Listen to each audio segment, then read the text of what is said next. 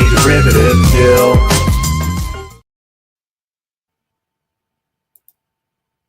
There she is. There she is. Welcome to Jill's. You know, I really wish they'd let us play music up here.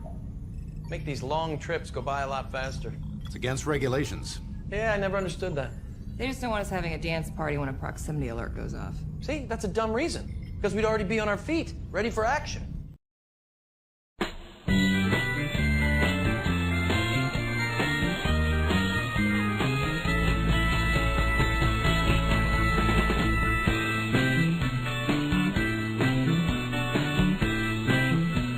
Let's rock and roll.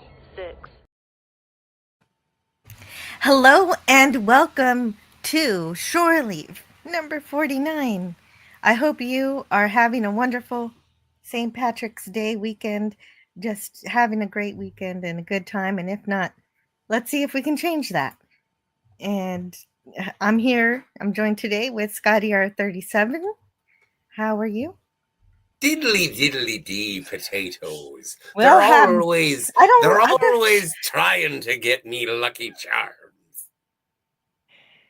Well, I'm not. I don't know if I'm comfortable with that, but I guess maybe Finnegan does it too. Doesn't he? Isn't that one? That's not one of his lines. Never mind.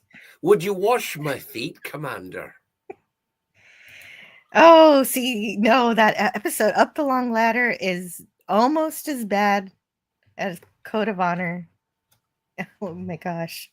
Oh no, Lieutenant Yar. No vaccine. This is the mashup I never asked for. Why is this already happening? It was my fault. I mentioned the Yes. holiday. Yes. And hello to Swift -1, also known as Matt G. He's Hey, Matt using G. you. I wish that StreamYard would translate my little badges to the pictures. Oh, I know, but I can see it on YouTube, and it says "Tau Tau Tau," like Yes. "Tau Tau Tau." Yeah, he's got the towels. He's got the Erics. Oh, and Eric's- yesterday was Pie Day. Yesterday was Pie Day, right? And double pie is Tau, so you could use Tau instead of pi if you want in your trigonometry equations. If you're figuring something out on the unit circle, I don't know what the hell you just said. you can use a Tau. Tau. Oh, my daughter, can you help, please? No, with your tell, daughter, no, I cannot. No. Answered this often stated question that everybody likes to make fun of regarding the Pleasant animated Valley series. Picker CA. Good to see you, sir. Says, where's Chekhov? If you get that joke, you are a real Trekkie. Absolutely. And, well, you know, the man who makes the joke is the real Trekkie because it's in reference to Star Trek the Animated Series. And also, great tribute to a good friend of ours, pop culture curator, when we were talking about Star Trek the Animated Series. Famously, Chekhov is not in Star Trek the Animated Series. And one of the things that we would always comment on is the absence of Chekhov.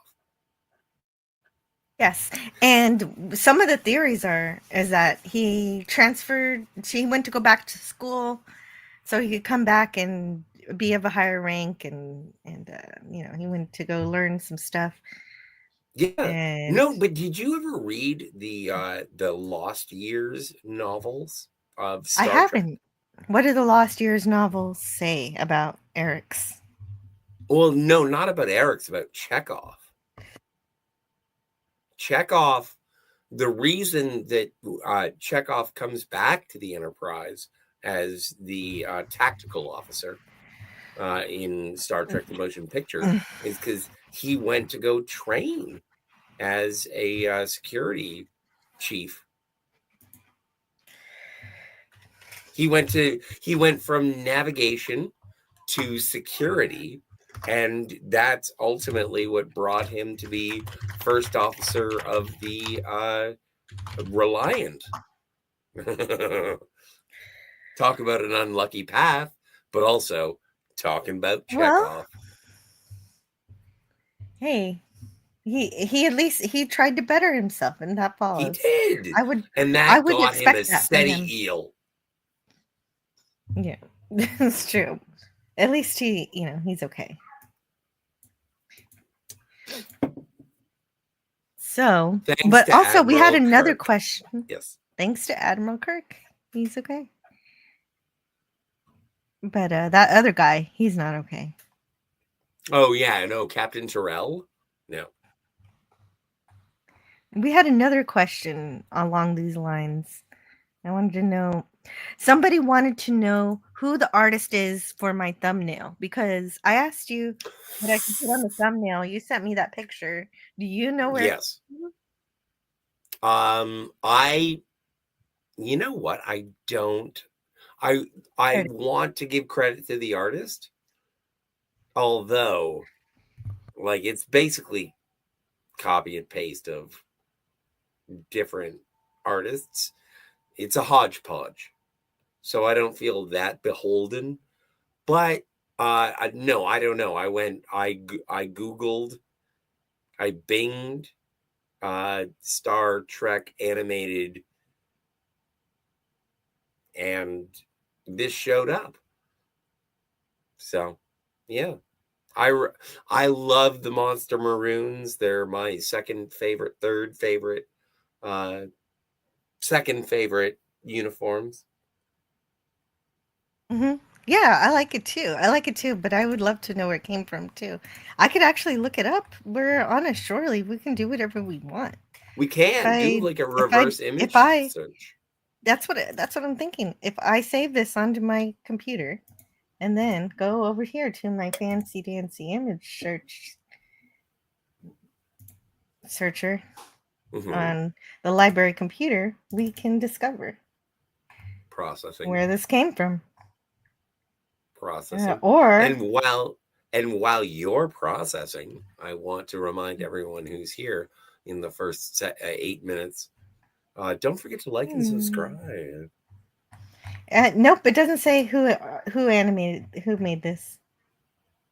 Nope. The internet made it. The internet made it. Movie Web might have made it, but they don't ascribe an artist to it. That's a shame. But yeah, it agreed. Is a shame.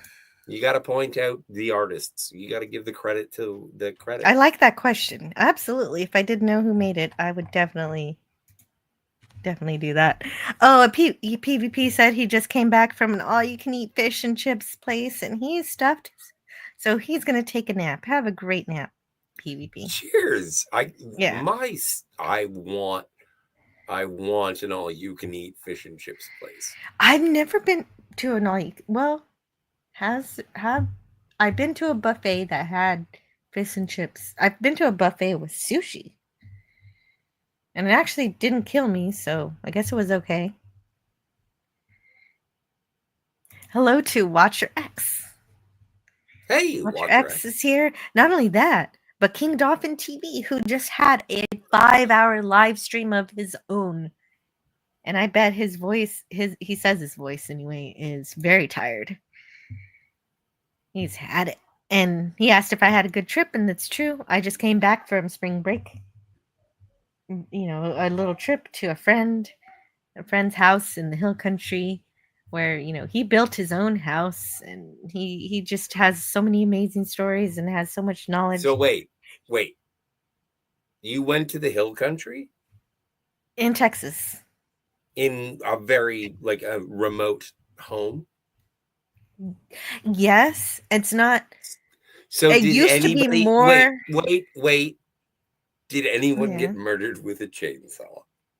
No. Oh, that's disappointing. Nobody got murdered with a chainsaw. But we did find some bones while we did our little hike. We did a little hike around the land because he has quite a bit of land, and so you can hike. And then he made a path all the way through his land, so you can make a little, you can trail a little hiking trail. And we found some bones of probably a deer. Doe? Maybe. A deer. I couldn't tell. A female I deer. can't. I can't tell. I'm not a paleontologist or. Okay, so do Unfortunately. paleontologists just deal with all bones, or are they Oh, maybe old? dinosaur bones. Yeah, like I don't know if you What do you find call it? bones of a deer, you're like all of a sudden a paleontologist. No. Yeah, that's right. Paleontologist is if I would have found a fossil. So Yeah. I don't know what you call it if you study just zoologist I guess. or I don't know. I don't natural, want to be rude. You know what? I'm going to look it up. What is it when or, you find bones? or It's maybe, or maybe Bing says weirdo. No, it could just say a biologist or a naturalist, naturalist whatever. sounds right. Whatever David Attenborough is. I don't have to look this up. It sounds snarky if I look it up. Why? What? It's probably biologist. Well, and I don't know what to look up. Okay. What happens if you don't find have to. bones? It's like, all right. Well, let's just in that case, let's just look up. Let's just say hello to Brogu Hey, Brogu. and SC Barnabas. Barnabas. Yeah, Barnabas. You're my is here favorite Dark too. Shadow, Barnabas. Oh, right, Dark Shadow, and of course we have Booger. I gotta say hi to him. Yeah, of course.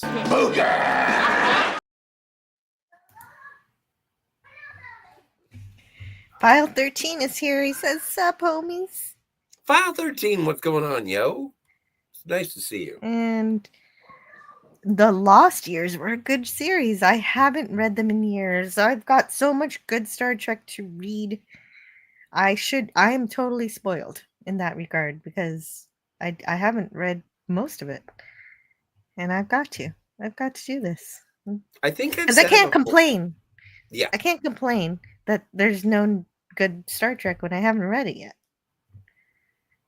Have you read, like, first things first?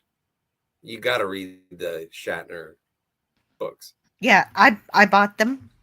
Oh, they nice. exist in my house. You have them physically? I have them physically, but I just haven't read them. Oh my god! I just have to open them up it. and You scan know, my eyeballs. You're such a weirdo reading The Lord of the Rings. I want to hear your opinions on the William Shatner Star Trek universe. So much more. We can do that next year if you want. Yeah, we'll do it next year. Okay. Yeah, because books, they take longer to review. That's what I've heard, but I can't read. The Hill Country is right next to Austin, the 10th largest city in the U.S. Yeah, it's close to Austin. It's close to San Antonio. It's in between. Oh, man. In between those two places. True. First things first. Hey, old man bird. And second thing second, I just found out it's a whole lot harder to get into the United States as a Canadian now. So I don't know what's going to happen with my. Well, yeah, I don't know if you know, but there's like tension between Canada and the United States. I've heard about it, but I just figure it's a silly thing and people need to get over it and just visit if they want. I thought so too, but then they threw up some divides, and it's like, Scott, you cannot go to Red Bank, New Jersey, unless there are some more hoops than usual. I'm not mad. I'm just saying. But you already have a difficult enough time. You already have a difficult enough time doing the hoops that were required before, which was. And I didn't do them before. Yeah, it's just you don't even have a passport yet. Well, I was hoping that a Mexican would smuggle me into. Never mind, I can't continue. You mean you want someone all the way down from Mexico to come to Canada and free you from Canada? Well, for the money I'm paying, yes. That's a lot of travel. Yeah. Why not? You don't think someone else can Do smuggle you really over? want to expound on this ridiculous plan? No, you're right. We should not be talking about human trafficking, Scotty No, R37 from Canada except to the for United me, States. because I want to be trafficked. It's true. Let's see what is the chat. What do you guys? This is a shore leave. We can talk about anything. Like we just talked about Chekhov for a minute. We can talk Yes, yes. about all sorts of things. Like Booger414 said, I based a good part of the LARP character I played on Gaddafi from Flag Full of Stars. Do you know what Flag Full of Stars is? I don't. Okay, then let's see what Flag Full of Stars is. You know what? I still want to have a Starfleet uniform, and this is going to make you so very, very angry. But I want to go to a Renaissance festival wearing a Starfleet uniform, and I just found out how cheap it is to get a Star Trek Lower Decks like tunic. I mean, I won't be mad at you. I just won't hang out with you while you're wearing this Star. We don't hang out now. I know, exactly. See, so nothing is Yeah, going to change. but we're not going to go to the. But see, the thing is if I was 18 right now or 17, I would totally get a Lower Decks like jacket, and that would be my prom tux. But the thing is, there are people in this chat who like it, who like that show, and they'd hang out with you. So you'd find somebody. That's what I'm hoping. You won't be alone. Great. A Flag Full of Stars is a TOS novel, a pocket novel. Oh, it must be short. It is second. It's second in the Lost Years series, written by Is that Brad the one Ferguson. with the Klingon? Yeah, it's the one with the Klingon. I read them ages You read it? ago. Do you remember anything about it?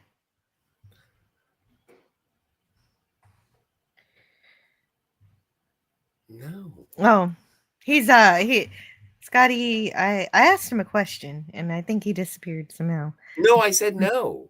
Oh, you said no. I couldn't hear the no. I read it. Hearing the I no. love it. I've absorbed those books emotionally, but logically, I got nothing. Like, I know that there's a Klingon involved. I know that Spock goes back to Vulcan. Like, it's so disparate. Like, Chekhov goes and does work-related things. Like, everybody goes off on the... It is the Muppets Take Manhattan of Star Trek, is the Lost Years novel era. This is my remembrance of it. Again, if I'm wrong, happy to be. Well, I guess the Lost Years are going to be taking place after the original series. Oh yeah, the first book is like decommissioning the Enterprise. Like, everyone is just getting off of the ship. Hey, let's say hello to Narat Anaximandbear. Narada Maxamendabear. Oh, see, there you go. There's somebody who also thinks Lower Decks isn't bad. He says, I like Lower Decks. It had a few cringe and woke moments in the first season or so, but overall not too shabby and pretty fun. I wish I could like it too. There's too many problems for me, but I'm glad to hear from anybody who does like it. So, but Jill, all opinions welcome here. But I tend to agree with Pleasant Valley Picker. Any Trek after Enterprise is not Star Trek, and that's my opinion as well. Yes, but I agree with that as well. That doesn't mean that Lower Decks is bad. It's like, it's not Star Trek, but it's not bad.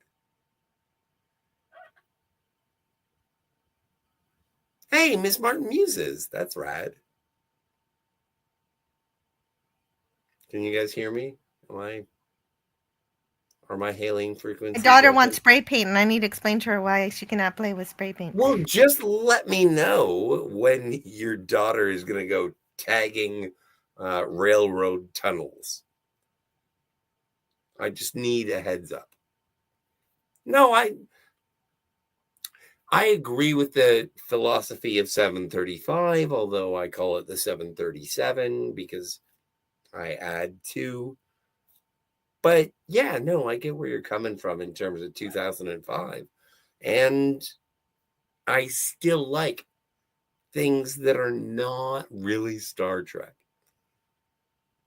I like Picard season 3. Hell, I like Picard season 1. I like Lower Decks. Don't get I don't like mad. any. Yeah, I don't like those things. But you agree they're That's not Star Trek, fine. but you like them. Okay. Yeah. Well, all right. All right. And yes, hello to Miss Martin Muses. Sorry, I had a bit of an interruption there. I've tried to get into Star Trek. Says File 13. I just did not enjoy the series. I did enjoy the movies. Yeah, and that's the case for some people, and that's appreciated. Well, File 13.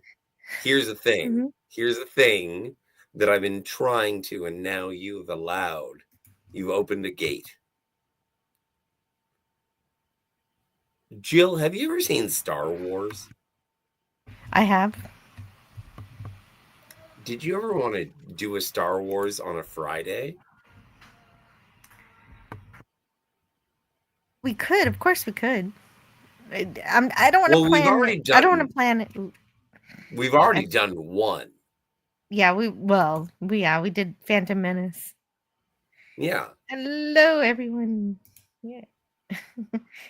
And yeah, I will agree with you that it is made by a Star Trek fan. He's just a Star Trek fan that likes to, make fun of Star Trek. And I don't think really that I always agreed with Klobby when he said that since they didn't actually make any good Star Trek, and since New Trek never made any good Star Trek, it didn't deserve to have a comedy show because they didn't earn it.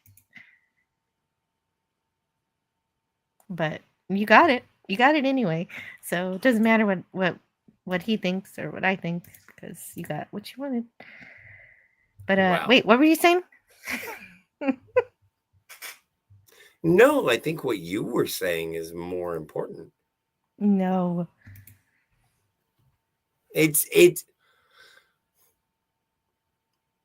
I agree with Star Trek fans because I am one. Haven't we Yeah. heard this discussion 100 times already? Yes, but it is a contentious discussion, and for some reason we can debate it 100 times over. We're Well, Star Trek fans. what would you say? About What what? would you say? Not you, PvP. Oh, Like, yeah. again, I started this conversation because, guys, I was told I should probably behave myself. And one of the ways that I found that I can do that is to be curious instead of being, I don't want to pass out judgment. Who am I to judge? I would rather be curious about it. I like things, but I'm Oh, I not could gonna be mad curious your about it. things.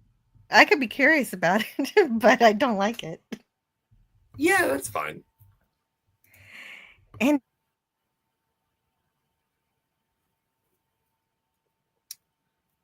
Old Man Bird. Translation. Am I on my own here? Nope. translation?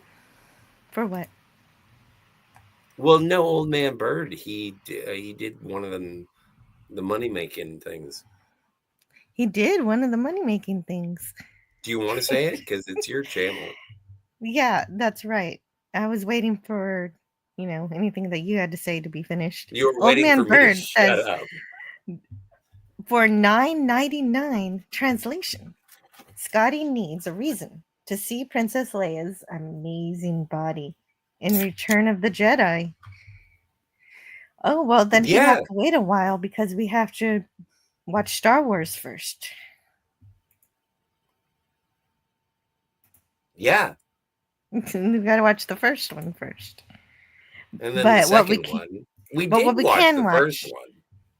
Well, no. Well, yes, but no. Okay, so I've got a wheel that tells me what video to play, but I still have to go out and look for the video, so it doesn't seem random yet until I make this thing Do automated. we have any Kevin Smith videos? Can we shoot a Kevin Smith in them? No, but No. Old Man Bird pulled up this one. I don't have any Kevin Smith videos. What, I have to No, but I want- run it again? I'll run it again for Eugene. Oh, Just no. one more, Can though. That's very strange. Well, of course you can play whatever you want. That's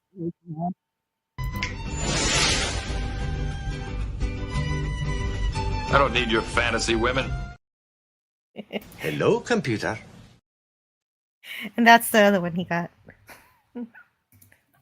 And so thank you so much for supporting the channel, Old Man Bird, and our, the possibilities of us reviewing Star Wars. If we do, we'll have Kat on and some other people who like Star Wars too. That'll be good. Oh, Eugene, instead of getting a She-Hulk, I want an action figure of Tendi from Lower Decks. Now, I know it sounds like a weird shift, but I'm into green chicks. Is that like your consolation prize that you're giving yourself through Eugene Bird? No, I'm hoping for a three-way. Tendi Oh, and you Jen you Walters. still want it. So you're not going to stop asking for a She-Hulk.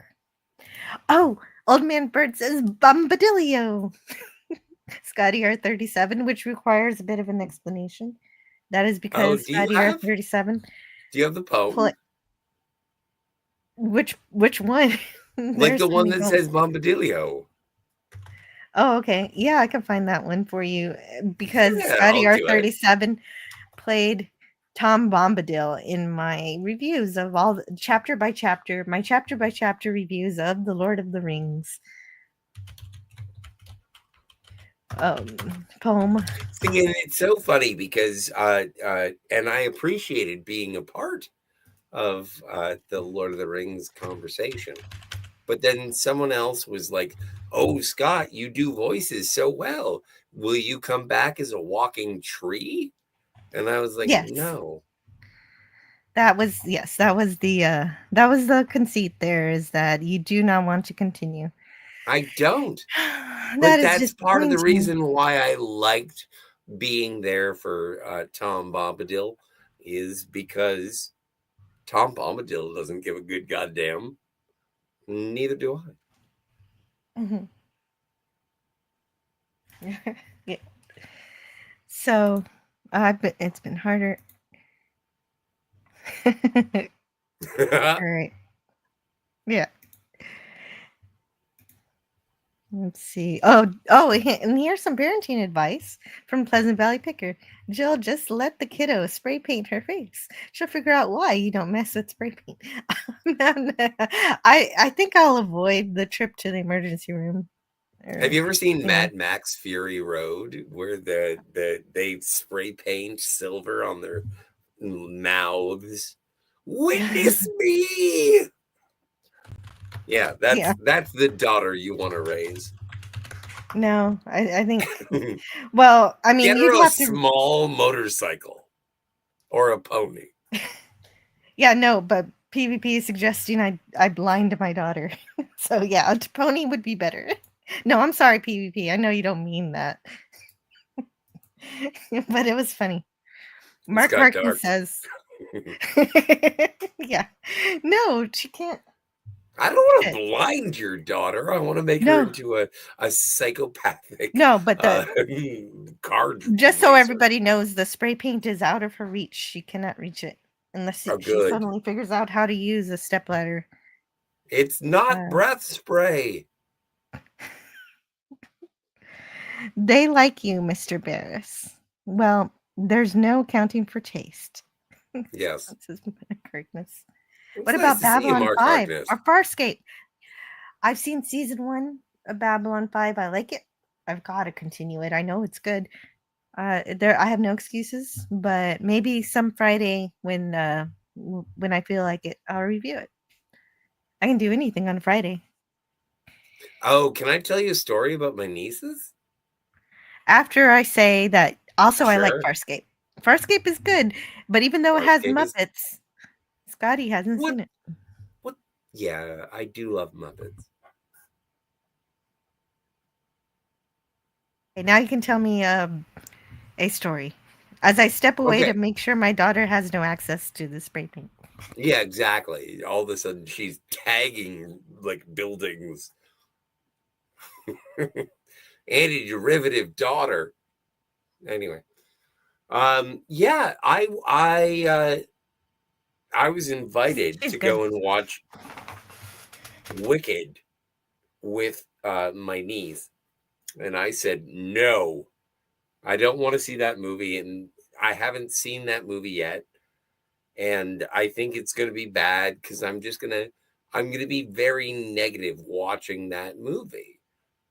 And my sister was like, well, why are you going to be negative about that movie? And I was like, because I hate the fuck out of Lord of the Rings. I don't, or not Lord of the Rings, Wizard of Oz, same difference. I don't like the Wizard of Oz. So anyway, my niece saw and Wicked I and accept your found apology. out. Yeah, no, that's fair enough. That's fair enough. I know I'm an abnormal monkey.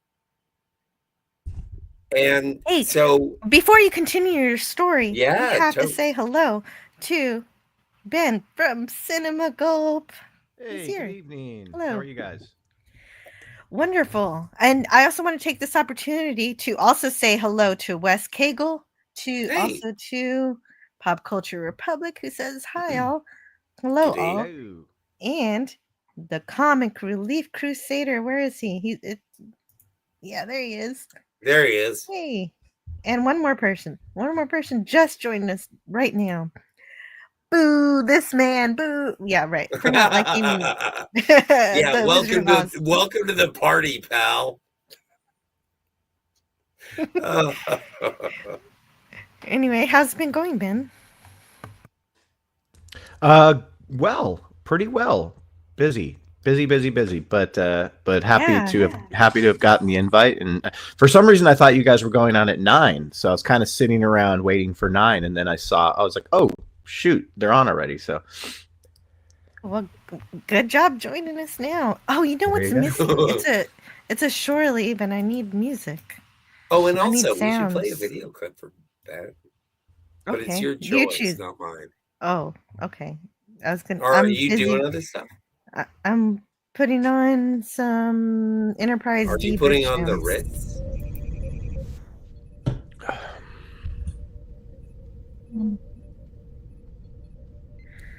There we go. And then you Can't want go a wrong video talk. for Ben? No kill eye. There you go. That's my favorite Star Trek episode. very nice. Ooh. And so, Pleasant Valley Picker said the Vader fan film is great. Does anybody know what that is? Yeah. If he's talking about the, or wait, I'm not sure because I watched one today, the Batman versus Vader, which is pretty good, but it's kind of old, but it's great. I don't know if he's talking It about is that one. old. I was surprised. Like people were they were looking at it as if it was brand new, and I was like, I saw this like 2 years ago. It's pretty well done though. It is very, very good. But outlandish. Like for anybody who says that there are plot holes in anything, it's like, okay, so Batman has space travel capabilities?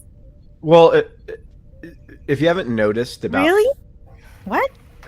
Yeah. Most fan films, the dialogue is nothing more than just like a tool to push things along and throw out goofy, like I think Batman at one point says, "I'll take science over your magic," or whatever. Right, yeah.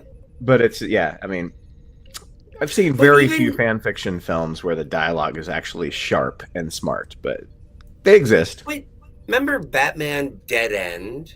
That one had some good dialogue between Joker and Batman. Yeah, and I remember, like, big fan of, like, friend of all of our channels, Kat. I showed it to her for the first time, and she was like, "Sucks." Yeah, now I remember that.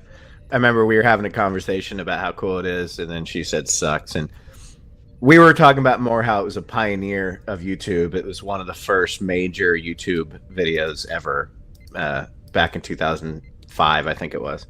So we were just giving it some respect, and she shite all over it.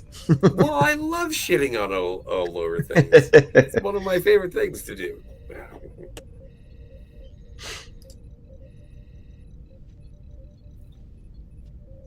So I was really looking. Oh, wait a second. We have an important question that File 13 wants to ask. Why Star Trek? Is it the story, the lore, etc.?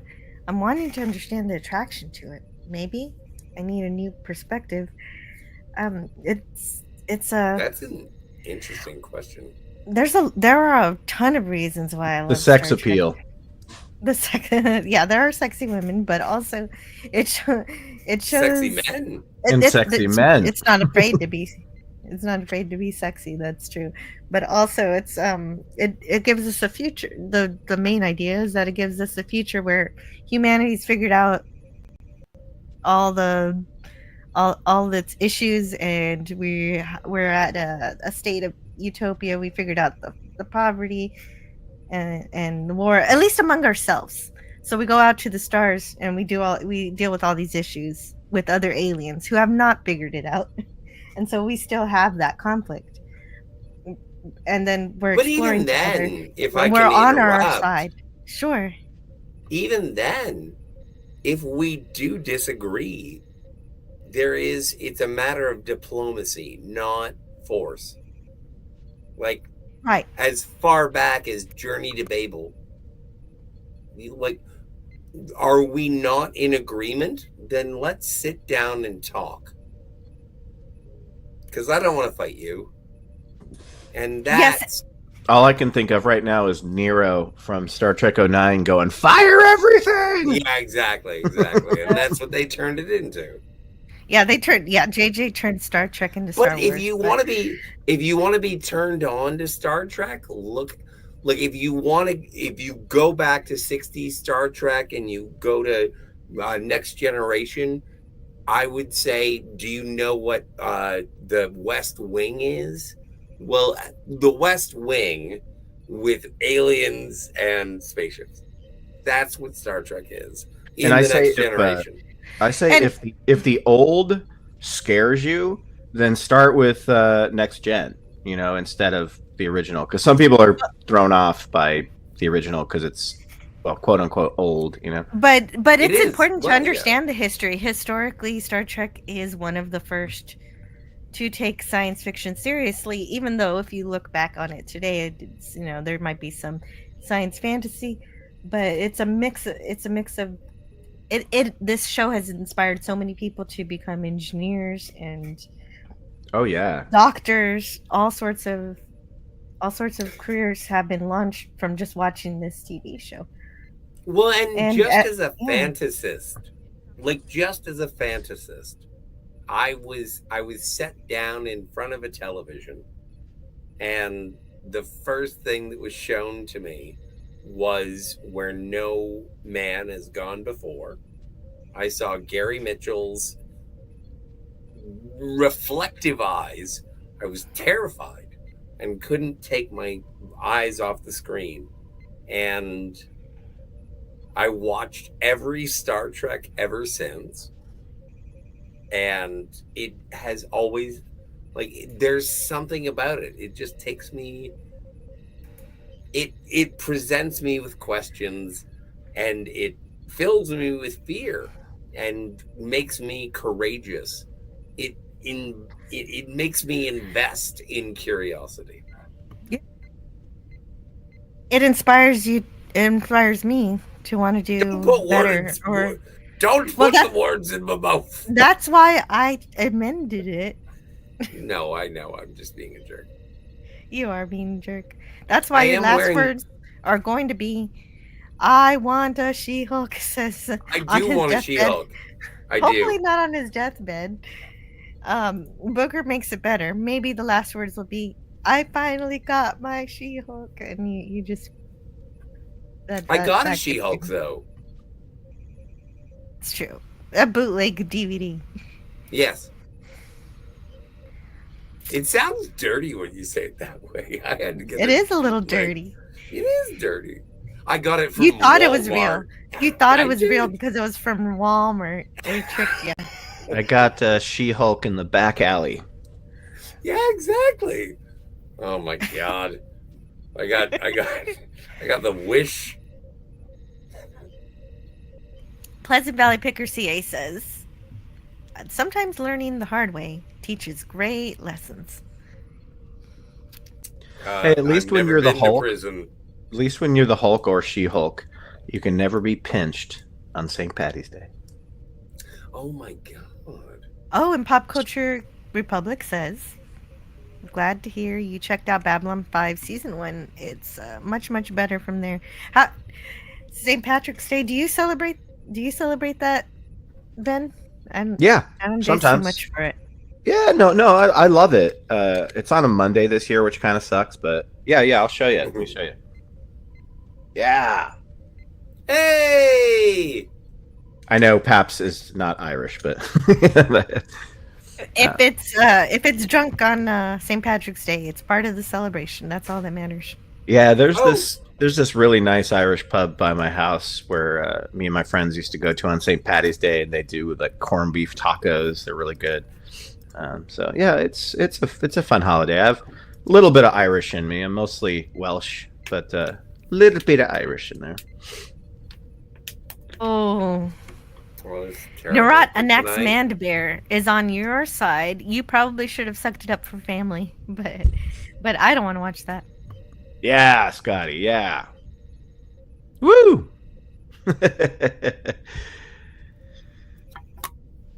Is that a terrible, troll? I like- Is that a troll with a? Oh no, How that's just. dare you? How I can't do an Irish accent. So Yeah, this it's is the hard. worst. It's hard. It is. I can do a Scottish accent, but my name is Scott, so it's very, very easy. So just being born Scot means you can do a Scottish accent. So every Yes. single Scot. It's inherent. I'm a leprechaun. Don't you mess with me. I'm a leprechaun. See, I don't think that works. Can you please make me less big so I can? Thank you very, very much. There we are. Thank you very much. Scotty hates the Wizard of Oz, says PvP. He needs a Yes. house to fall on him. Yeah, no, I hate it. I hate it. Yeah, I don't care for it that much either. Well, and I like it. that's probably more accurate. I don't care for it. I don't hate it, but I don't like it. The Dead Man for $5 gives Jill, can you do the Kirk speech from A Taste of Armageddon? Yeah, sure. That Seth MacFarlane does. I don't know what Seth MacFarlane does, but I can. I don't know. Well, but I know what speech you're talking about, so I can do that. The only problem is I don't do a very good Captain Kirk, so I want Scotty to do it too. So we're so Are I'll we do going it to first. duel it? Oh, Can you Ben want do to? it? Yeah, Ben can do it too. But wait a minute, Can we've got a new. Kat do it? Yeah, We're Cat all- can do it. Welcome, Cat. Hello. It's great to see Hey, Kat. You've Welcome. just been roped into voice acting. Yeah, I saw you doing some weird puppet show thing. I'm like, I gotta check this out. Hey, It was a leprechaun. $5 from the Dead Man. Dead man. You know what? Dead Man has in the chat says, Jill, can you do the Kirk speech, which she is currently looking for, from A Taste for Armageddon that Seth MacFarlane does. She is looking for that currently. However, as her assistant manager, I would like to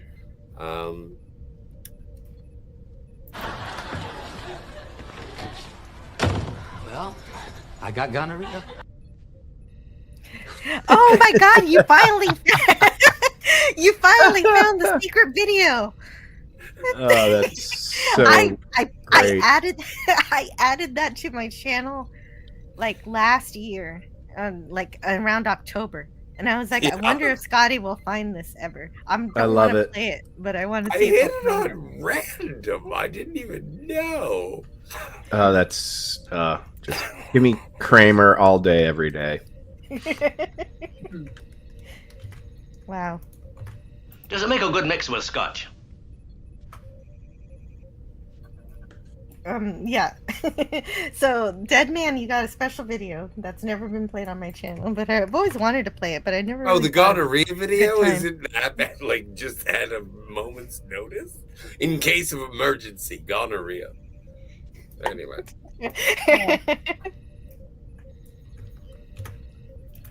So I don't know how much. Okay, yeah, I do know how much, but this is a whole scene. Sure. So this is probably more than what Seth says, but that's okay. So what do we got? Are you doing the whole thing? It was requested, so yeah, I got you. All right. Then Unless you want to be Fox. You gotta earn that $5. But somebody else has to be Fox. Somebody else has to be Anon. I'll be Fox. Or no, Ben be Fox. I honestly don't know what we're. Okay, I'll do it because I have on? a vague idea. Sorry. Oh, I just wanted to include you. Well, you don't know what it is? Okay, so this is, I the can do it. episode.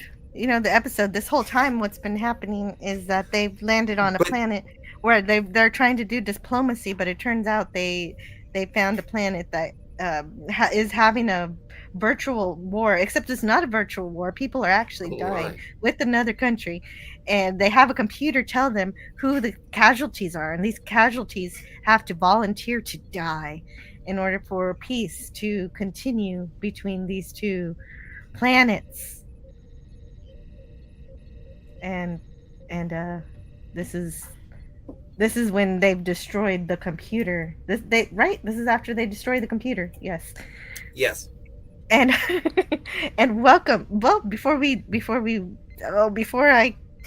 drive everyone away. Before I drive everyone away with my non-existent Kirk impression. Are you gonna be I gotta Kirk? welcome. That's what the super chat All says. right, it's a good deal. Good deal. Wes Cagle. Hey, what's up? How's it going? We're trying to figure out how to do this Taste of Armageddon. Ah, yes. But everything is going really, really well. It's a fun time. It's a St. Patrick's weekend. Yes, it is. Yes, it is. How are you? Not Irish, but I enjoy the weekend anyway. I am. I am British. Like a person, you sound like a person who is emigrating into New York in the 1910s. Not Irish. I'm not Irish. Don't worry about it. Okay. Well, we'll give land to certain people, but we don't want the Irish. All right. I don't want to get political, but it was. Well, I was quoting Blazing Saddles. I just can't quote the. Oh, nice. Thing, good so, work. I'm sorry, I'm stupid. I just can't. There are certain things you can't say. So. Okay. You know what? I was living in Australia, and we were talking about the paddy wagons, and you know those big box cars that show up, and they just put a bunch of people in the back seat. Yeah, and haul them off. They take them away, and then we were sitting there with an Irish person, And it's like, you know what? You really shouldn't say paddy wagon. And we were like, but why? That's what they are. And they were like, well, did you ever consider why they're called the paddy wagons? And it's like, no. And the answer is Irish people, the paddies. Yeah. But I assumed that it was not that they were in the back being hauled to jail, that they were the police, because that was typical job for the Irish then. They were all cops, weren't they? I thought it was everyone who had ever done paddy Yeah, with I never Jessica actually Rabbit. I never actually thought about it that way, but let's do this before I Forget? forget about doing it. Yes. Yeah. So, Let's go. so who's the ambassador? Fox? Yeah. I'll be Fox. Okay, you're Fox, and who's the alien? Anon. Anon? I don't know. Anon. It's probably Anon. Yeah. Anon 7. If there's a Anon 7. non-speaking role, Anon I will 7. play that. You can be Spock. There's one line. Spock has one line. I'll be the bystander.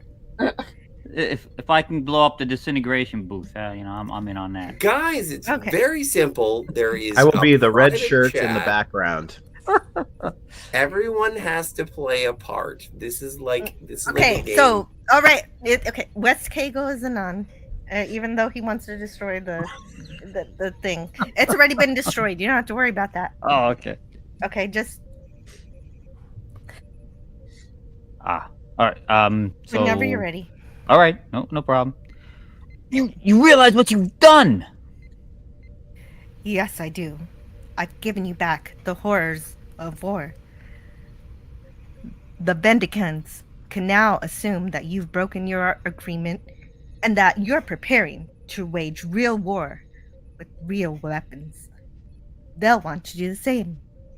Only the next attack they launch will do a lot more than count up numbers in a computer. They'll destroy cities, devastate your planet. You, of course, will want to retaliate. If I were you, I'd start making bombs. Yes, Councilman, you have a real war on your hands. You can either wage it with real weapons, or you might consider an alternative. Put an end to it. Make peace. There can be no peace. Don't you see? We've admitted it to ourselves. We're a killer species. It's instinctive. It's the same with you, your General Order 24. All right, it's instinctive. But the instinct can't be fought. We're human beings, with the blood of 1,000,000 savage years on our hands. But we can stop it. We can admit that we're killers. But we're not going to kill today. That's all it takes. Knowing that we won't kill today. Contact Vendikar. I think you'll find that they're just as terrified, appalled, horrified as you are. That they'll do anything to avoid the alternative I've given you. Peace or utter destruction. It's up to you. As a third party, interested only in peace and the establishment of normal relations, I should be glad to offer my services as negotiator between you and Vendikar. I've had some small experiences in such matters. There may be a chance. We have a direct channel with Vendikar's High Council. It hasn't been used in centuries. Then it is long overdue. Shall we go? There's a chance it may work, Captain. I didn't know who was going to do Spock. Sorry. No, I thought you were. No, that was you. You did it right. Yes, perfect. Well done. Well done, guys. Perfect. Yeah. Oh, the dead man gave me claps. See, I don't do a very good Kirk, but I did my best. Thank you for appreciating it. You gotta get You DC on had your to news, Kirk. talk like this. Yeah. We'll have to decide not to kill today. We won't kill today. Oh, do you want to do it over again? Does somebody else want to read it? No, it was perfect. Yes. Let's Yes. just do it. Let's just switch roles and just do it all night long. We'll, my turn. No, just read the second part. Who does? No, the best wait. person? I'm gonna take my favorite, and I'm gonna do it right now. Yeah, All right. don't do the whole It's thing. just- instinctive, yeah. but the instinct can be fought. We're human beings with the blood of a million years. Anyway, I can't. No, there's Kegel, do it. so Go with much. Kegel. Oh, Yeah. Kirk. Yeah, do whatever you want. No, Do it. no. Do it I with can't- Kegel. I can't- You just did it. I want to hear it. Okay. Yes, I do. I've given you back the horrors of war. The Vendicars Terrible. now will assume that you've broken your agreement and that you're preparing to wage real war. But with you just real weapons. You did They'll it want a to do the minute ago. same. Oh, should I not do it from there? No, yeah, go ahead. Only the Well, next the thing attack. is, it's so fun to say the words. It is. It is. So go. Oh, okay. They'll destroy your cities, devastate your planet. Of course, you'll want to retaliate. If I were you, I'd start making bombs. Yes, Councilman. You have a real war on your hands. You can either wage it with real weapons, or you might consider an alternative. Put an end to it. Make peace. Yeah, see, there was no good pauses for that one in there first. It's all right. It's Yeah. instinctive, but the instinct can be fought. Yeah, that was good. Keep going. Yeah, keep going. No, that was good. We're human beings in the blood of a million savage years on our hands, but we can stop it. All right, that's all I got. No, the best line there. No, you just the best line. Knowing that You we did the won't best kill line. I like today, Okay, yeah. contact Vendicar. I think that We you'll find that we- they're We just can't as admit that we're appalled, killers, horrified. but we're not going to kill today. That's all it takes.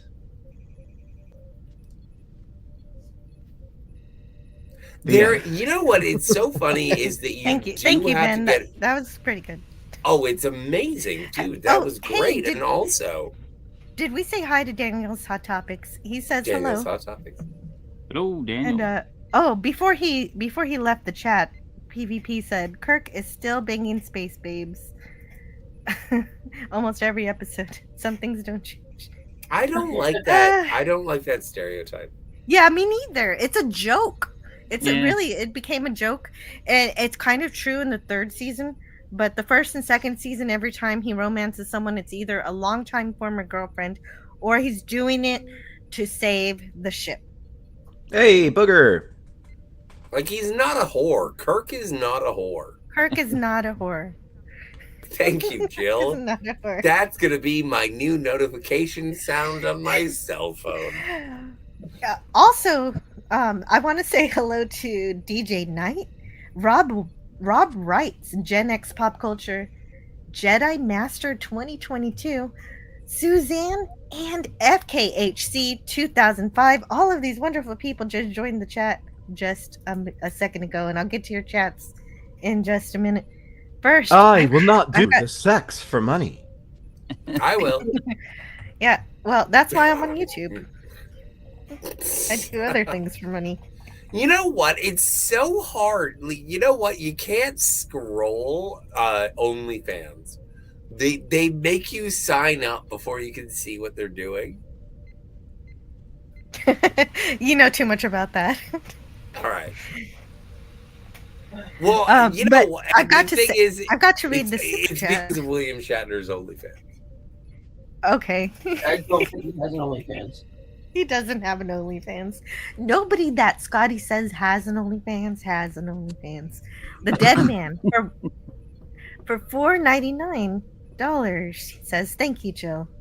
That's my favorite episode of all Star Trek. Any series. You brought Wow. tears to my eyes." Oh, Wow. really? Yeah. That's That's awesome. incredible. And just imagine I mean, if I didn't actually think the voice acting was that great, but no, me neither. See, just imagine if I actually worked at it. Maybe I should give it a try. You know what? You need background music. That was the only thing missing while you guys are reading. I was like, oh, they're doing a good job, but conveying that emotion with some score in the background, like that's how you do it. Yeah. Line from The Taste of Armageddon is, "Sir, there's a multi-legged creature crawling on your shoulder." And imagine in the background.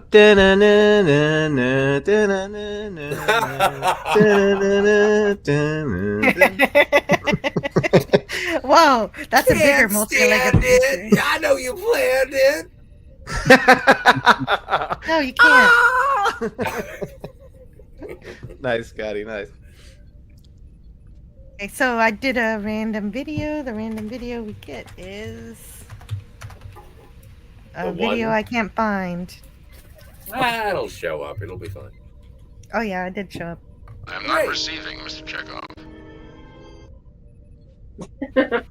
Chekhov's busy in that scene. Yes. Spock's apparently busy too, is he? Hey, I don't think Kat was here during the secret clip that Scotty found. Maybe you should play it again. No, I was here. Oh, you were. Damn it! I just wanted them to play it again. Well, you can The play secret it. clip? The one that Scotty found that you said. Oh, you the hid. secret clip. Yeah. It took him way many more months because I wasn't going to tell him about it. But now that he knows it exists, You should I'm play sure it he again. won't overplay it. One more time. One more time. Go for it. What, I have to do it? I don't want gonorrhea. Oh, Well, yeah, me I have gonorrhea. neither. But that's actually a good Captain Kirk. Oh no. I'm not playing it. Actually, where did I put that? Scotty played it, find and You then know what the best part is that immediately the deleted it. secret clip is lost to time. I thought It's it was still cool. there. We don't know there where it it is. Well, I got gonorrhea. That was so good. I'm having a cigarette. I'll be back in a moment. Well, that made me laugh so much. That's why I added it. I like things that make me laugh. Me too. And yeah, that's why Scotty's here. For me, the 90s were the best, and the early 2000s, says Daniel's Hot Topics. Yeah, because that was our childhood. We're about the same age. Makes sense. Well, I was just starting my 20s in the 2000s, but I still agree with that sentiment completely. It was the best. Yeah. Oh, wow. See, because everybody else tells me their childhood, whenever they grew up, was the best. Well, I mean, I love the 90s, and the 80s were. I didn't, the 80s. I have a selective memory on the 80s. I loved certain things, and obviously, there was films that made me want to pursue that as a career and stuff like that. But the 90s and the 2000s were just a fun time for movies and music and TV and stuff. Yeah. Yeah, it really was. That's what I know a whole lot more about. And Seinfeld's one of those. And so it's weird I don't have more Seinfeld clips. But let's see. You guys are why I keep giving that series a try. One more time won't hurt. Yeah, exactly. What should he, if you could recommend File 13 one Bubble episode. Boy. Bubble Boy. Bubble Boy. I will always- Of Seinfeld. Oh, No. I thought he was talking about Seinfeld. If Not even anybody Star ever Trek. asks me, hey, I want to watch Seinfeld, what should I start? Before they finish that sentence, I go, Bubble Boy. You have to watch Bubble. But I mean, Hey, I like your girlfriend there. She's got a nice mouth on her. Hey, why don't you take your top off? Sorry, I guess you had to be there. But Bubble Boy is one of the funniest things that's ever been made in any medium ever. It's one of the funniest episodes you'll ever see of any TV show. I believe you. I'm sure I've seen it, but I just can't remember these episodes. But what episodes I can remember are Star Trek. I'd say go watch Balance of Terror, File 13. Have you seen Balance of Terror? Give that one a try. I think that one might be good for you. But I guess maybe I don't know you that well, File 13. What do you like? And then maybe I'll give you a better episode. But I think that's a good start. Short skirts of Star Trek reruns triggered Old Man Bird's puberty. Wow. That's great information.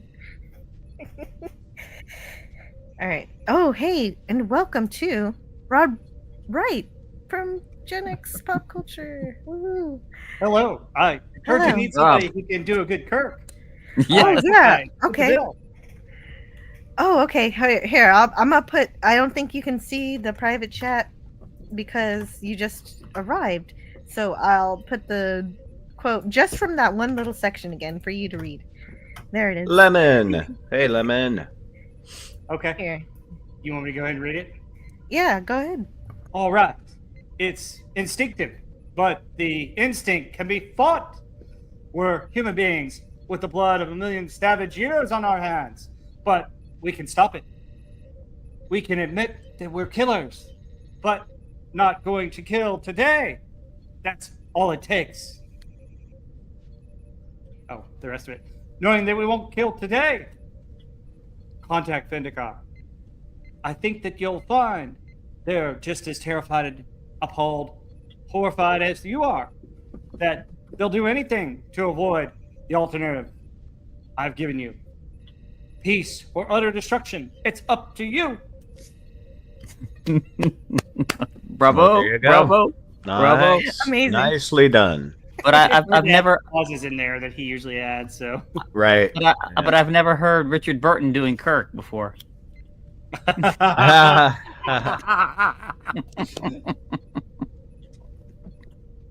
how are you doing tonight? I'm doing all right. Oh yeah. What did you want to say about Richard Burton? Sorry to interrupt. Oh no, I love Richard Burton, but I've never done Richard Burton. I never thought of myself doing Richard Burton. Has anyone ever? Has anyone ever told you that you look like Agent Coulson? Really? I look like Agent Coulson from. He doesn't from Avengers. Doesn't he kind of look like Coulson? No. Why am I getting? I'm feeling the Clark. I'm feeling the Clark Gregg vibe a little bit. Yeah. I will tell you that 80 Masters figure of me. People have told me that it looks like Rick Moranis, and therefore I look like Rick Moranis with these glasses. But well, trust me, the Agent Coulson thing was a compliment. It was. I think Canadian Spider-Man looks a little more like Rick Moranis. Yes. Yeah. He's heard totally. this before. That is great. Yes. Yes. Yes. Yeah, a more handsome one, but yeah. I think I might get a Shamrock Shake tomorrow, says Daniel's Hot Topics. I've never had one of those. Are those? I haven't either. I think that's like, is that McDonald's or is that Jack in the Box? I don't know. McDonald's. Oh, okay. Yeah, I don't like all that food coloring bullshit, but I'm sure it's tasty. I've never had a green beer. I've never for some reason. You're not missing. Oh, you don't like all it is, Jill, is a regular beer with a drop of green food coloring. It's you're better off with the Guinness. Yes. There we go. Or a Kilkenny, or a Schmiddix. Yes.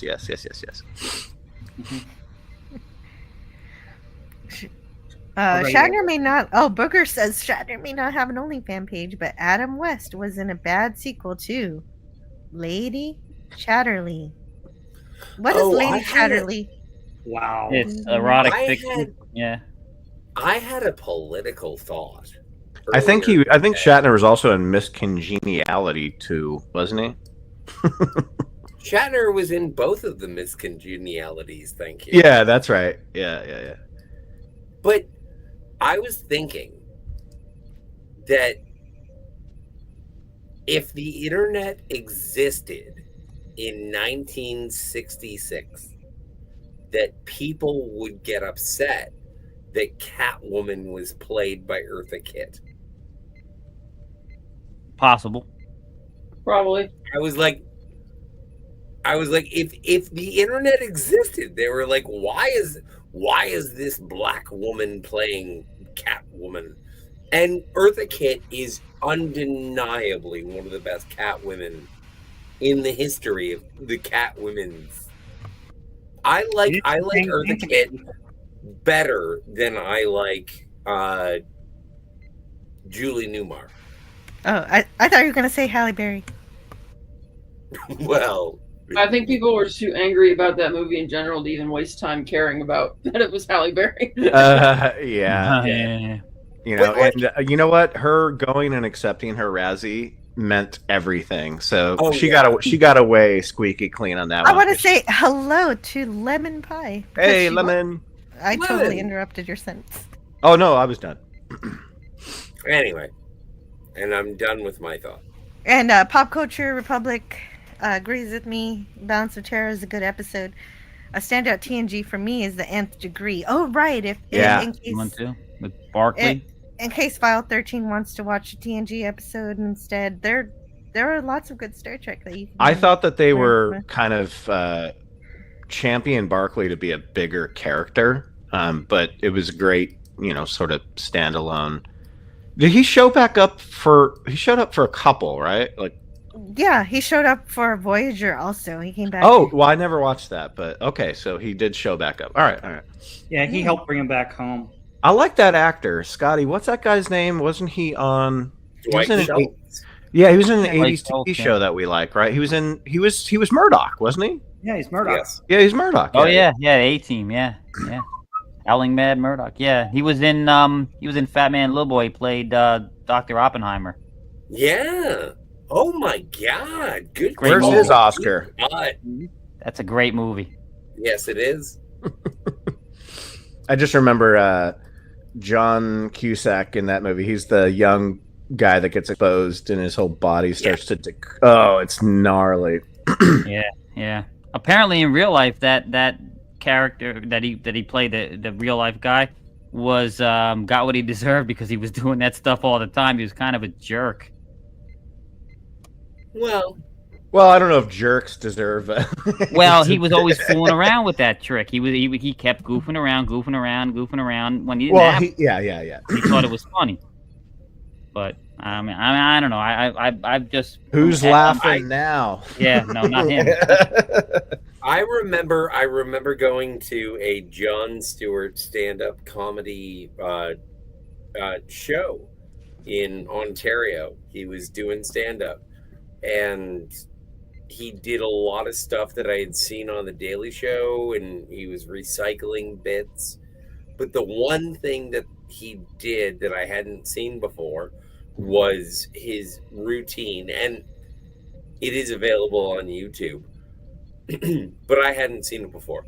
And he was like, the thing that will happen with the human race is, with all of our technological achievements, the thing that we will say right before we all explode is, oh my God, it worked.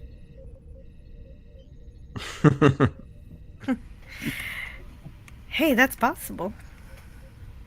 Hey, Scotty, I think your mic is a tad bit low. No, actually, it sounds good to me. Okay. My bad. Is it? No, I don't. No. Good. Yeah, maybe it is. Let me fix it. I can fix it. Do you like that I better? haven't said anything. Anyway, it doesn't matter. That's better, yeah. All right. I need my Scotty loud and proud. Sorry. Okay. All right. I do have to be an Ayatollah of flat Coca-Cola. And so I'm just checking the chat here to see what's going on, see what people are talking about. I was going to say, Dwight Schultz, who played Barkley, he also has a film credit for First Contact. Oh, yeah, he was. Yeah, he was. He's nerding out about Zefram Cochrane, and he's just so excited to be able to help him rebuild the Phoenix. I totally forgot about that. Yeah, that's right. You all are so darn young. But I don't feel young this year. I'm about to turn 40. Oh, curse you, Jill. Curse you. I got Jill, 7 years. I got 7 years on you, darling. So Jill, can I say this in the most platonic way? No. That's the only way you're allowed, but Yeah, Cat I'm knows still the worried. answer. Cat was right. Don't I can't. consent, Jill. It's a trap. Yeah, It's a yeah. You're. It's a well, trap. thank you. It's a trap. Thank you for protecting me, Cat. Oh, Booger414 recommends Errand of Mercy. Everyone give File 13 a Star Trek episode to watch. TOS or TNG, whichever one. Well, if I'm picking a TOS one, it's my favorite, and oddly enough, it's from the worst season, season 3, it's Day of the Dove. Oh, but that's a good episode. I do like that one. That's a good development of the Klingons. Yes. Yeah. City on the Edge of Forever is always my favorite. Another good one. Yes. Oh, phenomenal. That one is, it feels like a mini movie. It's just Yeah. so good. I love Drone. Anything to do with season 3 ending, season 4 Borg stuff just blew my mind in TNG. Cool. Oh yeah, Arsenal of Freedom. Oh yeah, no, that's a good one. Yeah. The good ship. My favorite original yeah. series episode is a McCoy episode. Oh, did And we say it's hi to nice. DJ Knight? I forget. Hello. It's For the World is Hollow. Yes, that is a really good one. I like that one. For the world is hollow, and I have touched the sky. I will say that a strange episode, but the funniest ending is, I think it was Tuesday's Child, or is it Wednesday's Child? Friday's Child. Friday. Oochie coochie coochie boo. Yeah, Monday's Child. We'll call it Monday's Child. One of those two, but like at the end, he's like, Lots of he child. named the child called Leonard. Was it Leonard? Something a car, and Spock's like, I think you guys are gonna be pleased with yourselves for at least a month. Yeah, no, that's amazing. I remember watching. Sorry, Scotty, go ahead. No, after you. No, you go, sir. I was just going to say that my favorite Star Trek moment in the history of Star Trek is the teaser trailer for Star Trek 6. When it is the narration of Christopher Plummer and being, I don't know it specifically, Jill, and I don't. You I can't. I've tried to play this before. I got We've a copyright tried to claim. do this before, and it doesn't work. My channel, my stream gets taken down. It's no good. We can't do it. Undiscovered Country is the best. And the best thing about it is like hearing how Plummer was like, I'm not putting on that goddamn wig. Like, I'm just gonna stay bald. I'm not gonna wear it for it. Now, which of the fantastic Plummer line? Because he has great lines in that whole movie. Which one is it? The best Plummer line is in the teaser trailer where he says, "For 1/4 of a century, we have followed these adventurers. They have been our guides, our protectors, and our friends. And this year, we invite you to join us or join them For one on last adventure. One last adventure. I remember because that. on Yeah. the edge of history lies the undiscovered country. Do you remember how he said it? He's like, for one last adventure. And everybody was so surprised because back then, obviously, there was no internet, so you didn't know what movies were in the can or what was coming. And everybody thought Final Frontier was expected to be the last one. And we're just, oh, thank God there's another one. You know? Even though I don't mind the Final Frontier, but, you know. I love the Final Frontier, but I'm glad the undiscovered country apologized. Yes. So I have to tell you my weirdest story about this. I was in junior high, and there was a kid on the school bus that said, this was like 8 months before the movie came out. I've got the script to the next Star Trek movie. The next Star Trek movie? What? When? We don't even have a preview. We don't know when it's coming out. He's like, well, yeah, I've got the script. It's called an Undiscovered Country. I bought it from somebody at a convention. And I go, oh, yeah, you're kidding with me. See, the next day on the school bus, he gives me the script. It's got Brad's in it. It's got the whole entire script. I bring it home. I showed it to my dad. My dad starts looking at it. My dad's like, holy crap, this is real. And so I read the script, and this is how I know it was authentic. Saavik was originally supposed to be in place of Valeris, and Saavik was in the script. And just about everything unfolded in the script almost exactly like it happened in the movie. It was the craziest thing. And, I read it and I gave it back to the guy, and it's just a weird thing that happened. I'm just like, oh my gosh, I got the script to the next Star Trek. Cool. That's awesome. I can't remember, Scotty, Jill, anybody on the panel. Saavik was a movie created character, correct? Yeah, Yes. and it started out with Kirstie Alley, and then she became kind of a B and didn't want to come back, so they gave. I don't know if that was why, but yes. But didn't they incredibly decrease the role of her in Search for Spock? She's supposed to be a way bigger part, and then they just cut her down, and that actress didn't get much of an opportunity. Am I wrong, Scotty? You are wrong. Mm-hmm. That's okay. It happens. Not well, often. no, but I do appreciate it because I enjoy the character of Saavik. But she got a huge role in Star Trek 3. You know what?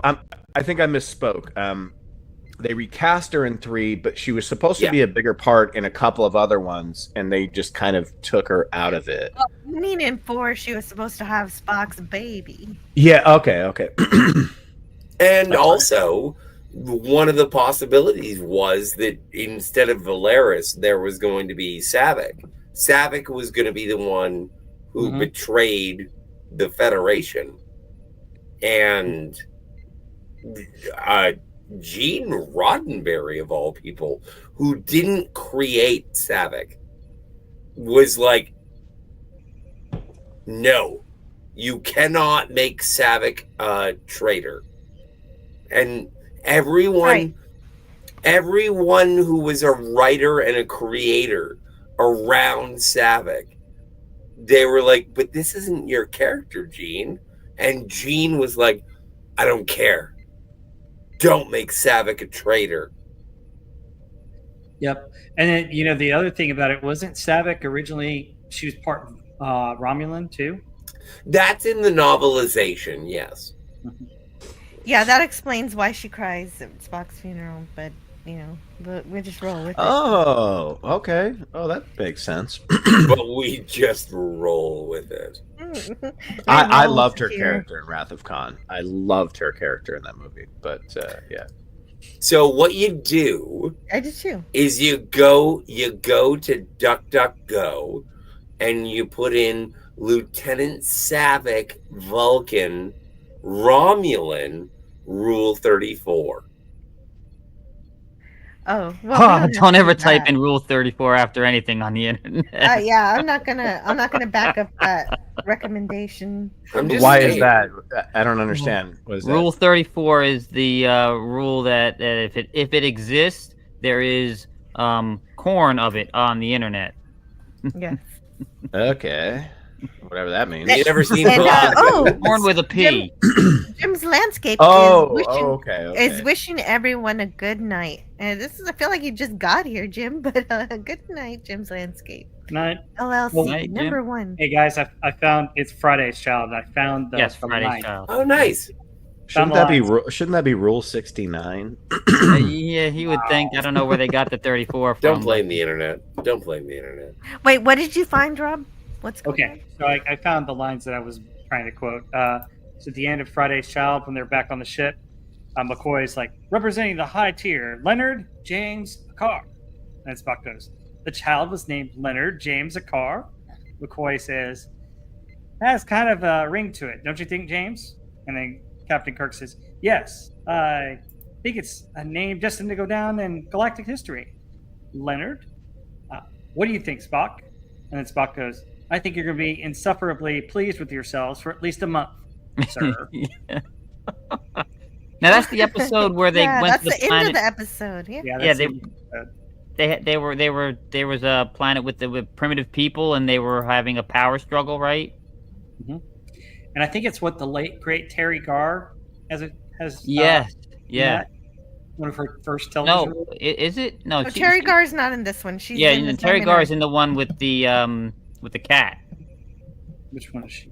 Yeah, she's in Assignment Earth. Oh yeah, she's the.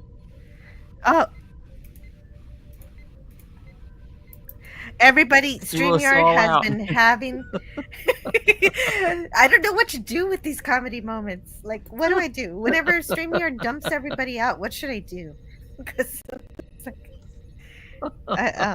As Bertrand Russell once said, the only thing that will redeem mankind is cooperation. oh, it's Julie Newmar that's in it. That plays Ellie.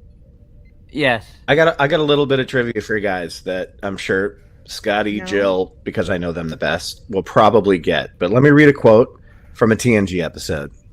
And whoever knows it, blab it out.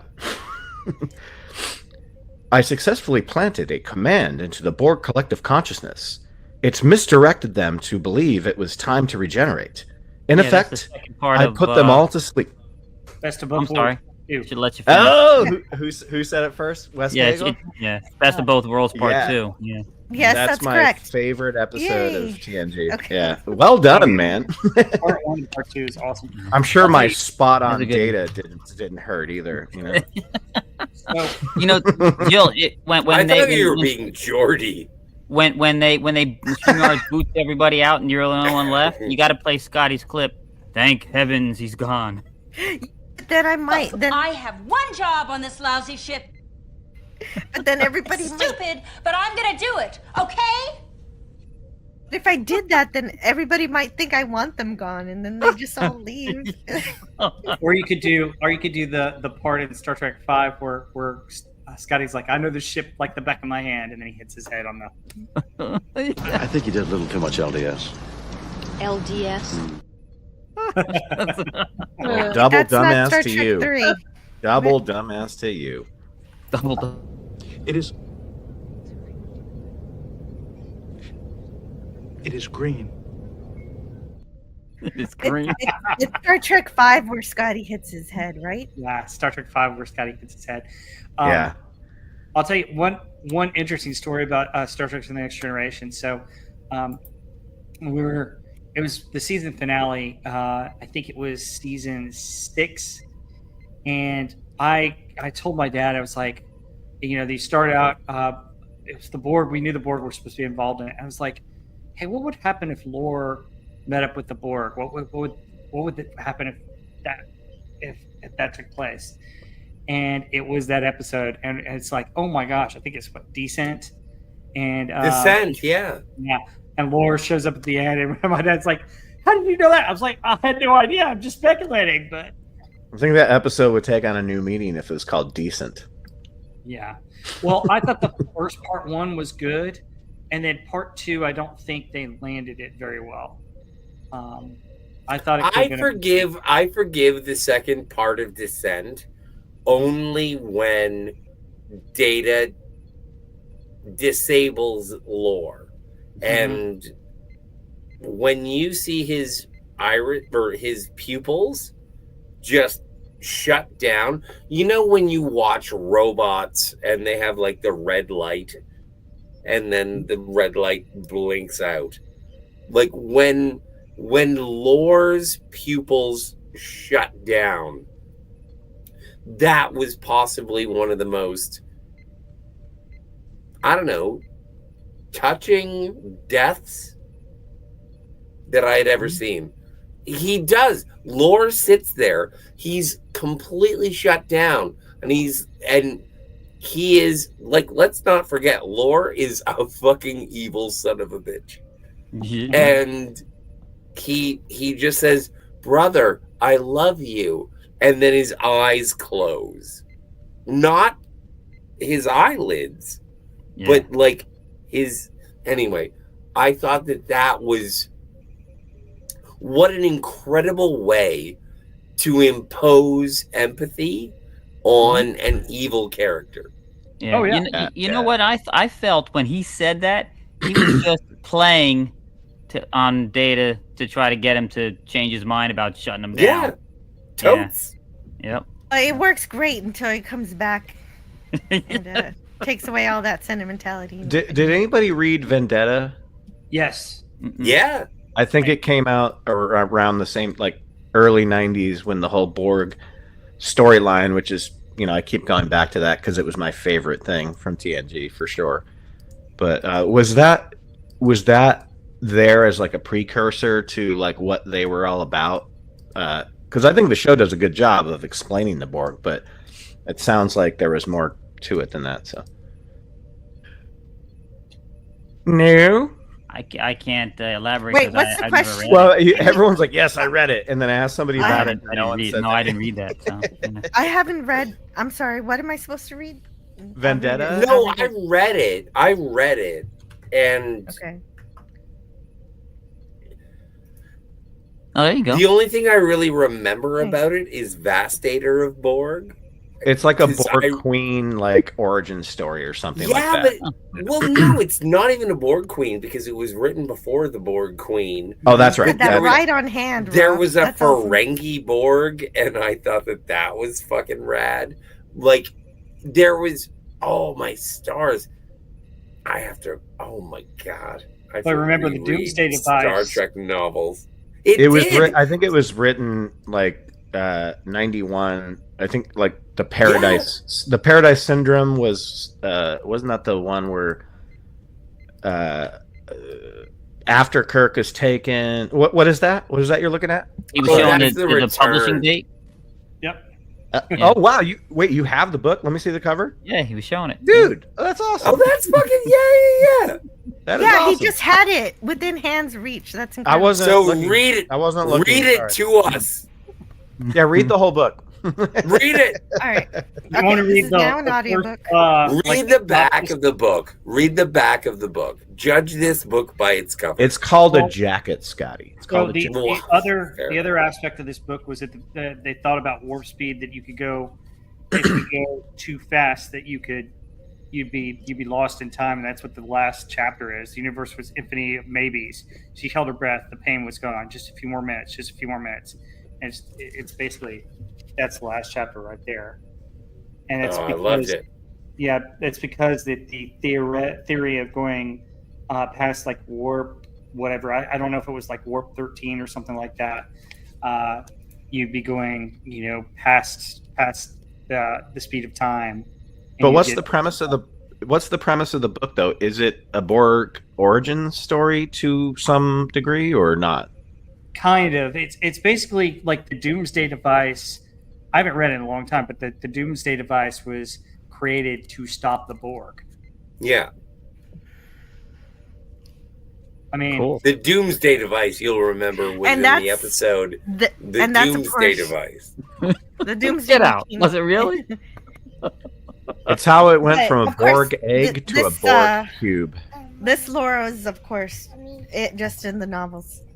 Oh no! I hear a Munchkin, but Yes, I was you gonna hear go. Munchkin. Can you guys give me a minute? I need Yeah, to- absolutely. Yeah, but I was gonna go. I was gonna go roll a joint. Jeez. Yeah, you could do that when she comes back, Scotty. I guess. Fine. do you want to read like the first part right here that tells you Sure. the intro of the book? Dude, I love it. That looks like an old Okay. copy too. Like it's all faded. I love it.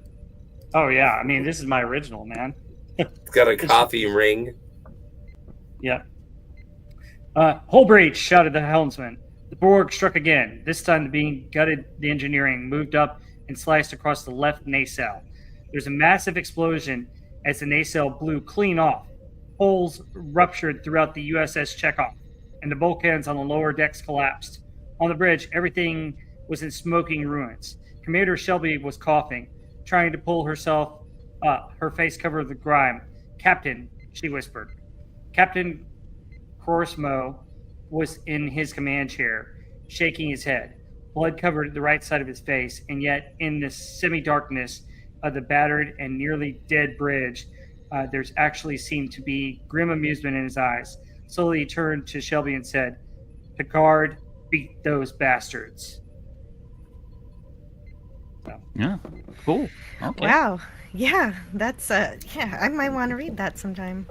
Well, it's super engaging. Like I wish I had a better recollection, I've never reread a book in my entire life. But since yeah, that's not true. That's a lie. But since I can believe that.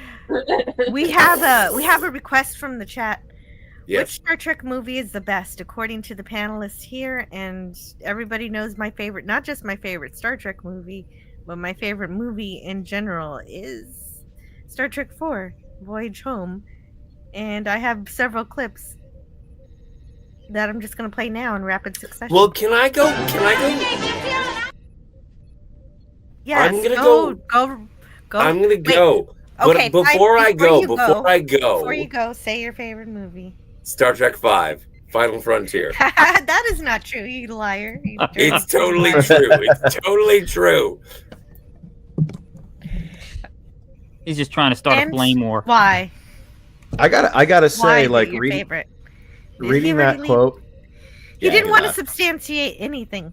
No. Reading that quote to you guys from Best of Both Worlds and how quickly Wes Cagle got that, I was like, man, like you guys are amazing. I have a friend who's basically like a sports encyclopedia.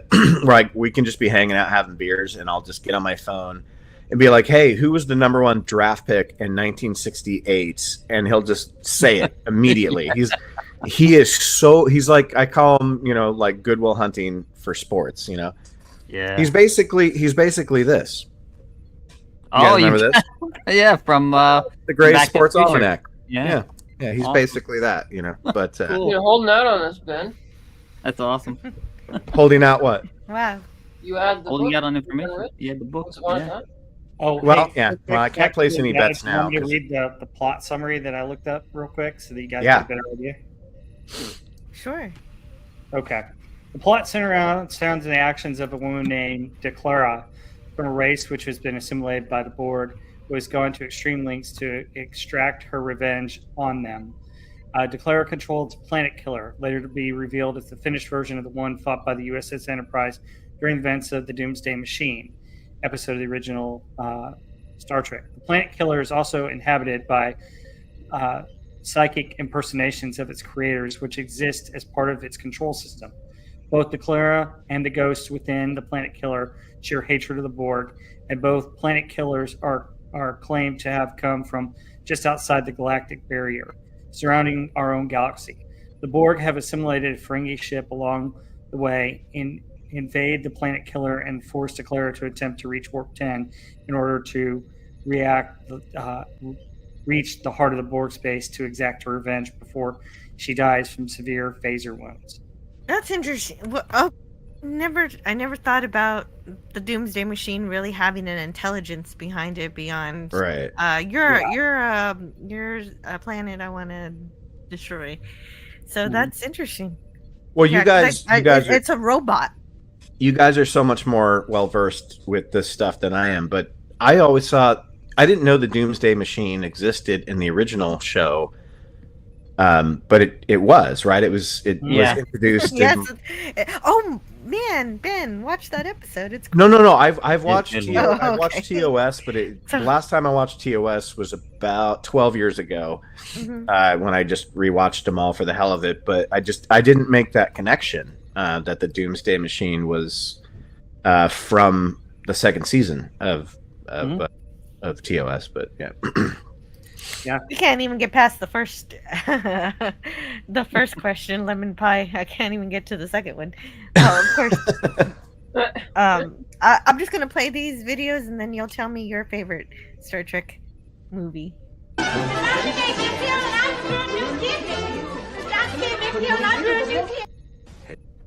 Hello, computer.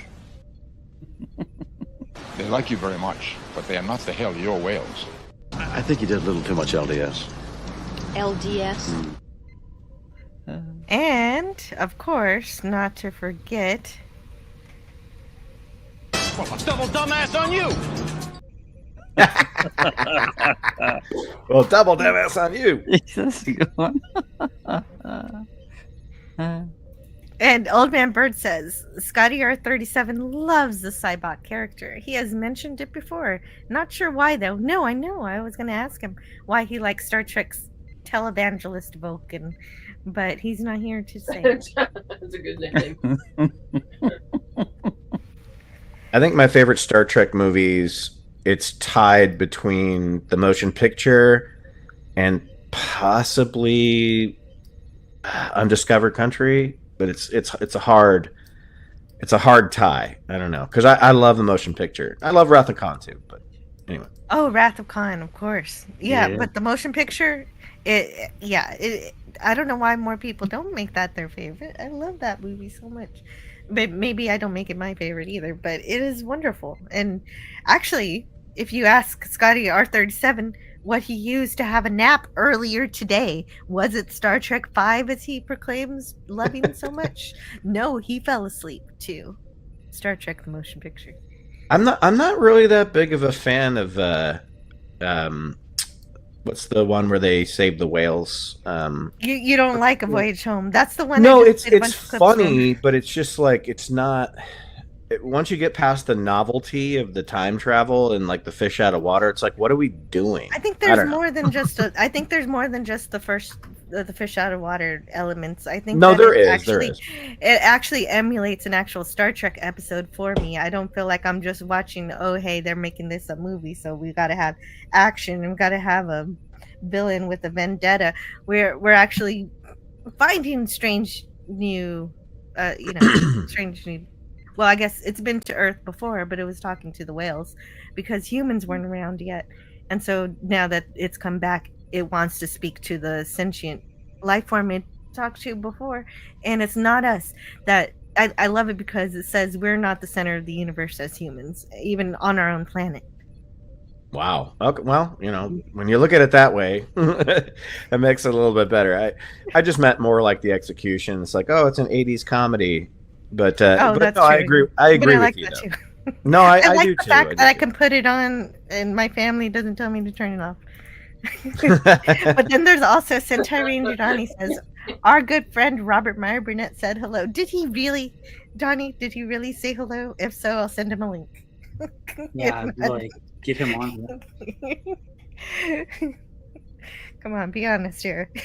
But also, I have to thank John Burns for supporting the channel with a $2 Canadian super chat. Con! Yeah. Sorry, that's terrible. I could scream. There it is. There it is. Now you can practice it better now that you can hear it. And I want to welcome also to the chat. Who just got here from the chat? Sigvaldson just showed up. Sigvaldson. Hello, Sigvaldson. But also, I also saw 1903 Texas. 1903 Texas. Wow, that's a long time ago. The motion picture is also 1930s favorite. It's a visual prog rock album. Well, it definitely it has McCoy with the big medallion and That's one of my favorite parts of that, where he's beamed aboard. Yeah, I love that too. Sigvaldson says, "I like that it captured the humor and the crew had during the TV shows." Yeah, exactly. That's why I love it too. It's great characterization in that one. Which one is the best? Which one does the best at making fun of boom boxes? I say it's the Voyage Home. It's definitely the Voyage Home. Yeah. I saw the guy who he does the Vulcan nerve pinch on at a convention. Cool. Yeah. That guy is isn't he the guy from the Road Warrior, or he was one of the guys in the Road Warrior? I can't remember, but he's the punk rock guy, right? His name is Kirk Thatcher, so his name is actually Kirk. That's fun. That is funny. Yeah, and you just missed it. I just played it. I'll play it for you again, Sigvaldson. He says, of course. Oh well, I gotta play it. Double dumbass on you! Get out of the way, dumbass. So, are we going around and saying all our favorites? Yeah, you're Oh next. yeah. Before you do that, I got one more video I have to play for John Burns. Let's see what it lands on. I need to get this automated, but since I don't have it automated, I've got to do it manually. And I manually chose this random video. And I spun a wheel. That's how I'm doing it. Okay. And it shows this one. Oh, I like this one. This is the lady who played Catwoman. Goodbye, darling. I'll miss you. Yes. Oh, it's your favorite Batgirl. Star Trek. Yes, she played Batgirl. Batgirl. Right? She Yeah. played Batgirl. Okay, Yeah. I knew it was somebody from Batman. Sorry about that. Yep. But Rob, right? Could you tell us? Your favorite? Wrath of Khan's #1, followed by Undiscovered Country, then Star Trek 3, Search for Spock, then Star Trek 4, The Voyage Home, then Star Trek The Motion Picture, and finally Star Trek 5. The whole ranking. Yeah, cool. Yeah, Nice. I think Final Frontier is definitely the weakest, but I don't hate it. No, I don't hate any of the original 6. I think my favorite Next Generation is First Contact. The rest of them are kind of iffy. The other ones are kind of more episodic. Yeah, I feel the same way. I have a About soft spot TNG. for Insurrection because it I like feels Insurrection, Insurrection feels like an episode that came later on the series Enterprise. That lasted way too long. Yeah. I also serve as a flotation device. Like, I don't know. Bye.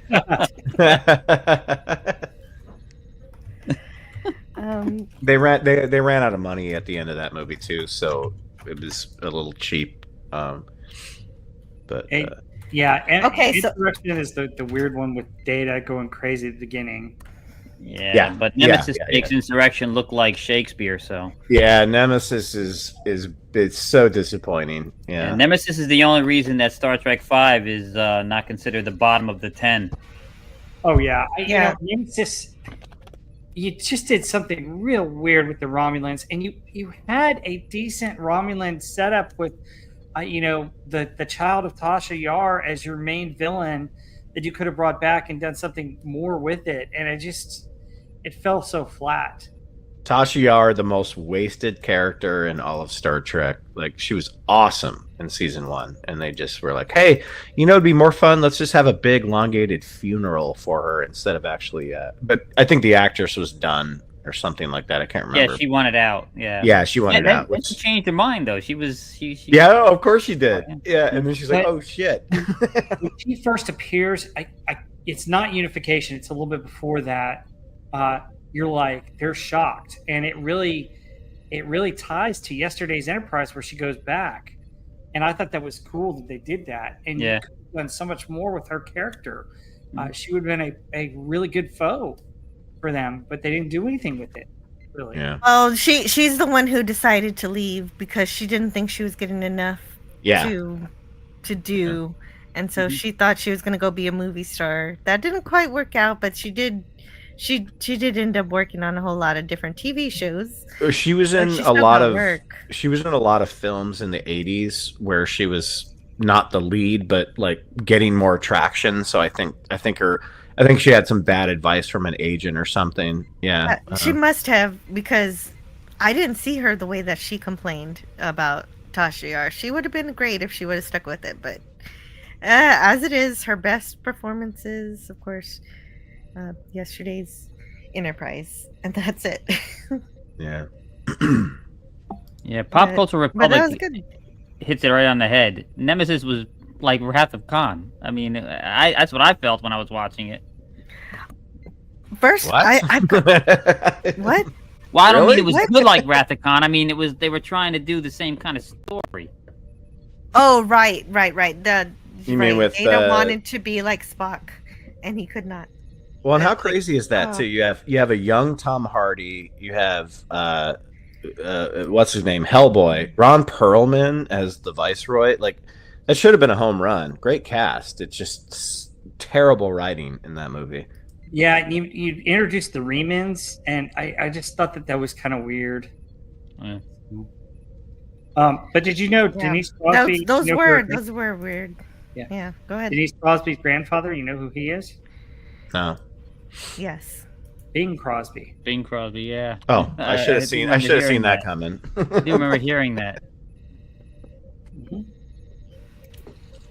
I was gonna say Bill Cosby, but that would have been wrong because it's a different last name. But Okay, so John Burns sends another $2 Canadian super chat. So I've got to play another video.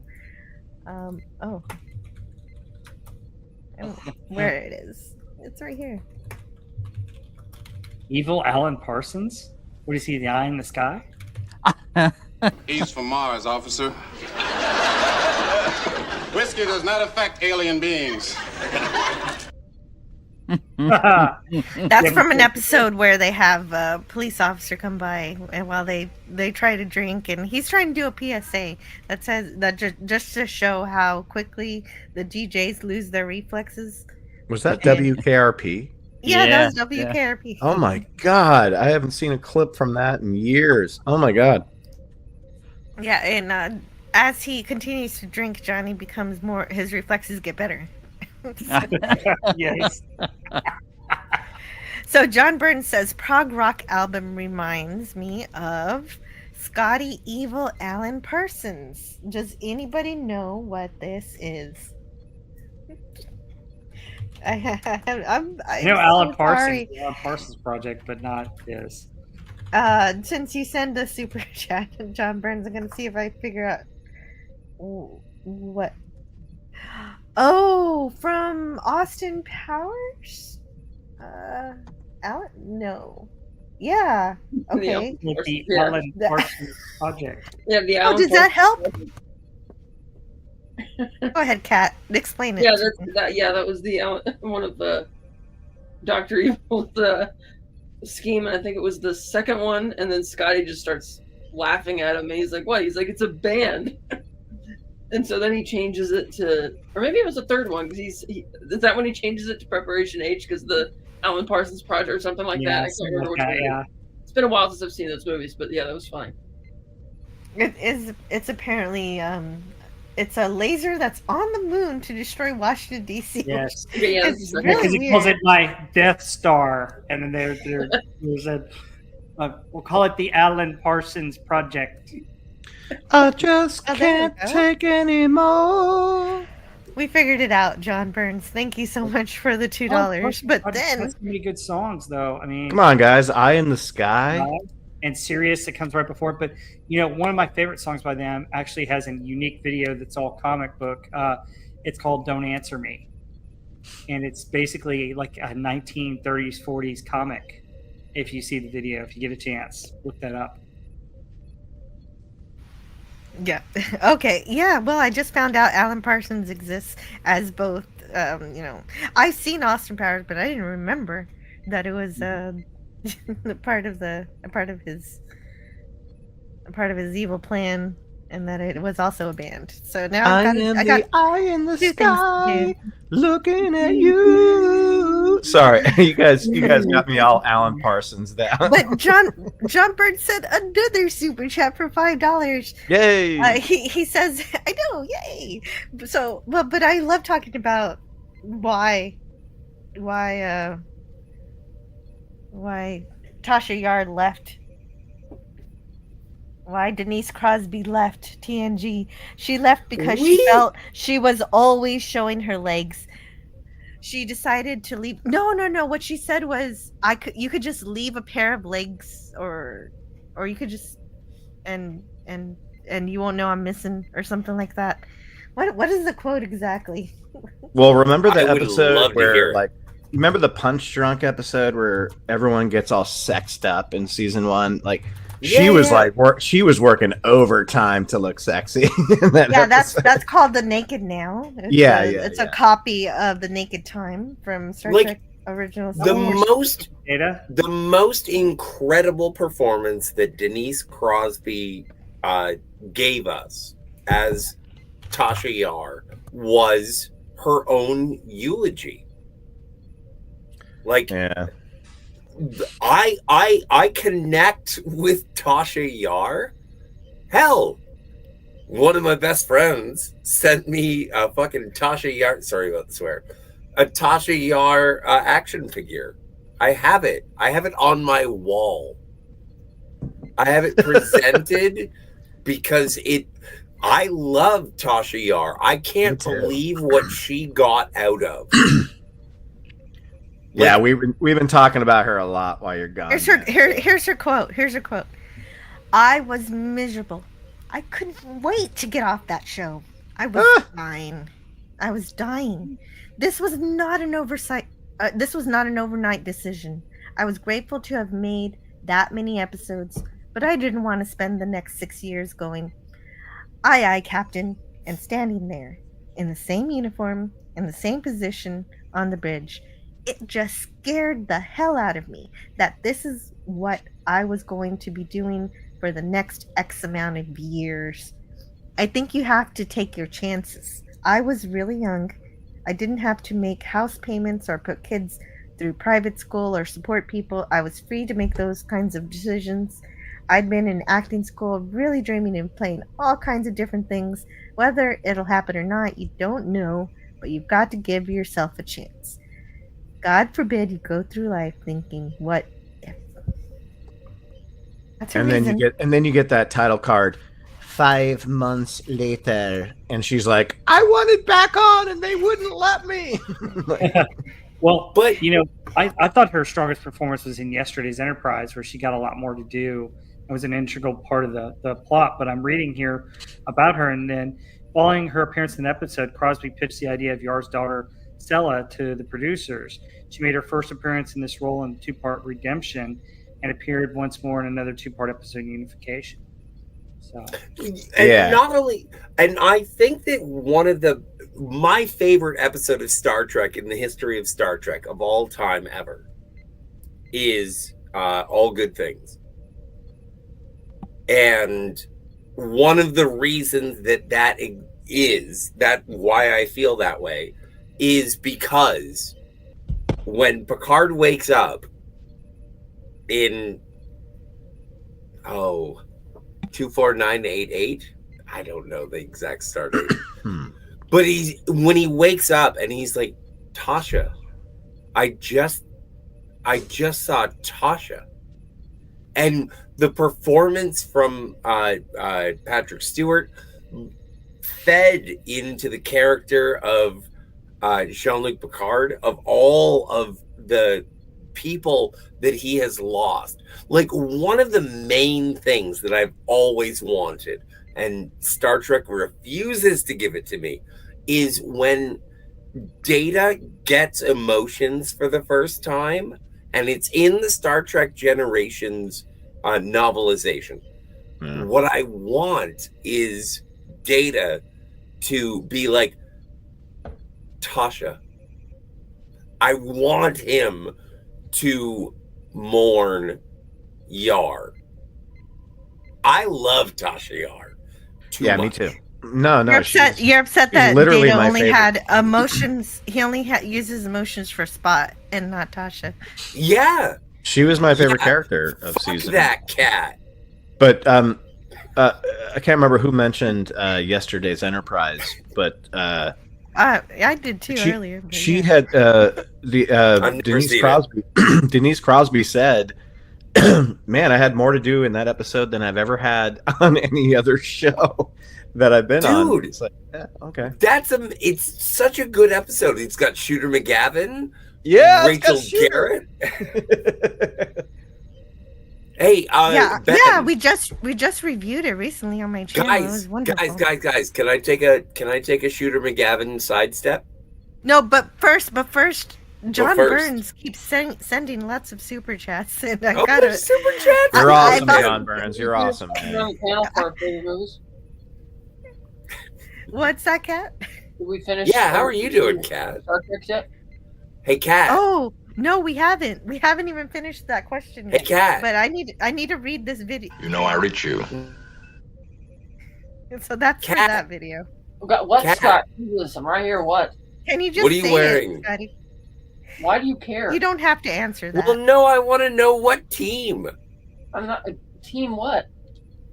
Don't Well, do it. no, isn't it Don't do usually it. Padres? I'm not answering any questions. All right, fine. My Columbo I will failed. say my favorite Star Trek movie is Wrath of Khan. Fair Awesome. And it's great. Good answer. It's good. What about the rest, Kat? Submarine. Like, do you I have? have actually not seen all of them yet. I thought Oh, okay. Scotty and I might review them, so I've held off on watching some of them. Oh, really? Yes, You're going to do Star Trek on the Phantasmagorium? potentially when if we get around to it. Which I'm sure we I will. forgot they did that. I forgot that. Well, channel talked we about flipped Star a Trek at any coin. time. We flipped a coin the other night, and it was like, do you guys want to do Star Trek or do you want to do Mission Impossible? And because there's a new Mission Impossible coming out, we're going to do Mission Impossible.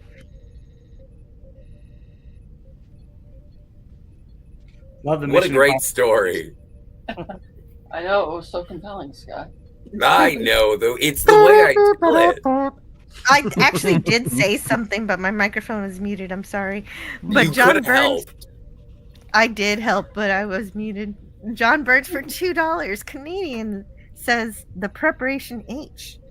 Oh yes, on the whole. It feels good. Did you know John that they Burns. That's Why pretty did funny, you read Burns. that? That's pretty funny, They Burns. used Ring of Fire as their in their commercial, and the FCC made them take it down. Oh, Really? Oh no, you can't play. You can't play Ring of Fire. Well, they did Ring of Fire, the song is for. Why would the band even let them use that song for that? for that Johnny commercial? Cash, I don't know. I guess his estate let him use it. I think it was after he died, but Can I tell you guys a personal story? Well, but I'm still talking to John Burns. Hold on. All Tell me a right, personal do story that, in a do minute. that, do that, and then I'll talk John about Burns is preparation. paying the bills, Scotty. Yeah, All right. all John all Burns. right. John Burns made me read this, and so this is how I feel Made now you? after Paid you? having read. He paid me to read it. Brain and brain. What is brain? That's how I feel now. Thanks a lot. Or If I were human, I believe my response would be go to hell. no, the random video was this one. The random video that you got was this one, You are great. I am great. which is also true. You are great. Thanks for supporting the channel. Oh my god, yeah. Pay more money so you can play more videos like that. Also, this is going to cause a problem, but John Burns also for $2 Canadian says, arguably her strongest episode was Code of Honor. With the barfy emoji making me believe he's not being quite sincere, but Well- Scotty R37 likes it. The science of the matter is that if there is no Lieutenant Yar, then there is no vaccine. Okay, but you got to do the quote. I just did. I guess so, but you usually do it differently. I know. Well, that's true. Thank you so much, John Burns. And so you had a personal story you wanted to tell, Scotty. Do you remember? You're awesome, John No. Burns. Yeah. Well, what no, were- you know what? I remember this one time when there was no Lieutenant Yar and no vaccine. In band camp? In band camp. My God. Did you see? Okay. No, my brain just exploded in 7 different directions, and I need an adult. So someone else should take control. I was going to mention when we talked about Vendetta, it's by one of my favorite Star Trek authors, Star Trek: The Next Generation authors, Peter David. Yeah. He did a couple other Oh, really yeah, good Peter books that I really David. like. This one, Q and Law, is hilarious. Oh yes, that one is an I read audiobook. that! You can listen to that on Audible, and it is incredible. Yeah. Did he that ever one's good. contribute to any screenplays or anything for the shows or the movies, or just the books? Peter David. Yeah. Well, Just the Peter books? David is Another really quite good one, prolific too. across comic books and Star Trek. Like he created, what was it? The Excalibur universe. Like he was the first guy to make a new ship with Yeah. Rory Calhoun. It wasn't Rory, but it was Captain Calhoun. His first officer was Elizabeth Shelby. Yeah, Like, he did it- another one with Shelby. And he did a whole new series, and didn't the Yeah. captain die and it became Captain Shelby? I think. Well, and then she was shot by the Borg. Yeah. Whoa! Wait, that's Star Trek Thank God. Picard season 3. We don't take kindly on Star Trek Picard season 3 around here. But this is another book that he did that I thought was really, really good. Bunch of slack, John. Oh, Scotty. Oh, that's awesome. Bunch You of read this slack, one? John. I've never read that one. It has Trelane in it. I have to read. Yes. Yeah, This is the one where totes. That book Trelane looks is cute. pretty thick. Pretty thick. Yeah. Oh, Yeah. that's amazing. You know what? And the thing is that it turns into such an action movie at the end. That like the last 3 chapters are like running firefights, Mm-hmm. and it's so weird because interdimensional gods, and then it ends up being a firefight during the corridors. It's weird. I would say I think that's why I would love the like- Borg storyline so much in TNG, because there's nothing wrong with action in Star Trek. Like, Oh, no. I'm not a Trekkie Doesn't have to be as bad, much as. yeah. No, that's the thing. Like, it's the Borg stuff was very smart, and it's like it's fine. It makes sense. Like, it's not 2000. It's not Star Trek 2009 or whatever. It's smart stuff. And I like it when they eventually go off on these detours where there's a really big threat and it becomes very serious. It doesn't have to happen often. I mean, Enterprise did that, in my opinion, pretty well. That's it. The reason it works is because you still have that element of the Navy and warships and things like that. That is still very much part of Star Trek. So you can still have your pew pew time. But the Borg. Did you say your pew pew time? I did. John Burns says another 2. I promise I'm not rereading super chats for another.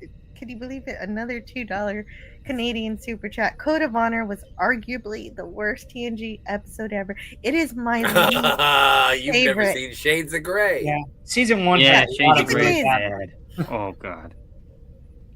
Yeah, but you told me you liked Shades of Grey, and I told you I you do were wrong. like Shades of Grey, but I like Code of Honor. But okay, so I really like gotta Star Trek: automate The this. Next Generation. I like it all of it. I want it on toast. So there's one book I wanted to get you guys' opinion on. Okay, before you show me the book, I need to read. I need to play. Oh, you got another super some chat. video. Yeah, I got 2 videos I'm behind on already. Oh my! John Burns is emptying his bank account, man. Yeah. Captain,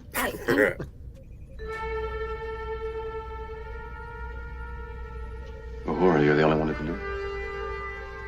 I'll be right there. Yes, sir. Dude, she is smoking hot. My God. Smoke show, man. Oh, and this is perfect for St. Patrick's Day weekend. I don't know why I didn't think of just yes. automatically playing it. Bring him on. Wasn't Gene Roddenberry inside of Nichelle Nichols at one point? That's green. It is green. Nice. Yes, but she didn't want to be the other woman. So the other woman. No, but Gene Roddenberry did have the coitus with Nichelle Nichols. Yeah, but we Yeah. don't. Yeah, but I did not know there's that. nothing. No, but that's a celebratory situation. I'm not trying to be judgmental. Hey, what about? Yeah, but what do you think about green liquor? Yeah, I love Oh, green. I drink it. I drink it up. I drink it up. Finnegan? Do you have a clip of Finnegan?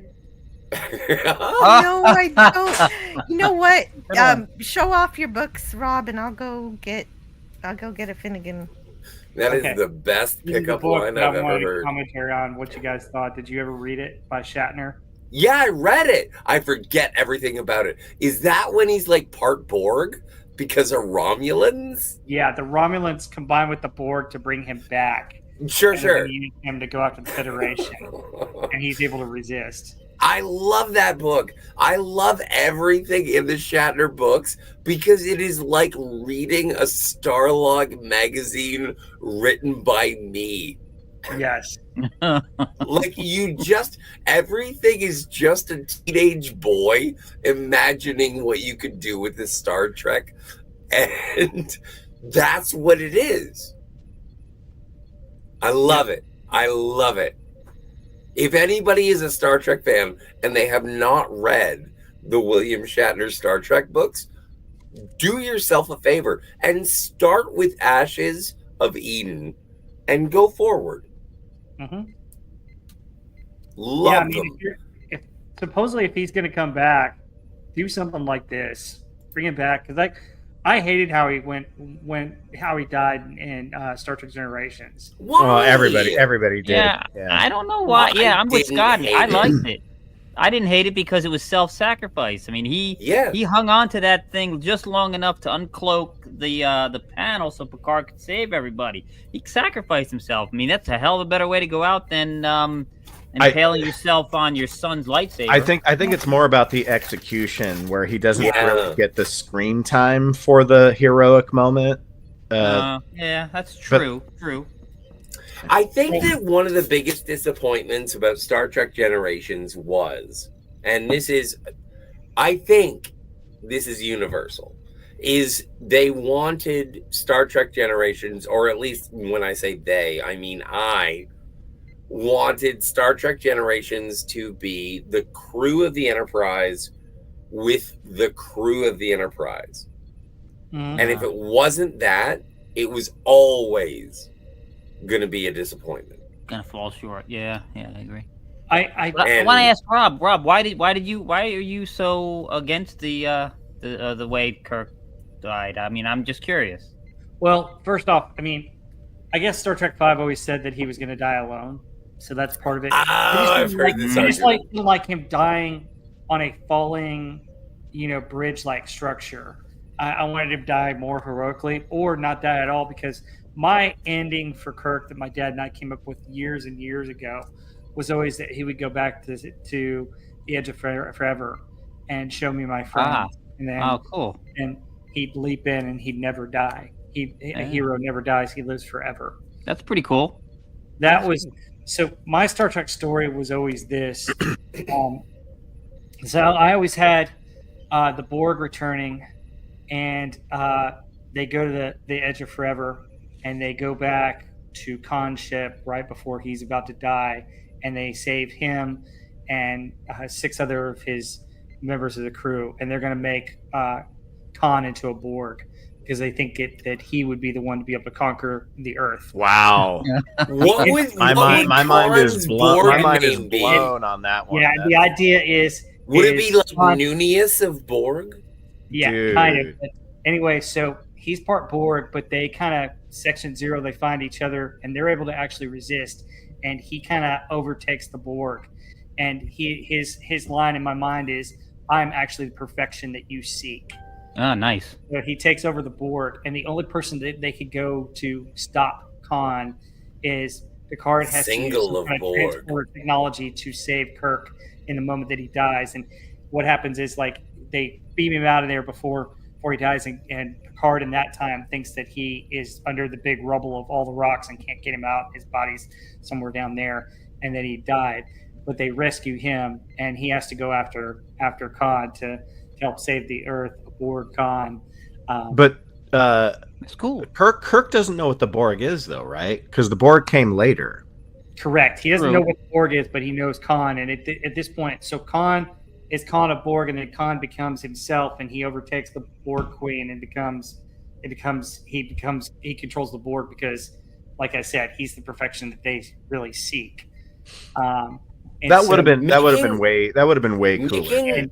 Making Khan a Borg is the most Deadpool and Wolverine idea I have heard since Deadpool it's a cool and idea. Wolverine. See, you got to put me in the writer's room just to come up with all these crazy ideas because this. Oh is no, good. I can see the action figures that you're selling.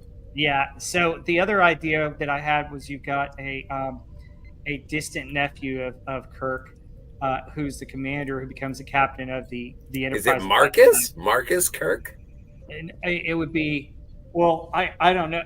What I had his name is James. He goes by Thomas Kirk, but his first name is James. He's named almost after his great uncle. Yeah, but wouldn't Marcus Kirk be a weird, cool name? Yeah, it would be. Yeah, either way. But what I wanted to do was at the end was he gets the final promotion to captain, and they're bringing Kirk back to where the Guardian of Forever is, and Kirk's going to lead them, and he's like, "Show me my friends." Oh man, it's Bones and Spock, and then Tony Stark shows up. And he leads them, and we're like, "Damn, we're already dead," and so the hero never dies, and a new Kirk that takes over a new Enterprise. I love it when there's a lightning bolt of gentlemen. We're talking about fantasy shit. Yeah, we are. I mean, it's great. I mean, it's and then oh my god, Pikachu shows up and he has a fucking trident. Pikachu. I'm Captain Jack Sparrow. I'm here to help you. I love it. I love it. No, Ben, I absolutely appreciate it because I get into a reverie. I get into oh my god, this is so important. And then I realize. Well, no, I mean, what if scenarios are so much fun? Like, what if scenarios are a blast? Yeah. And I really like what you're saying. Like, I think your ending to Kirk is so much better, but I'm guessing they had like very little screen time with Shatner. Mm-hmm. I don't even know what it was, but he kind of faded away so quickly at the end of that movie. They gave him a quick they gave him a quick hero's death, but it just could have been so much better. But the first death, I think that was a heroic death. At the beginning of the movie was way better. That was amazing. That was awesome. And it always tears chokes me up when Chekhov comes running and he's like, "My God, was anybody in here?" And Scotty's But it doesn't make any sense. Like, that movie doesn't make any sense. No, it doesn't. Like, in terms of the beginning of that. I love that. I love Star Trek Generations. It is well known. I really, really like Star Trek Generations. But in Star Trek Generations, when Kirk shows up on the Excelsior class ship, and he knows how to do engineering shit, he knows where the buttons are and all that jazz, and it's like, no. Hey, you've never been on this ship before. Ever? I guess you're right. Captain. I mean, you just got to go with it sometimes. But you know what, man? Captain Kirk can do anything he wants. The best thing I get out of the Excelsior is Sulu's daughter. Humana. Oh, yeah, that was cool. Oh, yeah, no, Smoke Show. Yeah, she was totally. Smoke Show, man. Yeah. Absolutely. Yep. No, that was the opening was the best part of that whole movie. Shows. Well, I've been meaning to ask you, Scotty, what do you think about Alan Ruck as the captain of the Excelsior? He needed Ferris to be with him. He needed Ferris. I thought if you had a cutaway and you showed his quarters and he's got like a model of a Ferrari, and he's like, "Oh, it's an ancient Earth vehicle that my ancestors." Who do you love? Who do you love except for the car? Really want to give a big shout out to John Burns for another Canadian $2. Should we try it, guys, all together? Row your boat. Yeah. No, we need to be drinking. You know what? This is money, gentlemen. we have to do this. So we've all done a round, yes? Yes. So row your boat. No, not all together. Down No, the he wants to do. stream. Scotty says we need to do a round. Merrily, life is but a dream. Row your boat. I think they only Did they do 2 versions? Yeah, Dude, no, Scotty, you guys start are- again. Start again. I know what you're trying to do with the round. You start again. so I'll come each in one after has the to come first in a verse. different Go lyric, ahead. right? And a one, Yes. and a one, and a 1, 2, 3, 4. Don't forget to like and subscribe. Row your boat gently down the stream. Your boat Merrily gently down the stream. Merrily, a dream. Life is but row your boat Down the stream. gently down the stream. That was terrible. Yeah, no, this is not going well. No, it's not. I would click off. We should stop Oh, before people leave. They Nice. already Oh my paid gosh. for money. This is what they paid for. God, thank This you. is why Scotty gets the big bucks. Yeah. Thank you, I John was gonna Birch, say, for the Jill's like, $2. what the heck are those guys doing? Are they drunk? We're rowing our boats. So I don't know if you guys know, but like Red Letter Media, when they talked about the Final Frontier, or it wasn't Red Letter, it was Plinkett. You know, same thing. But he was like, "Why Yeah, are it's the they? same thing. Why are they singing row your boat?" It's like, do they not know any more modern In songs? hindsight, given the crap that Gary Kurtzman and Akiva Goldsmith have put out, to the Star Trek V is a freaking masterpiece. What is happening right now? Hell yeah! we got a great, Box hearing, and it's all a amazing dream. guest. We've got Mr. Plinkett himself here Hi. tonight, and it's Max Redstone. Hello, Max. Good Oh, hey evening. Max, what's up, Max? I was gonna start in with a Scotty She-Hulk Toxic Avenger joke, but that's the low-hanging fruit. It's Oh man, no! Did you guys see the? Like, I'm not a Toxic Avenger fan, but Well, like they released the Dinklage. Like they're gonna do the Dinklage Toxic Avenger. you know what? 2 years They- ago. What?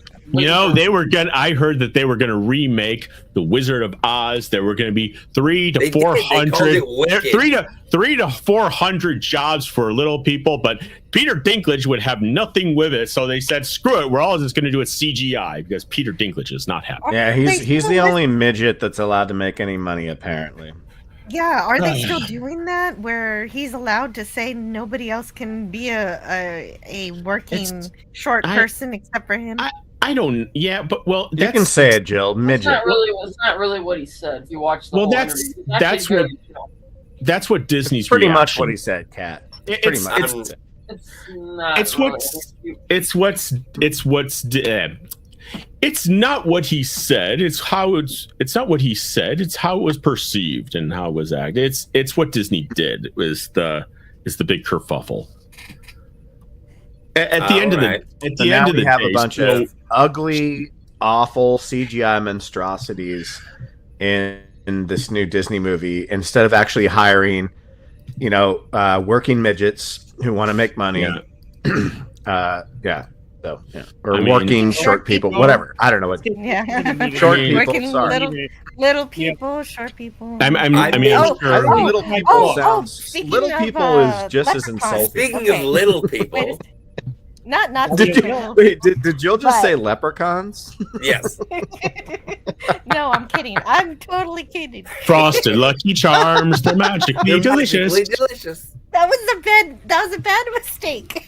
It's okay. Oh, blue clothes. Reality. Green It's the boy horseshoes. who tried to- It's a Blue horseshoes, tiger. blue moons. joke. You know?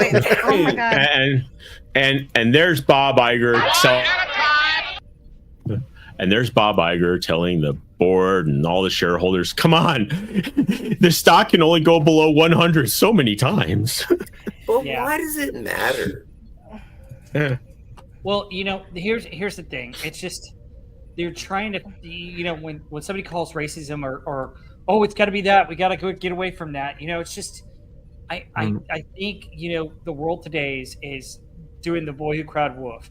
Yes, there's real racism. Yes, there's bigotry, and that's real. But I think people are being so sensitive and calling everything stuff that it's not, and you're changing it into what it's not, and that's dumbing down the reality of something that could be real to certain situations. This is not a situation where that is the case. This is a fairy tale, and the fairy tale calls for these characters, and they're better suited played by people that are shorter. 100%. 100%. It would have been great. It would have been great to have real souls playing these characters to bring them to life. Each different characteristic that each dwarf had would have been really funny to see a comedic performance from them. But I think to go off what Robert said, which is spot on. I remember seeing an Oliver Platt film where he was an undercover Israeli journalist, and he goes and he finds these neo-Yahtzee groups in Germany, and he goes to the police, and the policewoman says, "What do you want me to do? I mean, I can't arrest people's hearts." And I'm saying, and the point is, we've come such a long way that does racism exist? Does bias exist? Yeah, because everyone's different. But we've come such a long way. You remember in Austin Powers 3 when Michael Caine says, "There are only two kinds of people I hate in the world: people who are intolerant to other races and cultures, and the Dutch." Exactly. I'm sorry, gold member. I don't speak freaky dicky Dutch. Delightful. Well, okay. Monster, but of course they share a border with the Dutch. I'm getting a strange amount of super chats tonight. I know. I don't understand. But you have to, Jill. You have to say hello to Tiger Stripes. It's an outstanding amount. Hey, y'all. Hey there. No, God, I love little people, and how dare Peter I love little Dinklage make it so that there's 7 other actors who cannot get work. That is so offensive. And they would have gotten quite when a and when he, of course, had the plum role for a little person of kind of all time. He's supposed to be the head of their union. Game of Thrones.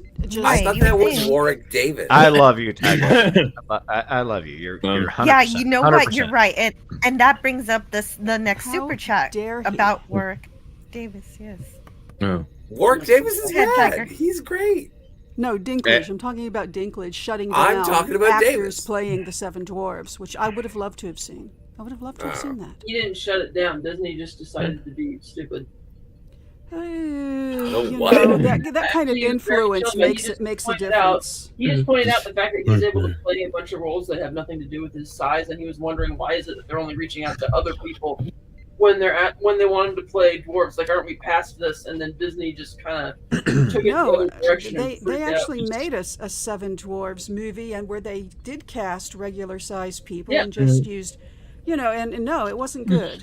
It wasn't good. Because it's Snow White and the 7 Dwarfs, not Snow White and the 7 short obese people. Did you ever see Snow White and the Huntsman? Was that the one? Yeah, that's the one I think I'm thinking of. Wasn't Bob Hoskins one of the 7 Dwarves in that? I think so.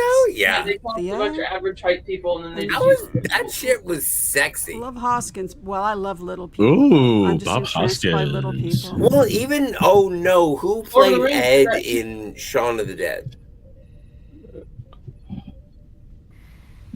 Oh, I don't know. I'm stuck on Wizard of Oz memes. All right, fair enough. First, I like Time Bandits. Wes Cagel's dropping David Hollaholic dollars, but I gotta, from now on, you'll be history. You'll be history.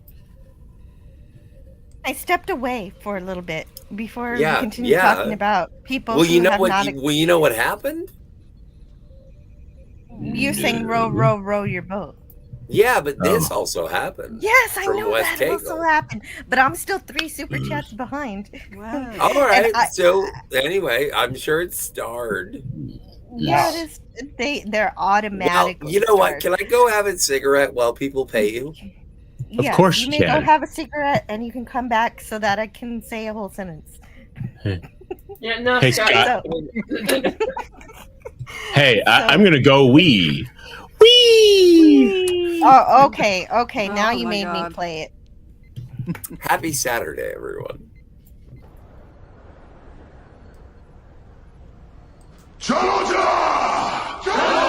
Chaloja! Oh, That Tiger was- Stripes, that was good. That was a Benny Hill joke, by the believe way. that's a call and response. I think you're supposed to.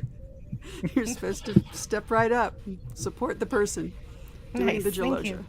So I have a bit of good news. Wait on a my- minute. Oh, I do when want to you're hear ready. your good news.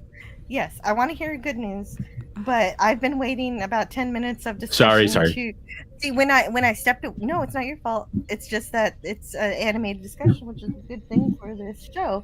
It's just also I stepped away for about 5 minutes or maybe longer to get a chat, to get a video because everybody wanted to hear Finnegan since it's Oh, yeah. since it's St. Patrick's Day weekend. And I could have got more, but I didn't want to spend too much time away. So I got Totally these worth it. clips, and these clips count as videos for John Burns since he keeps sending super chats. So this one, that's just a general one. Like if somebody leaves the live I stream, didn't even see it. Oh, They're always after me. waiting for you, Jimmy boy.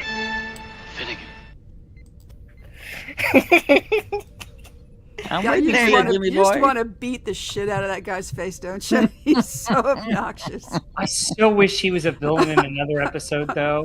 He would have made a great villain. We could have done with a Yeah. little more of him, yeah. yeah. Oh, would have been cool to see the real Finnegan. Like he wouldn't have been. I would have liked that because then maybe he wouldn't have been as much of a cartoon. He would have been a real person. Maybe mellow it out a little. Because It would have been Timothy Chalamet these days. Because you have to remember, he's such Chalamet. a caricature. He's such a caricature because this is Kirk's vision of his archenemy. Right. But the right. real one might be different. Yeah. I imagine he's not really a villain. He just loves a good scrap, and he knew Kirk would always give it to him. So. And okay, so that was that super chat. I do want to hear your good news, but I got a couple here. Go when you're ready. And well, since Scotty's not here, I actually get the floor for just a little minute. Oh. Oh, I know I can stop Scotty anytime I want, but he's so funny. All right, so where was I? Okay, the next one was John Burns for $5 Canadian said, "Life is short." Had a great bit on this. Warwick Davis was the head of a small people acting group and promptly tries to steal all the work. Yeah, that show was that sounds show wonderful. was so funny. I don't know if you guys watched it. No, I didn't. I even know can't was a find thing. it anywhere. I want to. Yeah, I can't find it anywhere, but it was like a Showtime show, right, Kat? Yeah, Showtime. I think. It was so funny. Like Warwick Davis just trying to navigate his career, playing himself basically. And there's an episode where he brings Val Kilmer in before Val Kilmer lost his ability to talk, which sucks. Yeah. It was just hilarious. Like that show was really well written. And what he did in was that on Seinfeld. that was on HBO, right? I think it was I saw some HBO or of Showtime. Yeah, it might be HBO. Was it Showtime? No, you know what? You're probably right. It probably was. On all a I know is that channel. I learned how he drives a car. So. But it was You guys funny, do like different. watching Warwick Davis have just a sense of humor about his career and just everything. Just being a very. So how does he learn how does he drive a car? Does he use blocks like Short Round? Oh no! I No, just he uses the plane. The plane. with the block on his foot. Yeah. Yeah, no, I'm sure it's a Well- specially adapted car. with Would Warwick have to Davis and Carrie Fisher, but also Gary Fisher. Her famous, pug? the pug. Oh, yeah. And Gary ran Warwick Davis off of the stage, and Carrie had to reel in Gary. It was delightful. Anyway, I don't. It was a fun show for sure. Yeah. I mean, Yeah, you saw Gary. you saw Warwick Davis's bit on Seinfeld with when he was a stand-in with Kramer. I don't think that wasn't Warwick Davis. No, that wasn't Warwick Davis. Yeah. That was Seinfeld was not Warwick Davis. yeah, that was another Was it? midget. Okay, So that was another maybe I guy. could be. Okay. I believe All right. it Well, was I you could can't be. say midget for everybody. You can't say the M word for everybody. He was That like, was just a different dwarf. he was like no. Okay, this is for this super chat, John Burns. Yeah, I actually. Let's do it! Let's fall in love! Is that supposed to be like some kind of version of Cabaret? No, have you not seen Tank Street Girl? No, oh no, I haven't. I Oh, haven't you seen- are no. in for a treat. You're not missing much. Read the comics. All right, Oh, okay. Oh. but you know, there's a musical number. Cool. Yes. 7 musical numbers.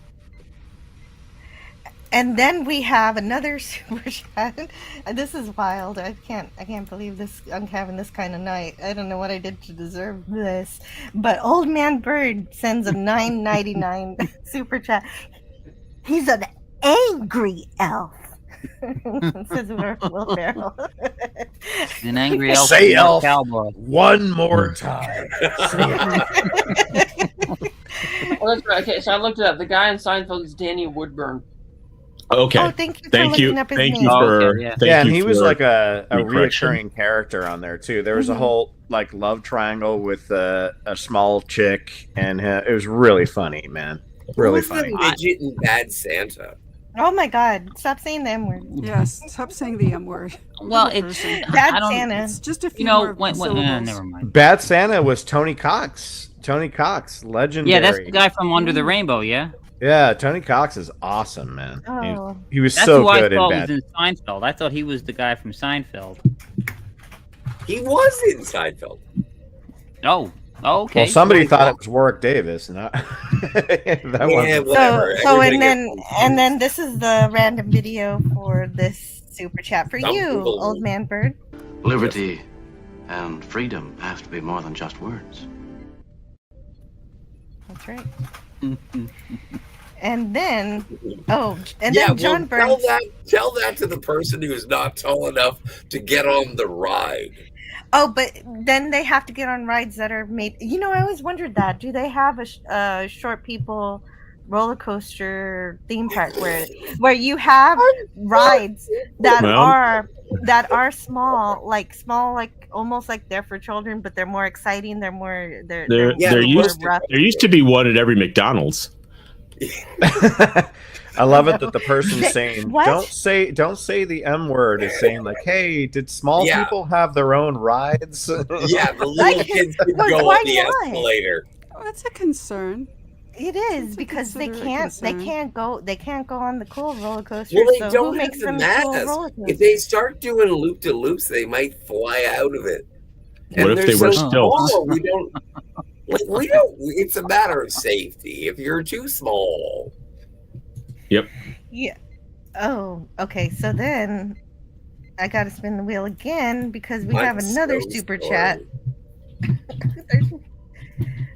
You're not sorry. I don't know. I can't I'm handle not this many really. super Dude, chats. you're What if people cleaning up tonight, Jill. You're cleaning up. I Right. must Yeah, clarify what I was referring to is that Oliver Platt was playing an Israeli journalist in Germany. Oh, tracking okay. I didn't neo-Yankee even know. roots. I didn't even know what this was referring to. Yes. But here's the cat that Spot is happy to see. I mean, that spot, the Data is happy. Data to is see. happy to see. Data is happy to see. I will feed him. Yeah, Spot's happy he's alive. Oh, are you gonna play this again? All right. Very happy to see you, Spot. I figured it out. You're talking about The Infiltrator, right? The Oliver Platt movie, The Infiltrator. I believe so. It was an HBO movie. Yeah, The Infiltrator. Yeah. I thought you were gonna play the I will feed him. Oh, I could play that I one will too. feed him. No, I wasn't expecting that one. Although, you know what? It would have been better if he had said, Tasha. Yeah, I know. That's what you were saying earlier. That's why it works. Tell him he is a pretty cat. And a good cat. I will feed him. Well, and it's Wes Cagle, so I know what to play. Sir, I protest. I am not a merry man. So Wes Cagle says all these clips and none from the man with all the best lines. I protest. I'm not a merry man. And then he also does this one. Good tea. Nice house. Then he also says, Assimilate this. and I got that one. But then there's also one more that I just added recently that I hide in such a way that I never can find it. Prune juice. Warrior's drink. Warrior's drink. Nice. Warrior's Boy, drink. I'll say. Dr. Pepper. Gary Thank you, Ambrosius saying thank good you. night. Good night, Gary. I didn't Hi, even Gary. see Gary Ambrosia Yeah, come Gary, in. Gary, yeah. There've been so many people. I said hello. It was Andy. Andy was in Okay. here too. Oh, Andy was he? Oh no, I I've didn't never see had Andy. Andy I dare in you, here. Gary. I dare you. I have an interesting theory about Gary Wait, and wait, Andy. Before you say that, I just Jimmy. want to make sure I say hello to everybody that I missed in this chat. I don't think I said hello to Greek Letters Larson. Hello to James Caserta. And of course, hello to Andy Masterson. Tiger I Strikes. know, right? Of course, And she's here. Mark D with Philip a C Blair. is in as well tonight. Yes, and Philip Blair, and of course the great Mark D with a C. I hope you have a great night. And I'm sorry I didn't see you walk in, Gary Ambrosia. That's great. I'm glad you What do did. you say you do Bill, here? I've got to run pretty Yeah. soon.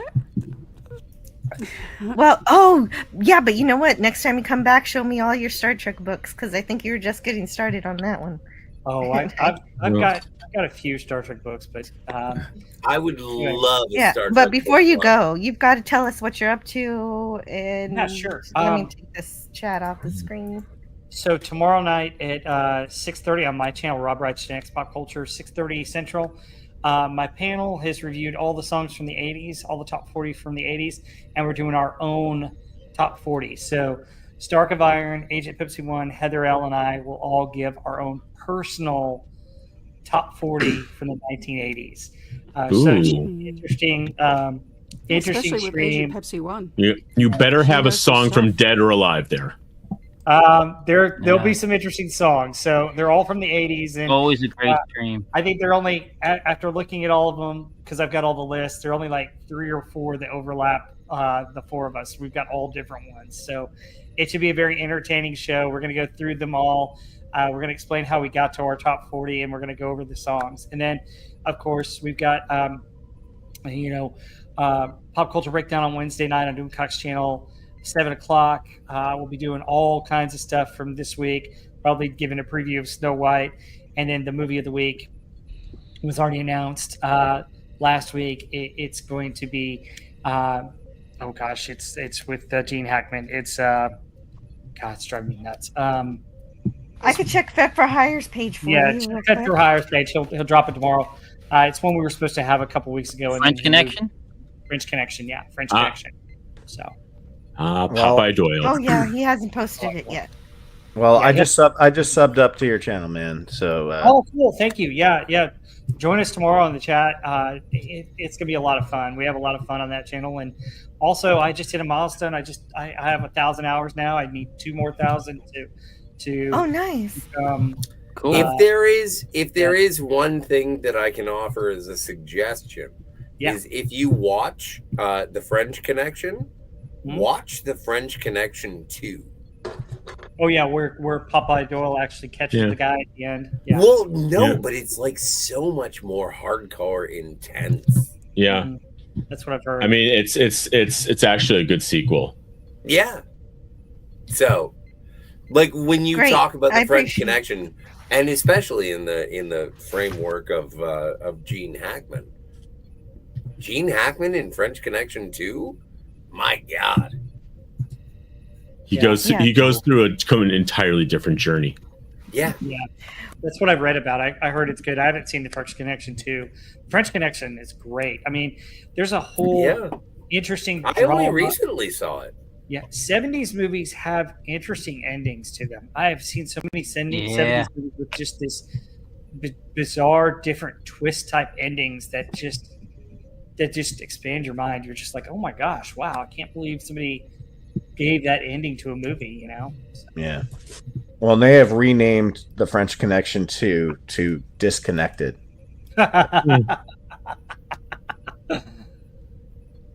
Yeah.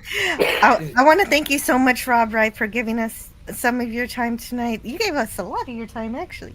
And, Absolutely. I hope, Anytime I'm free, I can try and jump on. But I love talking Trek. I love talking pop culture, and I love all you guys. Thank you to the audience. Thank you to everybody who's giving super too. chats. Support Jill. She's awesome. I love your channel, Jill. You do a great job. And all you I guys are appreciate so wonderful to watch and listen to. I catch some of your shows on the weekdays while I'm after I work, and they're fantastic, especially your Twilight Zone episodes. Those are I'm glad you like those. I work I work hard on those. So yeah, you do a hopefully great that job. gets across. Yeah, I do no effort for those. No, Hey. but you don't have to. That's the thing. It comes by naturally to you, and I've got to work at it. Some Yeah. of us do have to do that. So Rob, before you go, this next top 40 one you're doing, this is Sunday. You're doing it. Yeah, tomorrow at 6:30 Central Time. Very cool. So we've got you get Stark of Irons personal top 40. You get Agent Pepsi 1's personal top 40. You'll get Heather L's personal top 40. Wow. And you'll get my top 40, and all 4 of them are completely unique. Awesome. I would have to spend like a month and a half trying to do a top 40. Yeah, everybody Might be able For to the do that 80s. with the 90s. I might be able to do it for the 90s. Yep. Oh, did the no, 80s, but we'll do the 70s. no. too, but I know what the answer is. what? Jill. The answer. It's Friday by Rebecca Black. No, no. That's not an 90s. 80s Yeah. song. That's not a 90s album. That's That's not a the 90s best song ever. But he's not to the 2015s. No. Oh, am I outside of the bracket? Okay, that makes sense. Yeah. No, it's just the 80s, and then starting next month we'll go into the 70s. But also, Oh, then it's 88 lines about 44 women. Oh, then I missed the 90s show. You're going backwards. Oh, they yeah, only we just do the started. 80s. Yeah. We may do the 90s later on. Oh, but we okay, can go gotcha. to the 70s after this, and Got you. Okay. what the plan is, we'll do the 70s, and we may do spotlights on certain bands one month. So we may do like Led Zeppelin or the Eagles, and just go Rebecca Black. Yeah, And no, as Scott. we're doing top 40s, He wasn't born yet. Yeah. Okay. So, but also on my channel, we're going through Band of Brothers, and we're through 5 episodes. We've got a couple live shows Heather L and I have, and those are pretty interesting because some of the people that have come It's a on. great show.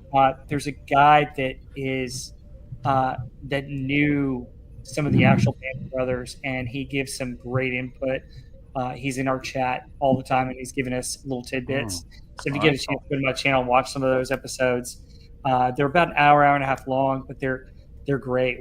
We're up through episode 5, so episode 6 is coming up. Cool. In a couple Oh, weeks. good. And that's good when you have an expert in the chat. I always love when the chat And chimes so in. that like guy that. personally knew people from Easy Company, then, yeah? You're Yes, saying? yes. So Wow. it's Dogface 2104, and he knew Bill Garnier and a couple other guys from Easy Company, the actual people, and he shared some interesting insights of the stories of what really happened. So I've got the book, and I'm reading through the book because I'm going on the Band of Brothers tour in May. Wow. Went through the episode. So we talk about the episode, we talk about the book, we talk about the historical significance of what really happened, and then we've got several people in the chat that are ex-military and knew some of the Band of Brothers who have fed us some interesting tidbits about the actual people and the actual events, and it's so fascinating. So it's really cool. So if you get a chance to listen or watch any of those, one of those views, I have like over 1,600 views on one of those. Oh, nice. That's which is just awesome. amazing. I'm just like flabbergasted. I'm like, wow, that's really cool. But if you like Band of Brothers, check that out because Heather L and I aren't historians, but we love the show. And if you guys are on there, you guys, Wes Cagle's been on there. He's seen some of the people that They have take such commented on beautiful that. care with that show. You can watch that show and become a historian. Oh my Yeah, God! It's a Yeah. fantastic. amazing. Well, It's a fantastic I've heard it's well done. miniseries. Yeah, Yeah. yeah, it's Yeah, a no, great I'm- miniseries for sure. I'm going to I watched Europe. the Pacific, and I was disappointed in it, and I was told that I should watch Band of Brothers because it's so much better than the Pacific. Oh, it's 10 times That's a better. really good one too. Yeah, Band of Brothers is number 1. Masters of the Air is okay. It's not as good. Masters of the Air is a little bit better than Pacific, but Band of Brothers is far and away better than both of them. Also, the Pacific is a much more grisly subject matter. I think it was a Yeah. harder theater. And by the way, the soldier in. Pacific, Marines are Pacific's lead actor is the kid from Jurassic Park. Really? Oh wow, I didn't know that. Oh, Joe Mazzello. Yeah. Yeah, Tim. Anyway, Little Timmy. He's the main character in the Pacific, and he's fantastic. He's fantastic. Cool. Yeah, I didn't like the Pacific as much as Band of Brothers. Band of Brothers is sort of a warmer show. Yeah, Band of surprisingly. Brothers is a But masterpiece. the Pacific was very informational and really excellently made too. But I find that the European theater during World War II is a more comforting idea of good versus evil, whereas the war in the Pacific is very questionable in my mind. Well, they and pulled that it out in the bleeds, series and too. that bleeds over into Vietnam. And It's so really your subject matter.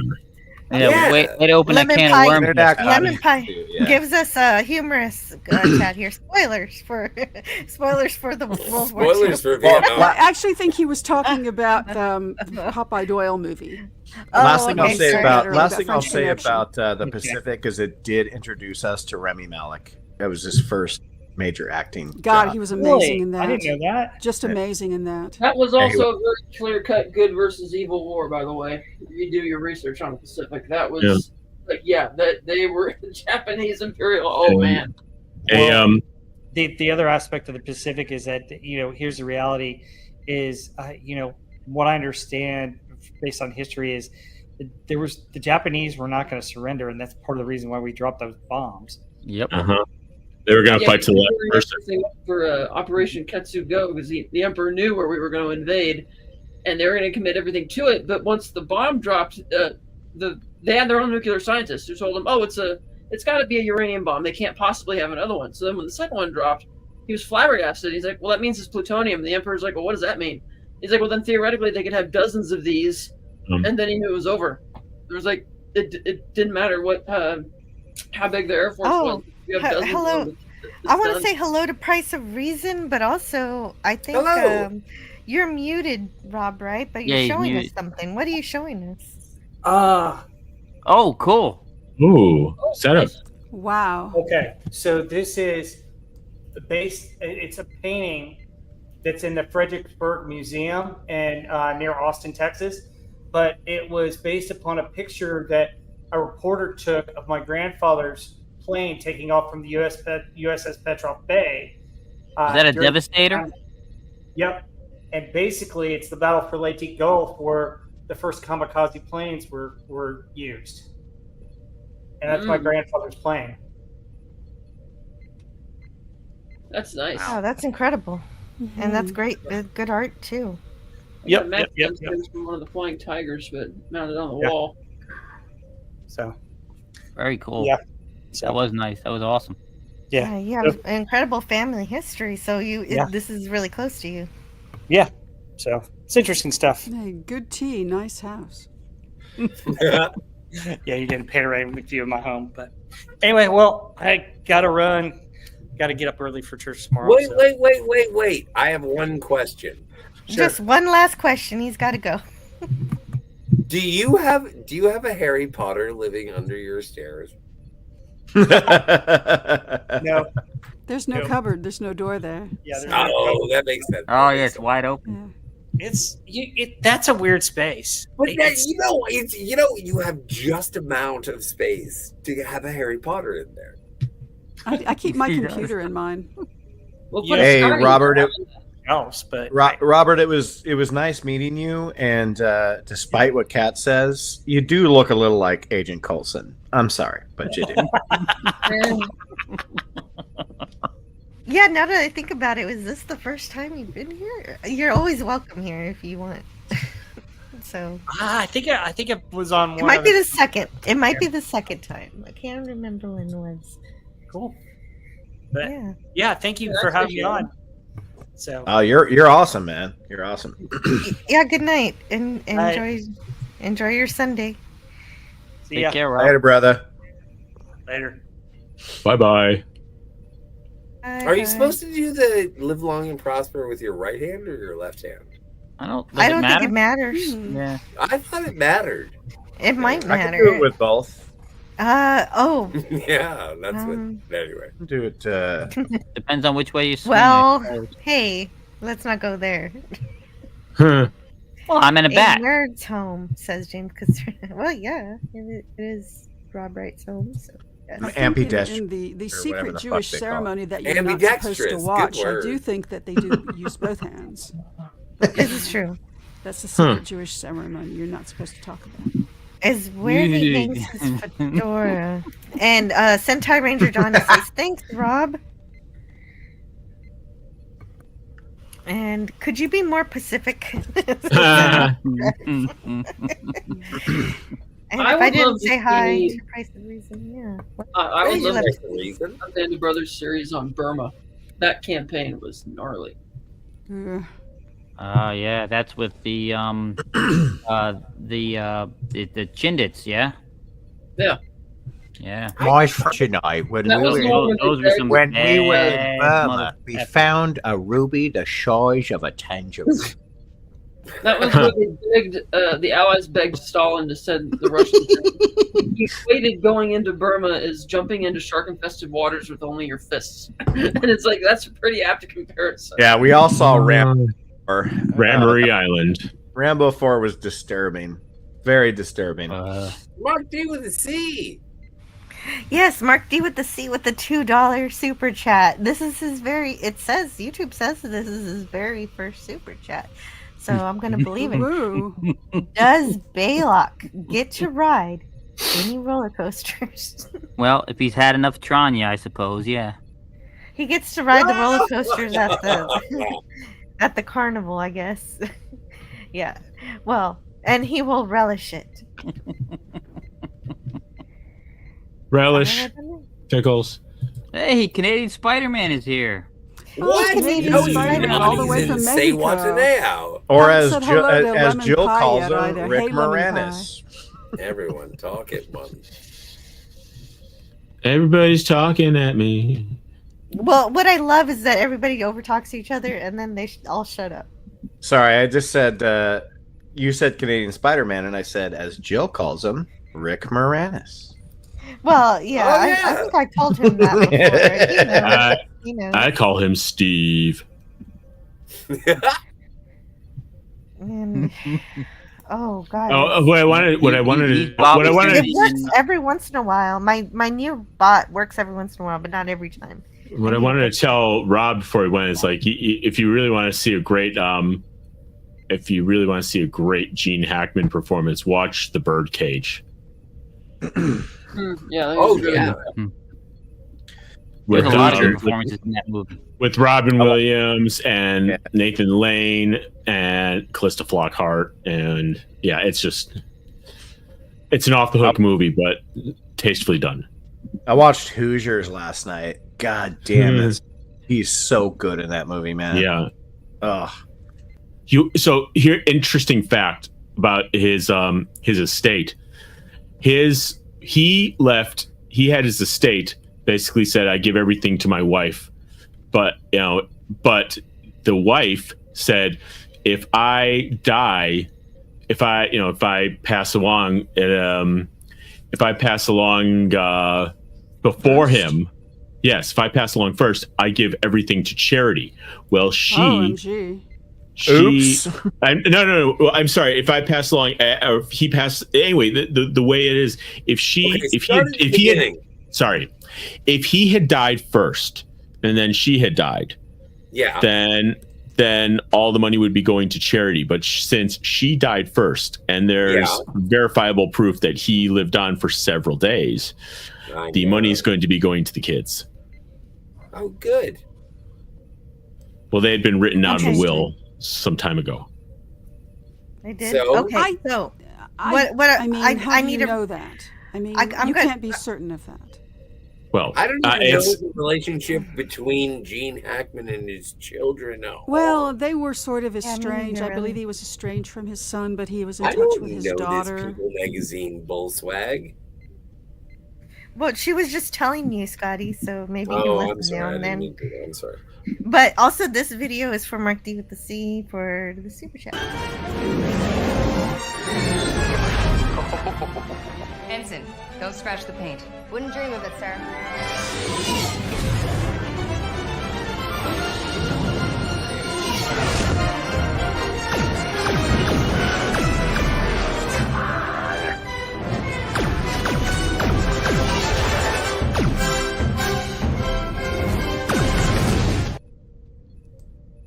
Gee, that's Yay. just swell.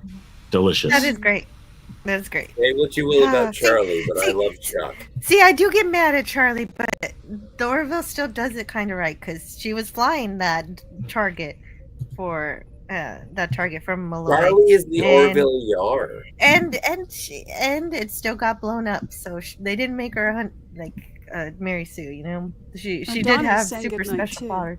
Oh, good night, Donnie. Good night, Oh, Donnie. sweet dreams. Yeah, Thank Yeah, you so happy much Good for night. St. saying Day to you that. too. How do you lullaby? I didn't get to a read. lullaby? I didn't get to read so many super chats. I mean, chats from Donnie because. Well, go lightning round. Lightning round. Donnie chat lightning round. Let's go right now. I must sleep now. Thank you all. Happy St. Patrick's Day in advance, and may the power protect you all. And so, what else he said that I can see here? Donnie also said, I love the keyboard. "My sound. number one Gene Hackman movie is Superman." You good movie? Yeah, mine. Good. No, not mine. I like I Narrow. really- Love it. Narrow I really Mark like- is probably my favorite. I say Hoosiers. I have a place in my heart for Crimson Tide. Yeah, to me, Crimson Tide, Hoosiers, and the Royal Tannenbaums are like a three-way tie. Like, so good. Yeah, Tannenbaums is great. Conversation. Yeah. I love it never how seen he like Conversation. hated I can't being wait. on set during the Royal Tannenbaums. He had no idea what the movie was about, and then he ends up winning like Golden Globes for it. And he's like, "Oh, okay, I guess I get it now." Because But he was he always was a male. legendary hard ass to work with. Like, But he- legendary. because he was a Bill Murray consummate- said he had to step in a couple times to defend the director because Gene was just not like rolling with it on Royal Tenenbaums. Yeah, but man, he was so good. He was so He was. good in that movie, man. Sentai Ranger Donnie also says, "As for me, I'm fine despite the passing of Dave Mallow. Sad time for Power Ranger fans. We lost Seattle radio legend Bob Rivers as well," says Sentai Ranger Donnie. Oh, I'm very sorry to hear that. Oh, I I'm a didn't big know Bob that. Rivers fan. That got a Lynn welcome Wood to. of his Is somebody? Christmas Is somebody? parodies. Christmas Live parodies. life like you're Yeah, gonna this die. Christmas parody because you're music. gonna- It's wonderful. Fantastic. Can I Well, just say one other Gene Hackman movie that a lot of people don't talk about that Sure. I find so great is Loose Cannons with him and him and Dan Aykroyd, and it's his kind of one and only like buddy cop comedy, and it's really funny. But yeah, It is. Continue the lightning round. Just a couple more. Donnie also said, I don't hate Generations either. I do love Danny McCarthy's score. And of course, that's always where Donnie goes is the score. But also, my daughter wants a hug. Well, you know what? Oh, you she wants should a hug do? so much she's singing about it. I You love should that. you should refuse any sort of affection towards your own child. That's the way. That explains a thing or three about It you, does Scotty. explain everything about you, That Scotty. explains a lot, Scott. I didn't do that. I did not do that. I actually did hug. You my had- daughter. You hugged your child? No, we're You just saying that fool. Scotty's statement says so much more about him than it does about you, Jill. Jill, if you were to take Generations and just remove everything that had to do with Kirk or the original cast, and it was just the first TNG film, do you think it works? How is it going to work? Say it again. I was Like forget about I did that. forget about everything Kirk, forget about everything TOS. Just somehow the movie was just the first TNG film, and you don't have the legacy characters at all. You just figure out a way to make it work otherwise, which is pretty simple to Yeah, do. it would be. Yeah, I would. Do you think it works, or do you think it's still kind of bland? Well, we're still talking about a magical space ribbon that you can't fly into, and yet people flew into it. Right, no, and all that's fine. All that stays. I'm just saying, The what do you TOS characters are kind overall? of accessories in Generations. Okay. I'm not saying that they in and of themselves are interchangeable. It's just that they're not really made indispensable by the story. I'm gonna go. No, smoke. my point, my I'm gonna question go is, smoke if, the other half of the cigarette because I'm pretty You know sure what? I'm gonna I think- agree okay. with everything that you're gonna say. I No, think that okay. you guys have this well in hand. You're absolutely correct. It would be a Thank you for your shitty faith, next Scotty. generation movie without the. You know what it would be? It would just be a shitty episode. Yeah. There you go. That's all you That- have. That's all the Yeah, bits but that you have there's a enough little. for. You gotta Well, that's give these guys. that's a all. That's little all I bit. was. That's all I was It would looking be, for. And it would be a and- city You episode. got it in spades, sir. Yeah, I would prefer it that way, and also don't kill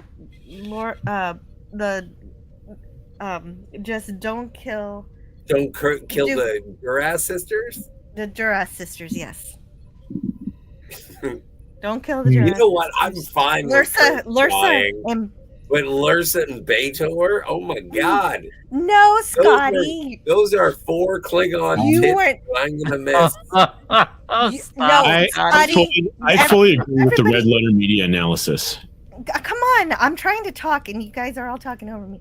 I'm trying Sorry, to tell lady. Scotty. Yes.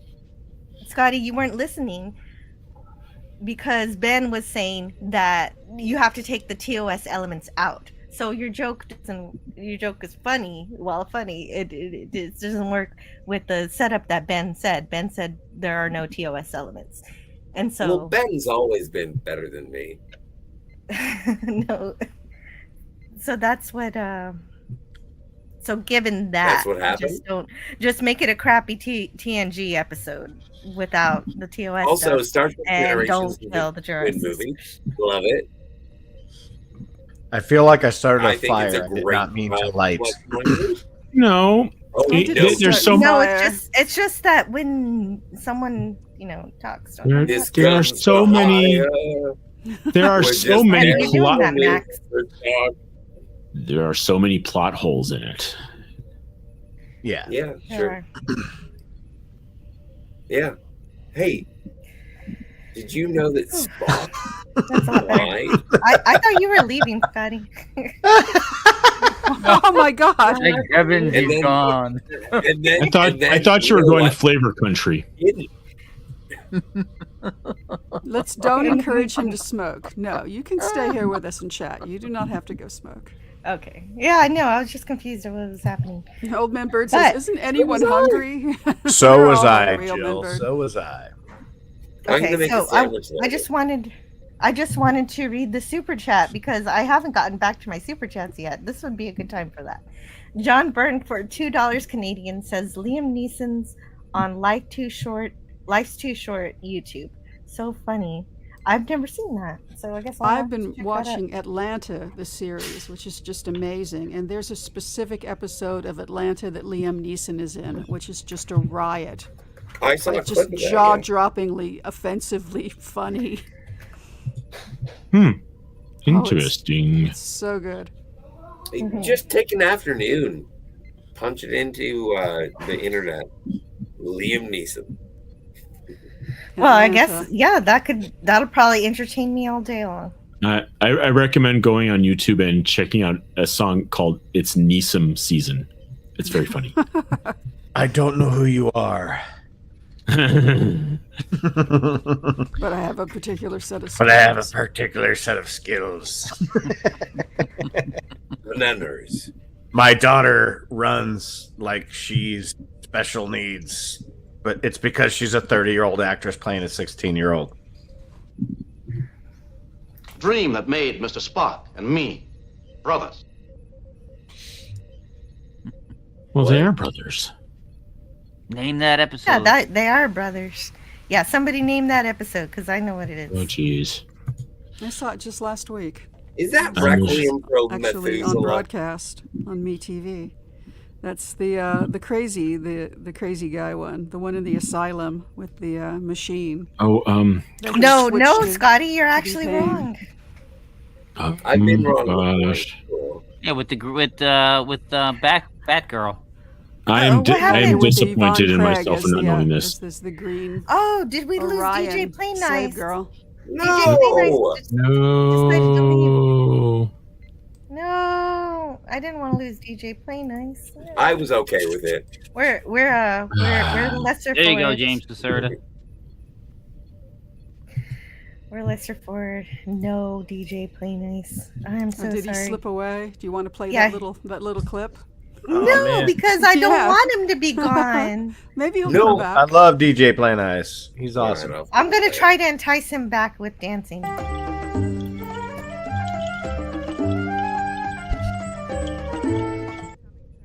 Oof. Oh dear. Except what is happening between us. Everything got quiet right before the end. You kind of changed the laws of physics. I remember when things started to float out of thin air. Oh my god. You guys all sound like James Mason and Vincent Price had a baby. Time for your pedicure. Come on, Scotty. Oh, Come stop on, it, man. stop it. 2001. 2001. No, Space it's Ice. fine, Come on, it's man. fine, it's fine. Card used to say that, and he was a dead-on James Mason. It used to give Love me the James biggest Mason. Time for your pedicure. Journey to the Center of the Earth. So Man, he was creepy. awesome. Oh, I think Pop Culture Curator reviewed that movie. Lolita? John, Journey to the Center of the Earth. Oh, there's so many Great of those movie. James Max, movies. I can't keep them you seem to straight. be beating up your microphone. I Oh, promise it doesn't owe oh. you money. Oh, I'm sorry. It picks up everything. He's he's multitasking. He's on OnlyFans and here at the same time, so it makes sense. Oh, that explains it. Okay, I can't knock you for trying to I am comment. now sitting deathly still. Your microphone is like the hottest girl in town. It picks Oh. up everything. I know that Tony. I'm not sure if Tony Cox was in Me, Myself, and Irene, but I know he was in Beetlejuice and Return of the Jedi. Yes, that's the Yeah. super chat from John Burns for $2 Canadian. Was Tony Cox in Me, Ka-ching. Myself, and Irene with Jim Carrey? Yes, he was. He was the guy who's like, you said you'd eat well blubber for me, and he goes, she's gonna be blub all right, but that's because I Willie. Yeah. No, Tony Cox is definitely in Me, Myself, and Irene. He's the guy that Jim Carrey's wife leaves him for. It's so funny. I love the scene, and I don't know how well this aged, but the scene where they're cooking the kielbasa sausages, and he's like, man, do you ever notice that your kids sort of have a year-long tan? He's like, no. He goes, Jesus Christ, Charlie, your damn kids' dicks are bigger than them sausages. Yeah. Hey, that's not me. That's the movie. That's the movie. Well, no, and also, speaking of clips, here's the clip for this super chat. It's marbled, about 20 meters tall, and you're looking up at the sky, and your hands sort of reaching toward the future. I gotta take a leak. And oh man, hey, someone else had to take a leak, so there, I guess. Or hey guys, Paul, I apologize if that was too hardcore. I'm sorry about that. My bad. Oh no. It was tastefully done. Yeah, no, it was fine. I don't believe you, sir. It was not out of bounds. The ref did not blow the whistle. Okay. I'm just trying to catch up here. John Burns is making this really difficult. Yes, he is. Old Man Bird Super also sticker. gave a super sticker for $4.99, and this is great. This is fantastic. What did he give? Let's see. Let's take a look at it. It is a. I gotta scroll up a bit. Oh no, I can't even see it anymore. It's I Old don't know Man what Bird it who's was. going to host the party here in Texas, right? He is. I got that Oh right? yes, Yeah. of course. He's got it's a super sticker of a pear lifting up some weights, Super saying, pear. "Keep it up." No, but actually, that's a thing I want to do in real life is to get in shape, exercise. Oh yeah, ditto. And so that's some goals, real life goals for me. Thank you so That's- much, Old Man Bird. I just got to score some steroids. I don't think it works for us the way it works for you. No, do you know what that what movie that's from? Boy. The Running Man. The Running Man. Thank you, Max. John Burns for $5 Canadian says, the Pacific do not ignore League of Nations, or the Japanese are much worse off. They needed natural resources, but Euros were neglectful of them. Yeah, that's opening another can of worms. Yeah. Well, there's a lot of people don't like the ending of the Pacific. I'm not sure how I feel about it either, but it is what it is. I expected it to be more encompassing of the Pacific. I mean, it only dealt with 3 islands, like Peleliu and the 2 others in the same chain. So it was very, very restricted. Unlike Band of Brothers, Band of Brothers was sweeping. Yeah, very one different. Was Okinawa, the other was Peleliu. You had Iwo Jima, and then Cape Gloucester and Guadalcanal. So those were 3 different regions in the Pacific. Well, But they were couldn't island really hopping. do too many of it. Yeah. Admittedly, it does get a bit repetitive. I agree. Yeah. I agree. Because they didn't have, like with Band of Brothers, where you had just the one team going on from like point A to point B, so to speak. Yeah. Like, you didn't have that. Like if you went to Iwo, then you weren't at Peleliu or these other places, I did enjoy them talking about what was his name, Batista, John Batista, the guy, the Medal of Honor winner on Guadalcanal. John Basilone. That's him, Basilone. not Batista, Basilone. Yes. They just named a ship after him. Yeah. They did. No, that was great. I think Kat's 100% right, because like the Pacific was intended to be a very different tone than Band of Brothers. Band of Brothers came out when I was in the military, and we just worshipped the entire thing. And we didn't get to see it right off the bat, but when we saw it, we're just like, Jesus Christ, this is so good. But yeah, I think the Pacific, especially in the ending, had to deal with that. Whereas, like, what I mean by that is like the end of the war. Whereas Band of Brothers didn't have to do that. So, Anyway, I'll But shut you know up. what I do have to do is learn more about these particular historical events, and also play this video for John Burns. This unit is different. It is well ordered. Jackson Roy Kirk. Yes, also looking for the creator. So, no, it's not. I don't like people who say that Star Trek the Motion Picture is going where Nomad has gone before. It is kind of funny, though. I love you, Jill. I love you, Jill. Spot on. I don't That is like funny. people that blank, fill in the blank. Who like this very funny. Yeah, but I mean, I think Beeger was looking for more than just the creator. She was looking for more to learn. Come on, Jill, say it. You know what she was looking for. Well, that too. Yeah, that's part of learning. Also. She was looking for the D, man. She was looking for the D, and she got the. When I get that feeling, I want sexual healing. Yeah, she wasn't just trying to sterilize.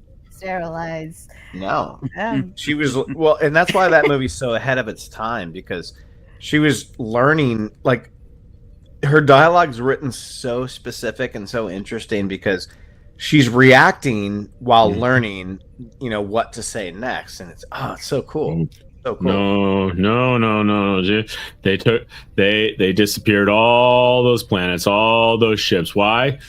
Because she wanted the Decker. Because they wanted the Decker unit and Ilea to be together. It's just they had a weird way of going about it. yeah, I just think that I think Yeah, I Beeger think you're didn't right. know any better, and it was a baby, like they said. I Yeah. never brought a baby into this world. So when it merges with Decker, it knows, oh no, I shouldn't be destroying planets anymore. So hopefully, I guess Oh my God, it won't be doing was that anymore. Who was that gave that amazing soliloquy just now? Was that right before you, Jill? Who was that?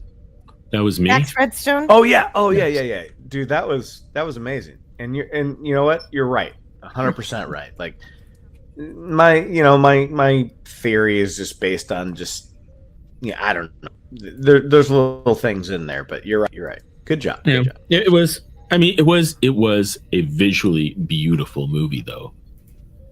Especially the cat, especially having the entire crew in that one shot. And then obviously a lot of 2001 visual references, but some of them just as good to me, But Yes, and John Burns has another Canadian $2 super chat. Great Gene Hackman movie. He says, "Enemy of the State." Oh It's yes. not bad. It's not bad. It may not be one of the Hey, John great movies he what- was in, but he was a good character in that film. I think it's more fruitful to ask yourself, more fruitful and efficient to ask, is there a bad Gene Hackman movie? Yeah. Yeah, that's a good Not point. really. Yeah. Well, it doesn't have Gene Hackman. You know in what? it, but- Oh, I got one. gonna Superman play- 4, The Quest for Peace.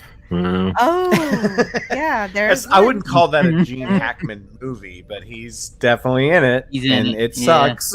It's bad. Yeah, it is bad. Well, and this is the video, the random video for John Burns. I have come here to chew bubblegum and kick ass. And I'm all out of bubblegum. Awesome. What- My favorite wrestler of all time. One of the great lines in cinematic history. Yes.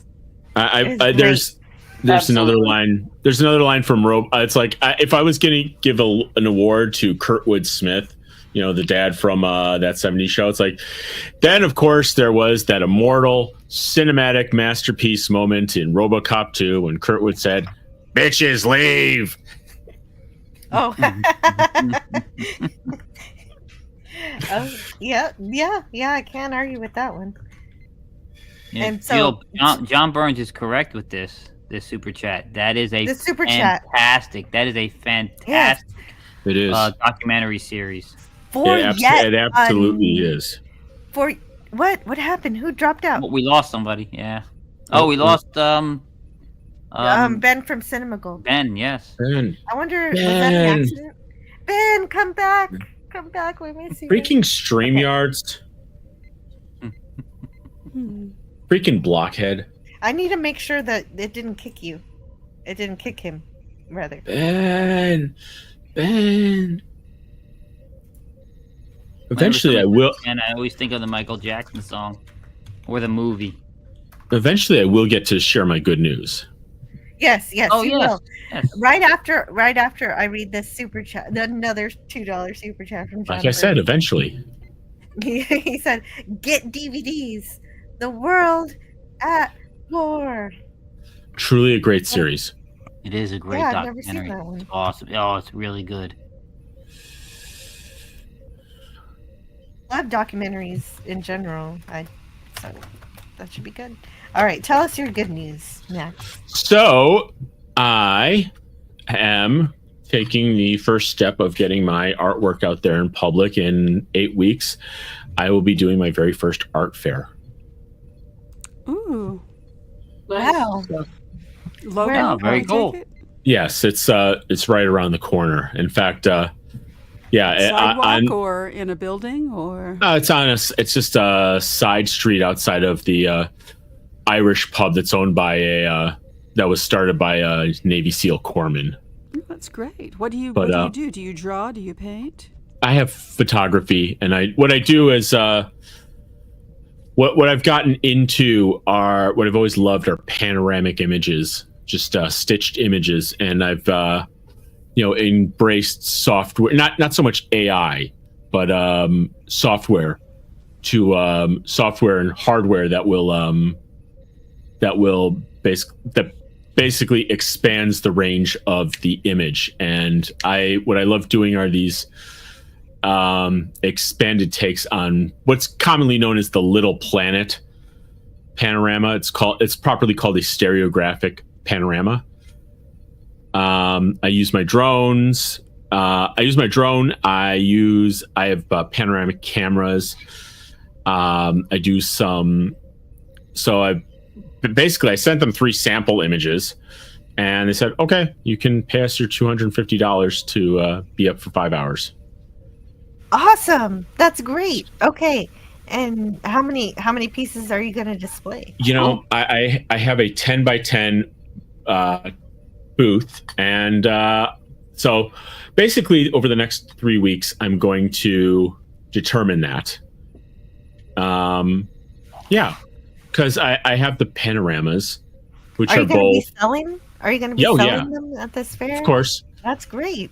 So I have to send stuff to the printers. I basically have to plan it out. I have to plan out what I'm going to display in the booth and send it to the printers, and and go then from you there. start your Etsy page. Yes. So this came up, and I met the deadline, and I'm in. Right.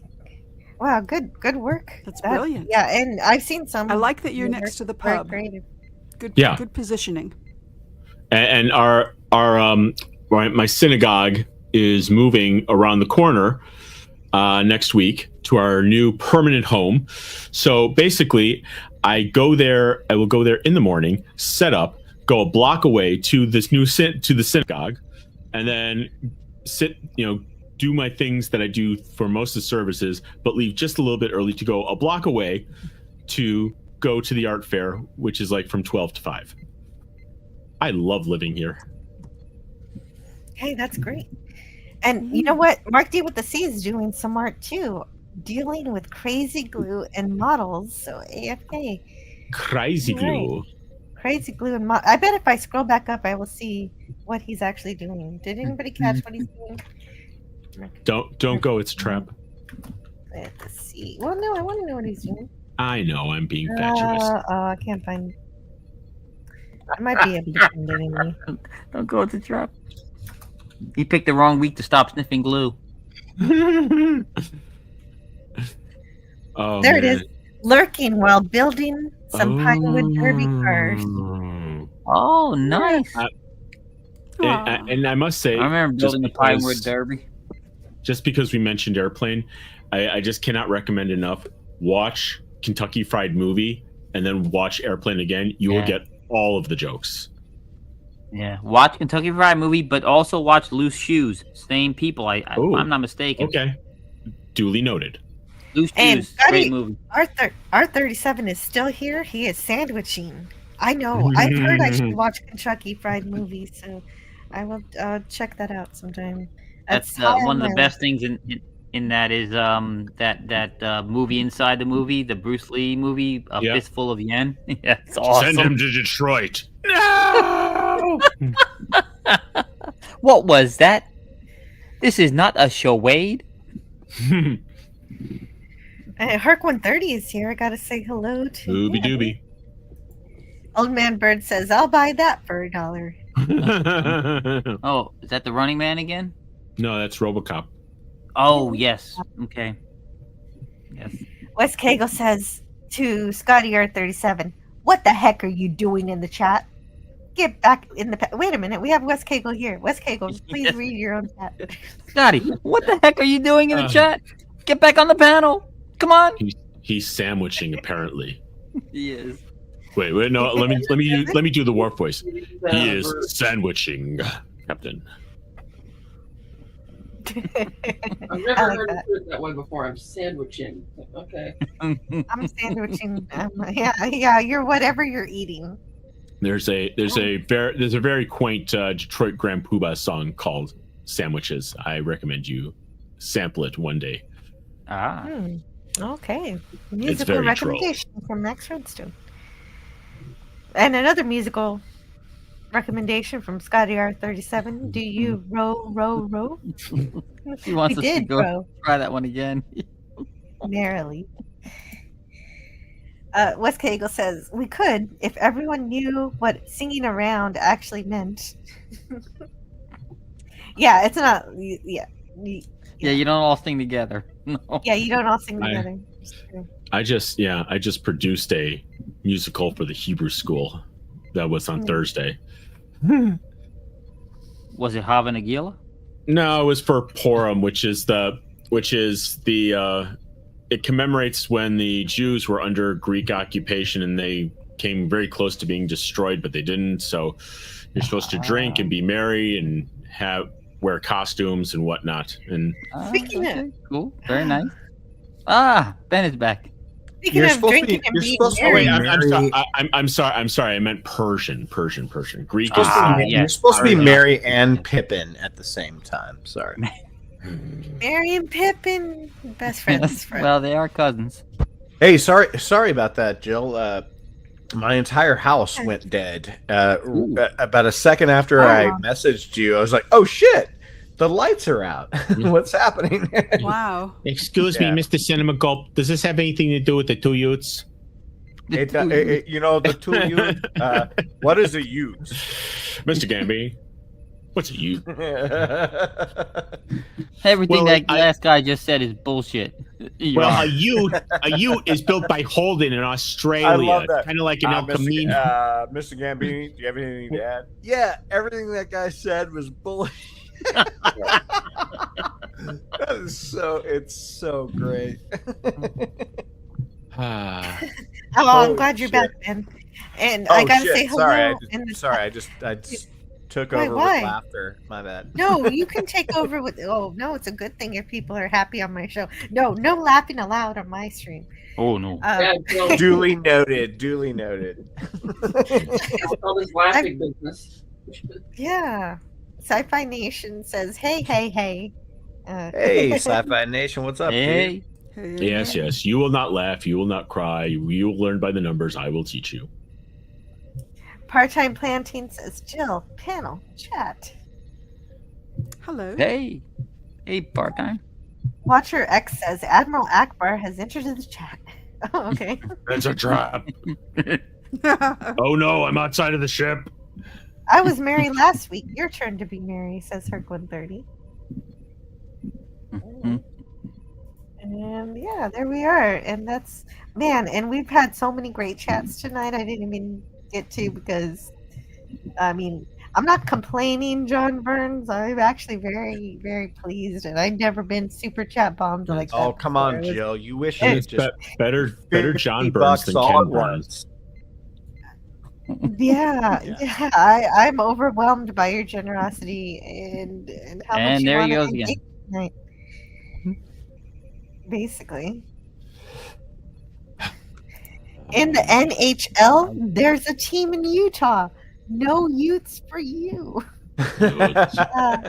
No, the funny thing is that there's a Australian car company called Holden. I don't know if they're still around, but it was a GM company, and then they had a car that was like a modern version of an El Camino. It was called a Ute.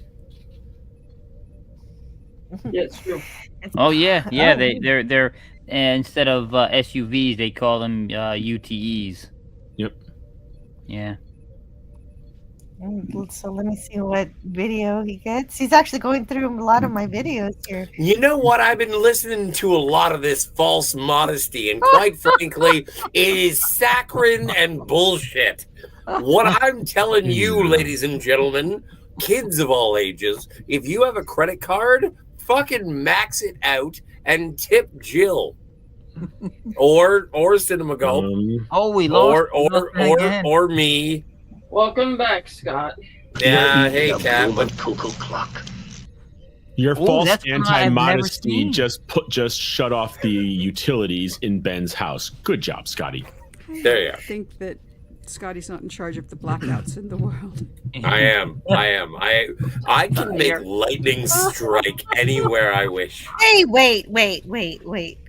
Back up. Pretend no. Be curious, Scotty. Reverse that. Safe Back word. up. Safe word. I can think of a few. It's not one if you say it. Oh, it's Like that, reverse it. Do you actually think that I can strike lightning wherever I want? Oh, hey, no. but Tiger just Stripes. don't That was say an it. awesome Willy Wonka. It's not a pull, good Mike. conversation. Oh, I think was Hegel awesome. finished it off neatly for me, though. Yes, that was great. Yeah, but if I could, it would be super rad. Protein, I didn't see you walk in. Hello, Protein. He Protein. thinks Gulp is drunk. That's so Oh, funny. I get gotta away love that name. Who is that? Is Yeah, that you Arnold? saw that. That's my Navy buddy. Hey, thanks, man. Yeah, Protein. I've had a couple. My friend. I'm good. I've only had one this entire night, so I should go get another. I'll be right back. Soberest person here, then. Hey, can you get that's that thing? right. Wish Can, I had a can you drink. take that down, Joe, where it says Thank you. I haven't had a drink in over 6 years. Okay. Wow. Please, Neither have I. Scotty, Okay, you win. wait a minute. I West haven't Cape. had a drink in over 6 Wait a minutes. minute. I got an idea. Cat. I'm in charge, ladies Cat, and gentlemen. cat, Well, Jill cat. gets a drink. Cat. Yes. Cat. But yes, Scotty, you are. But I want Cat to start off reading this chat and discuss from here. Fiddler on the Roof again. Dee-dee-dee-dee-dee-dee-dee-dee. No, it's a da da da da da da. No, it was Yes, if I were a rich man. I think they should be die. Here in Anatevka, we have traditions for everything. Yes. All day long I diddy dum if I were a wealthy man. Hey. He was like an associate of James Bond. Yeah, in Zero? Mostel? No, Chaim Topol. Oh. Oh. Oh yeah, that's for your eyes interesting. only. Yeah. Oh. What, he was chums with Ian Columbo. Fleming?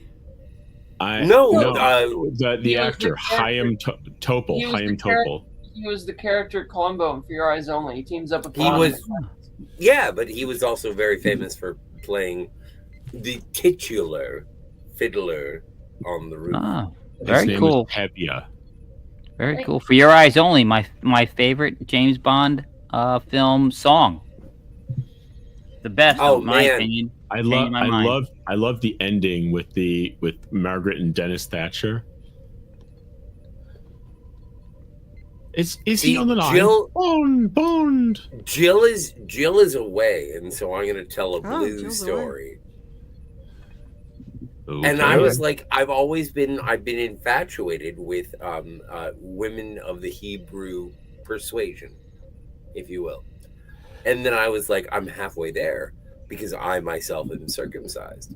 And then I found out, or at least someone lied to me and said, you know what? It doesn't count. You have to get circumcised again. And I was like, again? Oh, I know. What else are they going to take?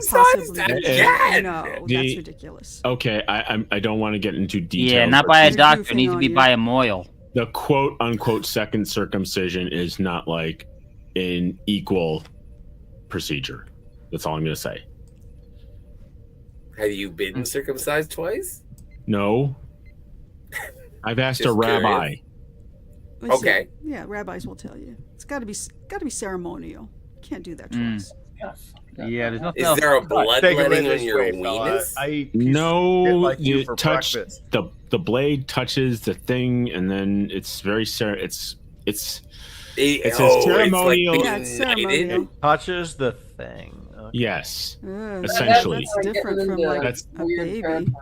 It's I don't know, it's anyway. more than being knighted. It's You it's eat pieces less of than being shit for clipped. breakfast?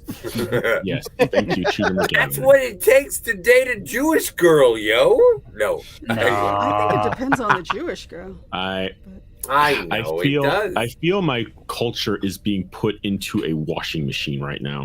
No, it Hey, I'm all doesn't for take anything. You circumcision. can date anybody you want. The longest relationship I ever had outside my wife was with a Jewish girl. Wonderful girl. I loved her. Went to Seder. And I actually asked why there was an empty chair sitting there at the Seder dinner. And they all For laughed Elijah at me. the They said it's for prophet. Elijah. I said, are we supposed to wait till he gets here? And they all laughed. Did you? You know really? what? You did. I did. Really. Totally, man. Totally. Aw, you Perfect. knafe. Perfect. Well put. Well put. Keep Well, going. But it was all in fun. It was all in fun. Yes. I think that I'm a big fan of brunettes, and I like brunettes with curly hair. Well, Same here. Yes. Yeah. Me too. Me Being too. Scott. Jewish Yeah. is not a race; it's a religion. There's lots That's of Jews. true. Well, but red there hair. is a certain level of geographic Yeah, ethnicity. True. It's a Fair- way of fairly. life. Yeah, I'm have not red saying hair anything daughter. wrong with it. I'm saying I'm very attracted to it. Yeah, Hmm? me too. But it's very small. It's very small. It's not, What? like What do you say, Wonka? Come on. Say what you will, but we have people everywhere. Okay, so I'm going to talk about what I God did made this me- week. made me Okay, laugh. so Yes, I read, please. I read a Please, thank Terry you. Pratchett book. I read oh God, help me! I should be able to think of just the title. Of I this would book, so I just love finished to. reading How it. can I? Yes, my And child. Well, who is Terry Pratchett to Terry begin with? Pratchett? You don't Yes. know who Terry Terry Pratchett is? Pratchett? No. Wonderful Oh, he's a writer. brilliant author. Yeah. And I am He not would- well read, I have to admit. No, but this is a great learning experience. Terry Pratchett who created some of the greatest science fiction fantasy fantasy books. really fantasy. Well, He's a really fantasy, writer. but Yeah. there is a But certain he level invented of. his whole universe. He had a Well, whole why universe. don't he invented. you tell He us who invented. he is? Anyway, so I read a Terry Pratchett book. Right. And I have started watching with Bro. It was his idea. The Marvel MCU universe in order. And so I went online and found a list of 33 movies in order of the year of release. But, you know, I poked around looking for the order that people thought would be best to watch them. And there's a guy on Reddit who has really done his diligence, and he has taken everything possible and put it all in chronological order, including who you're all of talking the about. television shows, just everything. It was a mad list. So respect to that person, that Interesting. guy on Reddit, because that was insane. But I'm not going to do that. Wait, So, for what is that? For what show or what? the MC, the universe. Oh, MC the MC. universe. Oh man, that's yeah. insane. So far, you know, we've watched Iron Man, which I don't think I had seen all together at once. I think I'd But only that- seen it in bits and pieces, and then we Sure. just watched The Incredible Hulk, which I had never seen at all. That was completely new to me. So you guys are going release. Yeah, by year And of just make release. sure if you just watched Incredible Hulk, you may as well watch the new Captain America because it's a direct sequel to that movie. Well, no, but it is like I appreciate and respect, like Well- Iron Man, Iron Man 2 followed is next by- on the list, but I did appreciate exactly. that, Go that Incredible release Hulk is order. essentially the character is a super soldier. You know, that's what they're trying to do, and which is So- what Captain America is. But they're not doing Joe- it in chronological order then, right? Joe will be back Just by momentarily. order of release, not Okay. by chronological order. But like I said, the guy on Reddit really has his stuff together. Amazing. Yeah, I kind of organized all the steel books I have on my shelf in chronological order. So I got like Captain America, the first Avengers, the first one, and then Captain Marvel, and then Iron Man, Incredible Hulk. But I watch them. I don't really marathon them. It's too much to marathon. We're not going to marathon, but you know we're watching them. Going to be watching them all. That'll be good because I haven't seen them all. But and I know that the Incredible Hulk was had- not I beloved the able way that to, like, Iron Man fix was. all I that. felt kind of bad for Ed Norton because some of that Mm. dialogue Well, in it's there a was good pretty movie. clunky. It was pretty clunky. It wasn't a terrible movie. It was okay. It wasn't bad. It wasn't bad. Scotty, can Well, you? Wes Scotty, Cagle. can you? Wes Cagle, you sent You me have some two super stickers. stickers. You have a Two little stickers. wolf and a unicorn. I mean, a little It's a fox. Bathsheba Okay, it's a Bathsheba and a unicorn. Jesus. with little hearts, yellow hearts, and a unicorn. My mic. Yay, a unicorn, a fanciful unicorn for my channel. I just want you to know that I came twice. Well, as long as it wasn't on the panel, I don't. And just wipe it off if you I'm did. gonna, yeah, no, I'm Okay gonna with have to that? get a new. I'm gonna have to get a new monitor. Oh, I remembered the name of the book, Wintersmith. Ah. Oh. So I, you read know what? Wintersmith I this really, week. I like the. Oh, Disney I'm Plus glad you're bringing limited some literature series. here. And Well, here yeah, we yeah. This go. information you just told us Anyway. sounds like something that you should save for bananas and regret. Well, no, I'm just waiting to go live. I hate this backstage stuff. We are live. We are, but we are live. That's What? the joke. I'm alive. And he knows. Flowers too. Are you feeling all right? It's live, He Scotty. It's knows. not Memorex. He's just Bring me being one some- of those guys.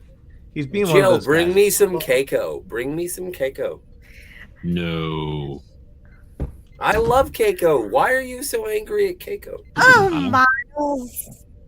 No, that's good enough. That's good enough. That's the best I can do for that.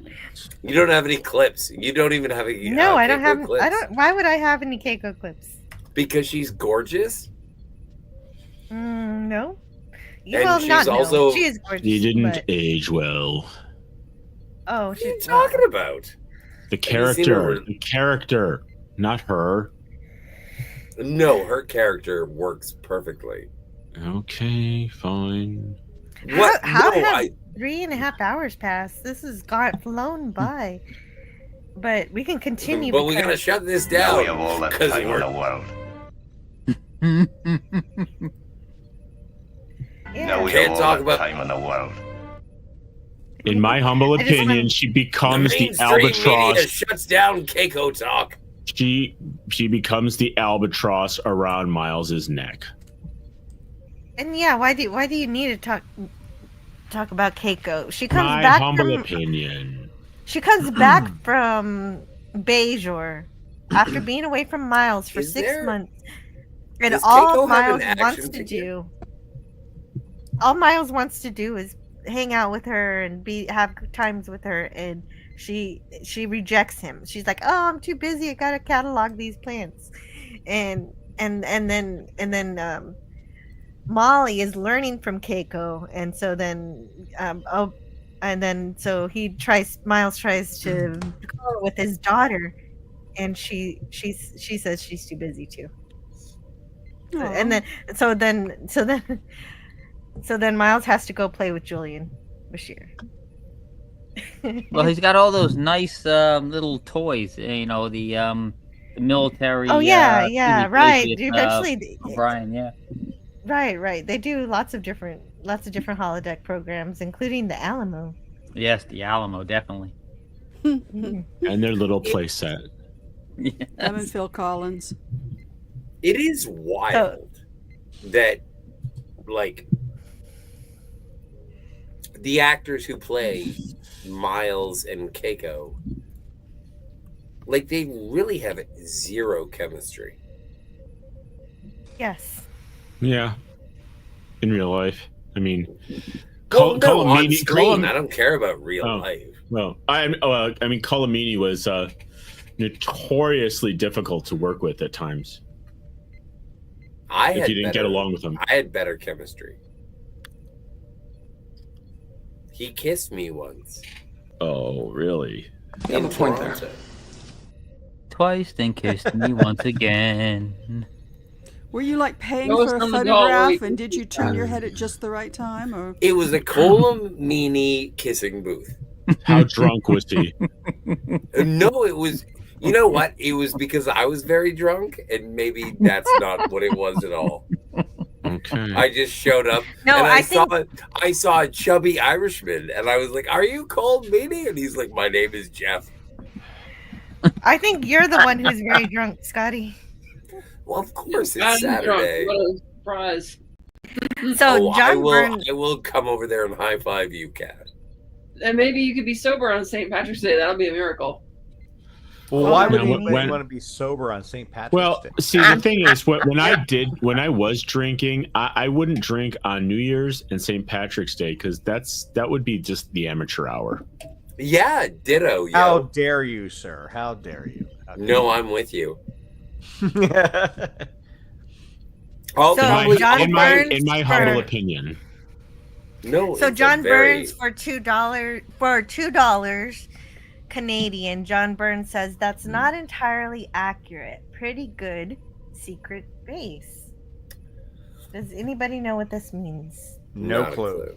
No clue. I don't know either, but thank you so much, John Burns, for another super chat. Yeah, there's been Even so many though I super don't- chats we Mystery can't super distinguish chat. where they came from. That's notoriously accurate. Right? And then I'm $2. out of order.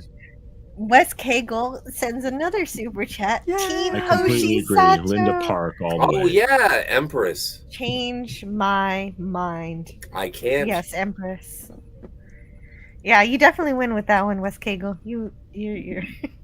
Let's see what video we get here. I gotta automate this video thing. That's the next thing I'm gonna do with my new bot. I'm out of It's order. not You're doing out of order. The whole darn system's out of order. It's Lord Goth. Hmm. Well, and it gave me this. Kenner's new Oscar Goldman with exploding briefcase. I have a secret assignment for the $6 million man. It's in my briefcase. Careful, if it's open wrong, it'll self-destruct. Check video scanner. Oscar will contact headquarters. Your order, Steve. Hey, Maskatron hands the briefcase. Look out, it'll blow apart. Oscar Goldman with exploding briefcase. $6 million man and Maskatron, each sold separately. That's amazing. That's I love the pretty great. $6 million man as a kid. That was I love Dun, the best thing about that clip is Oscar Goldman with exploding Loading super- briefcase. yes.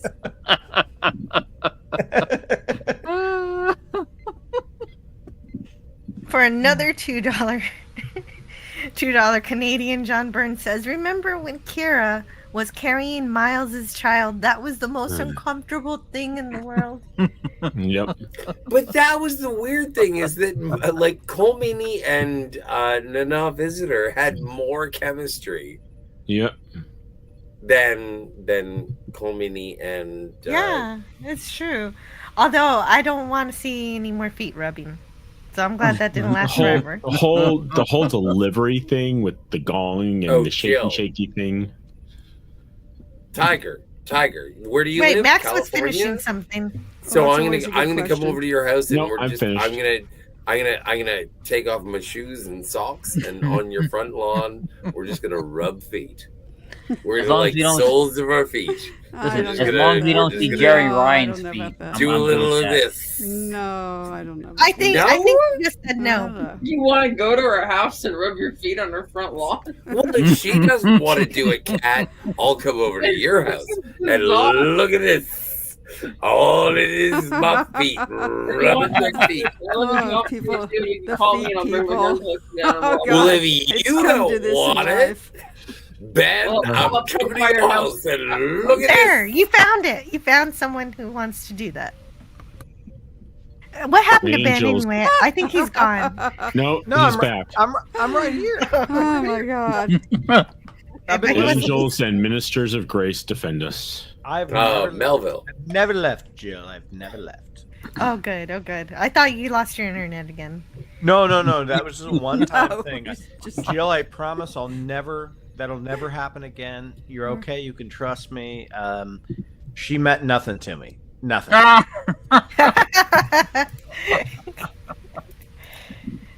Oh, and you made me forget what video John Byrne gets. Oh, what was it? It was a good one too. It was a good Spin one. the wheel again. Mhm. Yeah. Yeah, and if I remember it, I'll The play it answer again. is Nagger. Oh, I remember. No. Scotty. Well, I know it. I need you.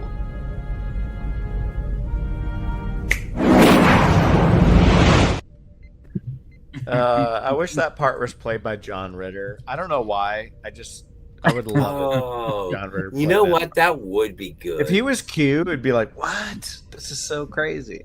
I can't imagine Clifford the Big Red Dog being Q. And this is a wild occurrence that has occurred. Sci-Fi Nation had gotten a free membership before, but now he has officially joined as a member in the series Superstar level. Thank you Wow. so much, Sci-Fi Nation. Sci-Fi Nation. He's now a member of E EFAP. Yeah.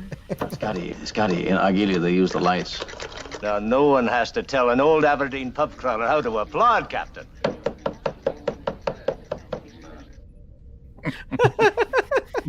Oh my god. That clip is so great. Oh my gosh. And also for $2 Canadian, John Burns says Independence Day Area 51 Judd Hirsch secret base. Oh. Wow. You know, that makes complete sense to me. He does Judd Hirsch look great like in that Jeff movie. Goldblum's dad. He does look like Jeff Goldblum's dad, for sure. But he's good in that movie. He really is. Yeah. Well, no, but like, I appreciate everything about this statement. Independence Day. Yes, I know the movie. Area 51. Yes, I know what that is in reference to Independence Day. Judd Hirsch. Yes, I know who that character is. Secret Base. Yes. Like, all of this ties together and it's perfect. So thank you so much. We have received a black cat. Yeah, John Burns, you broke my chat. But Stone Racket, thank you so much for the super sticker of the black kitty cat. He in fact has an orange kitty cat, but the only super sticker you can get is a black kitty cat. And so let's see what we get when we spin this wheel. I don't think I liked the last one, so let's do it again. Oh, see, we played that. You guys played that one already. Oh no, wait, this is a different one. Yes.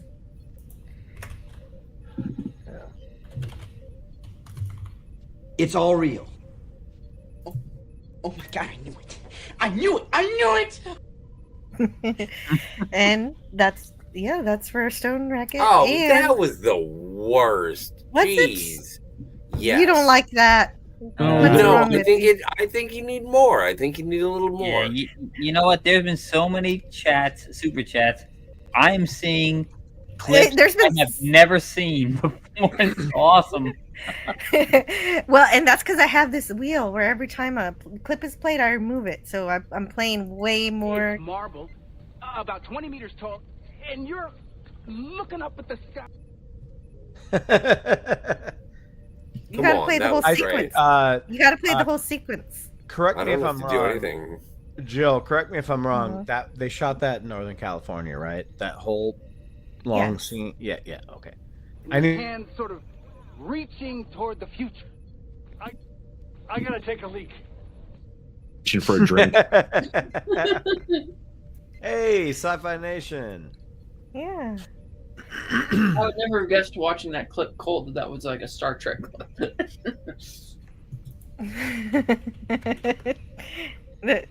Well, because Jordy, he's not wearing his visor, right? You're like, this gotta be Star Trek. He's not wearing his visor because he well, wanted that people- and just the what they're talking about out in the woods. Like, what's going on?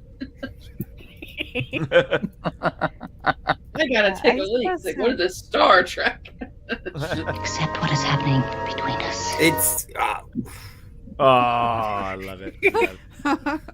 it's probably the best or best Next Generation Star Trek movie. Yeah. Yes. Yeah. Although I Agreed. do. I know it's not. no, the I agree best, with you. You're right. but I love Generations. Yeah, yeah. I know there, you do. There are parts of Generations that are amazing. They have holes. Yes, they have holes. You know but- what my favorite part of Generations is? Not the lighting. It's when Captain Kirk dies. That's not true. Oh, you're just trying to That's not start true. a fight. You know, you Yeah, I just am want just trying people to to start a lose fight. their minds. I liked it. But it's not kind why. of a fun fight. It's fun. Honestly, guys, Malcolm McDowell would have been a great. No. He was a great James villain. Caserta says, buy a new car, Joe. At this point, we're well on our way. We're well on our way to a new car. or maybe I'll be able to buy one of those new Lego Enterprise D mythical sets. You might be able to buy a Tesla. A lot of people are selling them now. A Tesla? Really? Are they selling their Teslas for $1? Because I have $1. Oh, Hey, and how much are the Chargers worth? Scotty, why are you crushing cans? $1 million. Because stop Scotty crushing wants to be cans. crushing it. Yeah. Scotty's crushing cans because there's a whole bunch of Pabst Blue Ribbon sitting next to him. Empty. Oh yeah, no, I'm leaving soon. Sci-Fi Nation says, I'm not live. Oh. But you are alive, and that's great. Yes. Part-Time Planting says, one of my favorites. And James Caserta says, scientists have proven that the universe is unreal and meaningless. I don't know if that's Nihilists. Anything. You can proven prove that. anything if they give you enough money. Yeah, what do you mean the universe is unreal? What does that even mean? I don't know. I just read it because he's here. It's like Stone a surfer reference. It's like it's unreal. Stone Racket sends another super This is sticker. true, like, Very ka-ching. happy, Bushiba. Oh my gosh, that is so cute. Delightful. Yeah, it says he loves the Bushibas. Stone Racket does almost as much as his kitties, but not quite. Oh, this one's also for Old Man Bird, who also sent in some super chats tonight. Shout out to This is Chico. absolutely for him. Yeah, definitely shout out to Chico too. Chico, don't And the man. Happy, joy, joy. Happy, joy, joy. Happy, joy, joy. Happy, joy, joy. Happy, joy. Joy, happy, joy, I joy. love that Happy, so happy, much. joy, joy, joy. You know, actually, Jill, so I much. It's the I actually did. happy joy joy song. I did send in a super chat because I really wanted Scotty to read it, but maybe he didn't. What was it? Okay, I'll put it up again. Yeah. To her. I'm a big dumb idiot. Dude, I know you know what this is, Scotty. We joke about this line all the time. Oh. Oh my God. Area 51. You knew then, and you did nothing. You knew then. It's Judd Hirsch. It's Judd Hirsch. Yeah, no, I think I did it pretty good. Yeah. But anyway, we used to do the Judd Hirsch thing all the time. It was always funny, but clearly you don't remember that, and I'm not insulted in any way, shape, or form. My favorite line from Judd Hirsch in that movie is when they come to his door. He answers the door with a shotgun. Vultures. Yeah. You know, it's funny when you think about your impressions from Independence Day because your Judd Hirsch impression ends up sounding like your Tevye? not Tavia. Your Harvey Firestein. Oh yes. Oh yes. No. He is great in that movie. I really He is do. great in that movie. I need to John- go talk to my mother and my brother. Oh wait, forget my mother. $400 an hour. You can send me through his phone in the Hamptons. Forget my lawyer. Forget my lawyer. He's great in that. Oh, John Burns says to Scotty R37 that line that Cinema Gold wanted you to read, and then this is what Judd Hirsch said in Area 51 to the president after. That's not entirely accurate. Check out Secret Base. Oh yes, James Reborn. Oh, okay. Great So actor. he's solving that. He's solving that. And then that at the- super chat we didn't understand before. And then at the secret base, we get Data. Yeah. Right. Data and wait. I thought Quark was at the secret base. No, Brent Spiner. No, it's Data.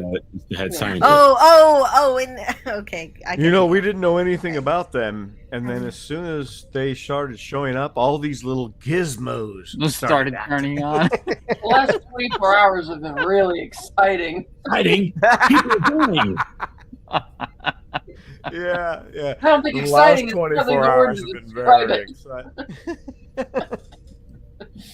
Don't tell me you have this thing for 50 years and don't know anything about it. Oh no, we know everything. Veneers? No, they're not veneers. They're implants. Yeah. As bad as as god awful as the sequel was to that movie, I gave them a pass for bringing back Brent Spiner. It was the only thing redeemable about that movie. I Not never gonna watch Independence Day 2. Not gonna watch it. Wouldn't be pregnant. How topical. John Burns. Anyway, also- Jill, I do have to go. Yeah, so You that don't makes gotta sense. go nowhere. Yeah, he does. He's gotta go. Yeah, I do. I appreciate you knowing when you gotta go, and I appreciate all the time you've given us. 4 hours of fantastic awesomeness. And oh no, he's going sleepy. No, wait. You gotta make it to your bed, Scotty. Yeah, Can't fall just make asleep sure you now. take a poop on the way up the stairs. Turn out the lights. Oh, I'll play it for you. I'll play it for No, you. don't. No, I am. Oh No. yeah, now you have to. Yeah, now I have to. Baxter's But first- not to blame. But first, you have to tell us what you're up to. I'm going to bed. No, I mean online. Oh, okay. Well, those are his things. Check him out at the Phantasmagorium, at Cinema Gulp, here, and Trev Retro's channel. Oh, and also follow him on X. And then, of course, I have to play. Like I said, I'm playing it anyway. I'm gonna play it. But it's in my closing videos here. So we're not leaving.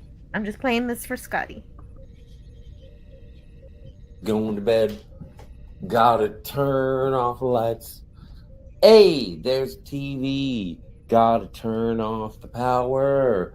Hey, turning off things. Yeah, it's time for bed.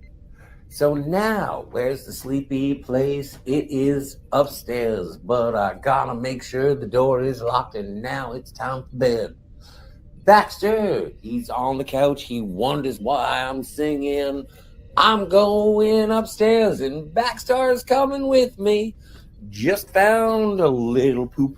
Gonna pick it up with my fingers and throw it in the toilet. Baxter is not to blame. Hey, buddy, you coming up? He's looking at me like I'm a crazy person. Come on, it's bedtime. Anyway, that's my song. There he goes. Thank you, Scotty R37, for everything you added to the conversation tonight. Precious says watch your X for some reason. what's it all about, Grandma? Power, honey, and who wields it? Says James Caserta. And Watcher X says potatoes. Best, boil them, mash them, stick them in a stew. best character in the in the entire franchise. They're taking the hobbits to Isengard. Jill's kind of guy. Yeah, Watcher X. I love that. Part-time planting says wash your hands. Yeah, he did. I asked him when he sang after he sang that song, and he said he did wash his hands after he picked up put dog it in poop. the song.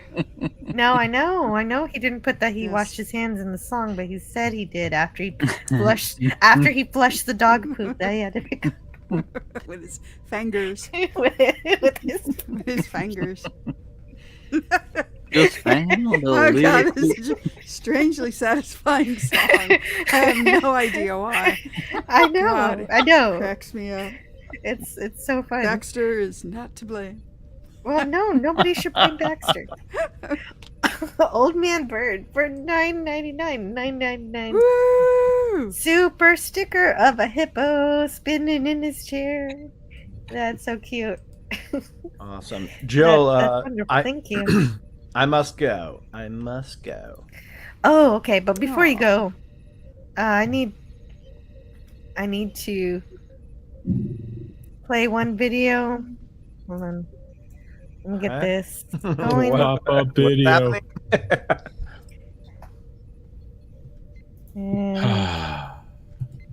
Oh, it's furry.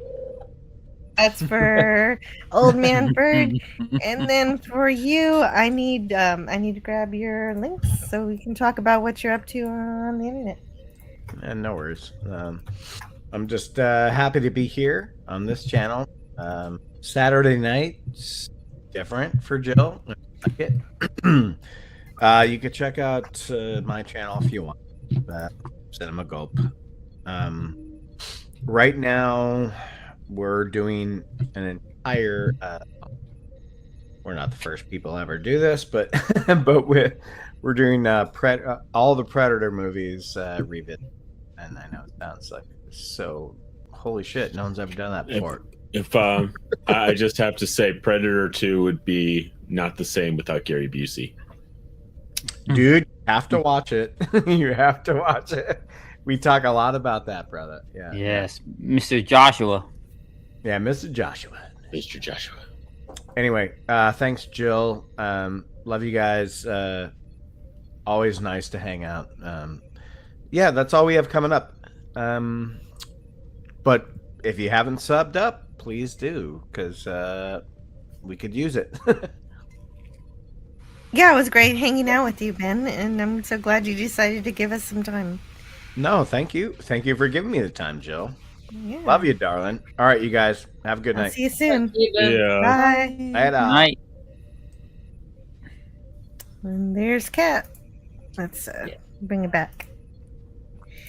And Watcher X quotes another Scotty clip. Shut up, Snoopy. You smoke too much. Yes. What's Kat's icon? Is that Nosferatu? It is. Ah, good. Good for me. No. Which one? The new one? Yeah, it's one of the posters. I cropped it just where the title is right out of view from the top and the bottom. That's you can very see good. a tiny little white dot at the bottom because I couldn't completely crop it out. But yeah, that's cool. And John Burns, do you understand this, Max Redstone? He says he's laughing. Max Redstone, you are fined 1 credit for violation of the verbal morality code. What did you do, Max? Oh, it was a Soto Voce violation. It should be 1.5 credit. Okay, there you go. And his cigarette stuck to his fingers. Well, that's another possibility. Hey, buddy, let me get a Marlboro. What? A cigarette? A cigarette.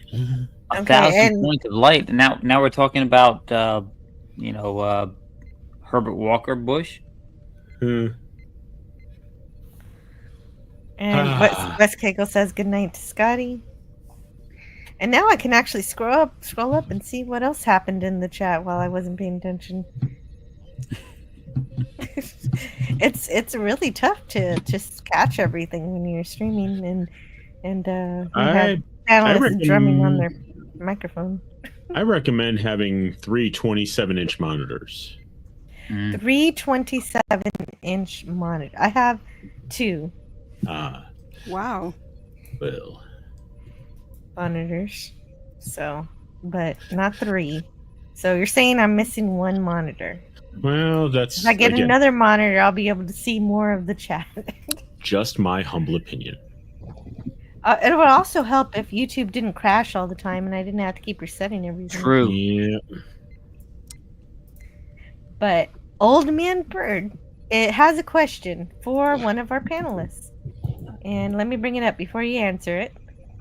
He needs to know, what t-shirt are you wearing, Kat? Says Old Man Bird. Oh, see what today I was wearing which one was I wearing today? Actually, today I was wearing one of my cardigans. And right now I just have another pajama top that is polar bears and snowbound trees that are both upside down and right side up. Oh, polar bear. So Snortopoopus. Cute bird. Snortopoopus. No, see, that's the same question Scotty asked earlier, but he did it in a not good way, and Yeah, he did it in a good way. Well. Huh. And NORAD. Low Specs Linux Gaming says I stream with 1 monitor. A second would make things much easier. Yeah. Well, I mean, and it's good to see you, Low Spec. If I could have more monitors, I would. But my graphics card gives me two plus the system. So hey.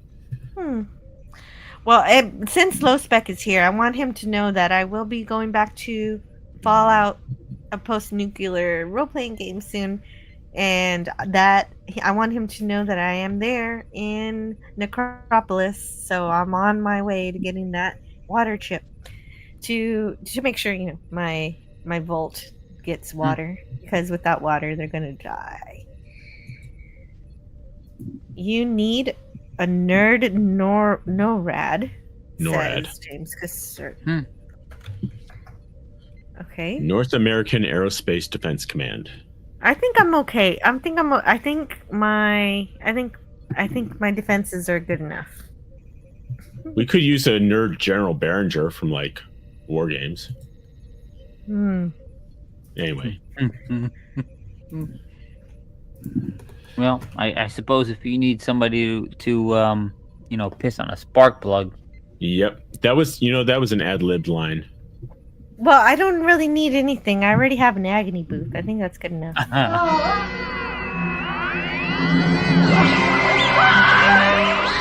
agony booth is a most effective means of discipline. Yes. Your agonizer, please. No, Mr. Spock. The agony. Oh, poor Kyle. Low Specs Linux Gaming says, no, I don't play guitar too, Old Man Bird. I do play the didgeridoo. Yes. The didgeridoo. That's an Aboriginal instrument. Yeah. It's better than a vuvuzela. Yeah. Oh, I see. Okay, it's a woodwind, or It's from Australia. I guess you could say. I guess you could classify it as a woodwind. Yeah, sure. Yeah. But it's also it's like rather playing large. a water glass. Yeah. Or yeah. Yeah, you have to master that circular breathing. Circular breathing. Yeah. Yes. Well, yeah, and then I bet It's also huge. Low Spec I has have to that down. lie down to hold it to play or something. It's really bizarre. It is. It's really long. It's okay. The droning Aboriginal Australian wind instrument. Yeah, Yep. that's your didgeridoo. That's about it. Don't, by the way.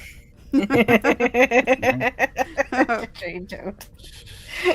That's a good one, Tiger. So circular breathing, yeah. Yeah, you got it. You got it down. Old Man Bird says, Low Specs Linux Gaming, I've seen Canadian Spider-Man try to play one. That takes some pipes. I bet. You can use a vacuum pipe too as a didgeridoo. Take your word for it. That sounds like something that you just want to get somebody to do so you can take a picture of them and put it on the internet. Yeah. Well, speaking of which, I guess we can see. I'm not going to play the whole thing or anything, but why not? This is Shore Leave. Let's explore. In case you don't know what a didgeridoo is, I'm going to play a video of it. It's educational. Whoa. I thought I was exaggerating. You really do have to lay down to play that darn thing.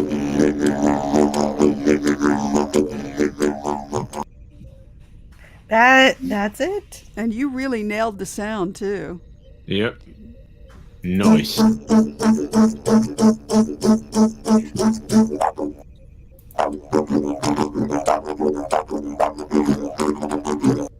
Wow, that's quite a sound. That's that guy's a skills. DJ on it. Yeah. Wow. He's beatboxing on a didgeridoo. Yeah. Mad skills. So let's see what else I missed while I was reading all the super chats from John Burns and Stone Racket and Old Man Bird, and one from Cinema Gulp, which is really for Scotty, which is good. I owe Scotty $10. I don't know. Don't let him know. Nothing. Yeah, he'll forget in the morning anyway. Watcher X says, I had Maskatron and the test bed. Mm. Do you know what that is? Maskatron? Yeah, that was the $6 Million Man commercial with the exploding briefcase with Oscar Goldman. And Maskatron sold. You know what separately. happened? Someone mentioned it, and I just loved the commercial, and so yeah, no, I haven't seen it. But he had Maskatron. That's great. Don't make me lift a B8. Well, you know what? If you want to link Sci-Fi Nation, if you're a member, you can go to the membership tab, and if you can figure out how to find the membership tab and click on that, I allow pretty much all my members to show up on this panel. Until you give me a reason to not let you on the panel. Membership has its privileges. It does. Membership has its privileges. So if you go to my YouTube page and click on membership and scroll down, and it'll say posted 11 hours ago. It's time for our monthly Saturday night live stream, and the StreamYard link is right there. So if you really want to hop on, you bought a ticket. You asked for it, you got it, Toyota. What? That's a really I don't obscure think so. movie reference. I'm out of order. Oh no, Sci-Fi Nation says I'm out of order. Okay. I don't know why though. You're out of order. The whole damn system's out of order. And Low Spec Linux Gaming also had wow, a lot of people had these he had $6 Million Man in the spacesuit, 12-inch tall, when I was very young. Wow, that's awesome. And James Caserta had a dream last night that Eve Plum, Jan Brady, asked me to marry her. Well, what did you say, James Caserta? Oh, Marsha, of course. I said yes. That would be a cruel thing to say in that context. Marsha. It's turtles all the way down. Yes, but is the great to a male or female?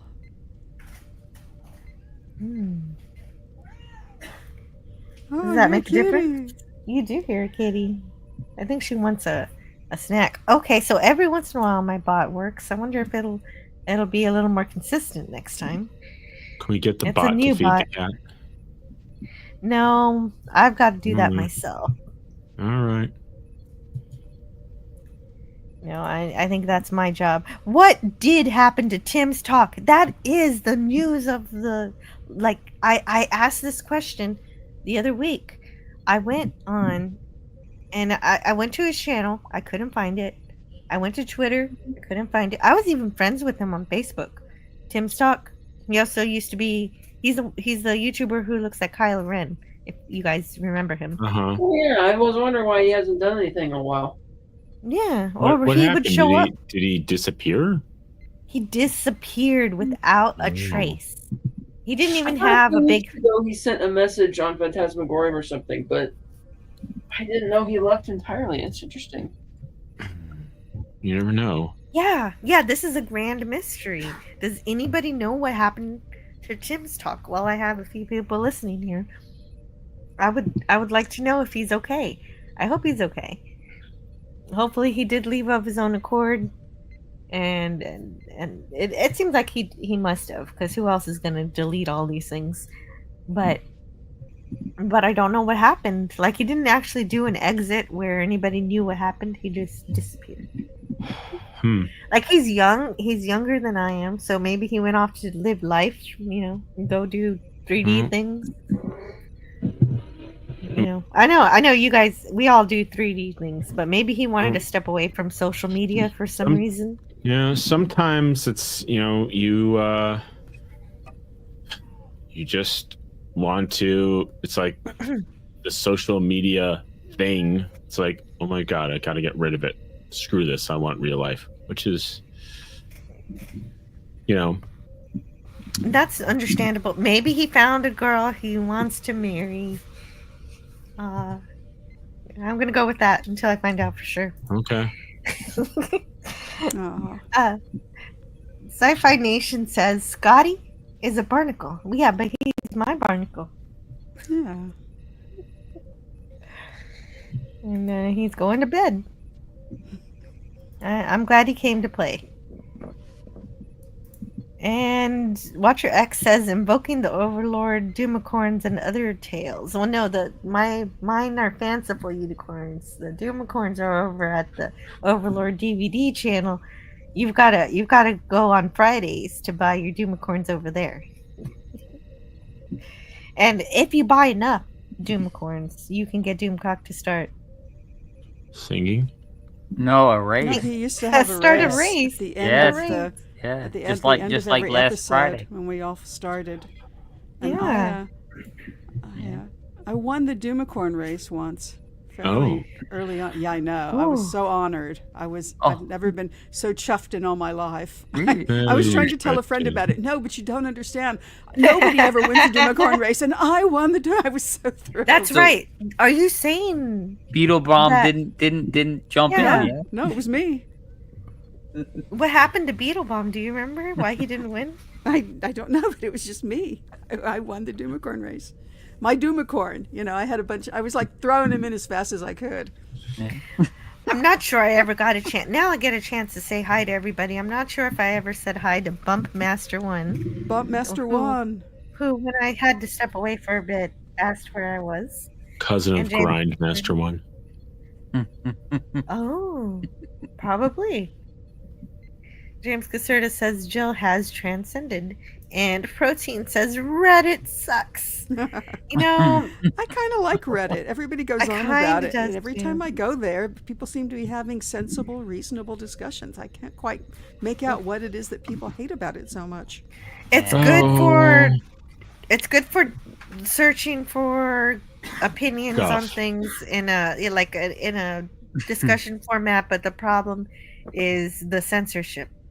Well, there's a lot of lunatics on Reddit. Yeah, well, it's There's a lot wild of west. lunatics It's the Wild everywhere. West. It's a big crazy world. True. You been on the internet? It's mostly cats and a lot of lunatics. Just- present company accepted. Hey.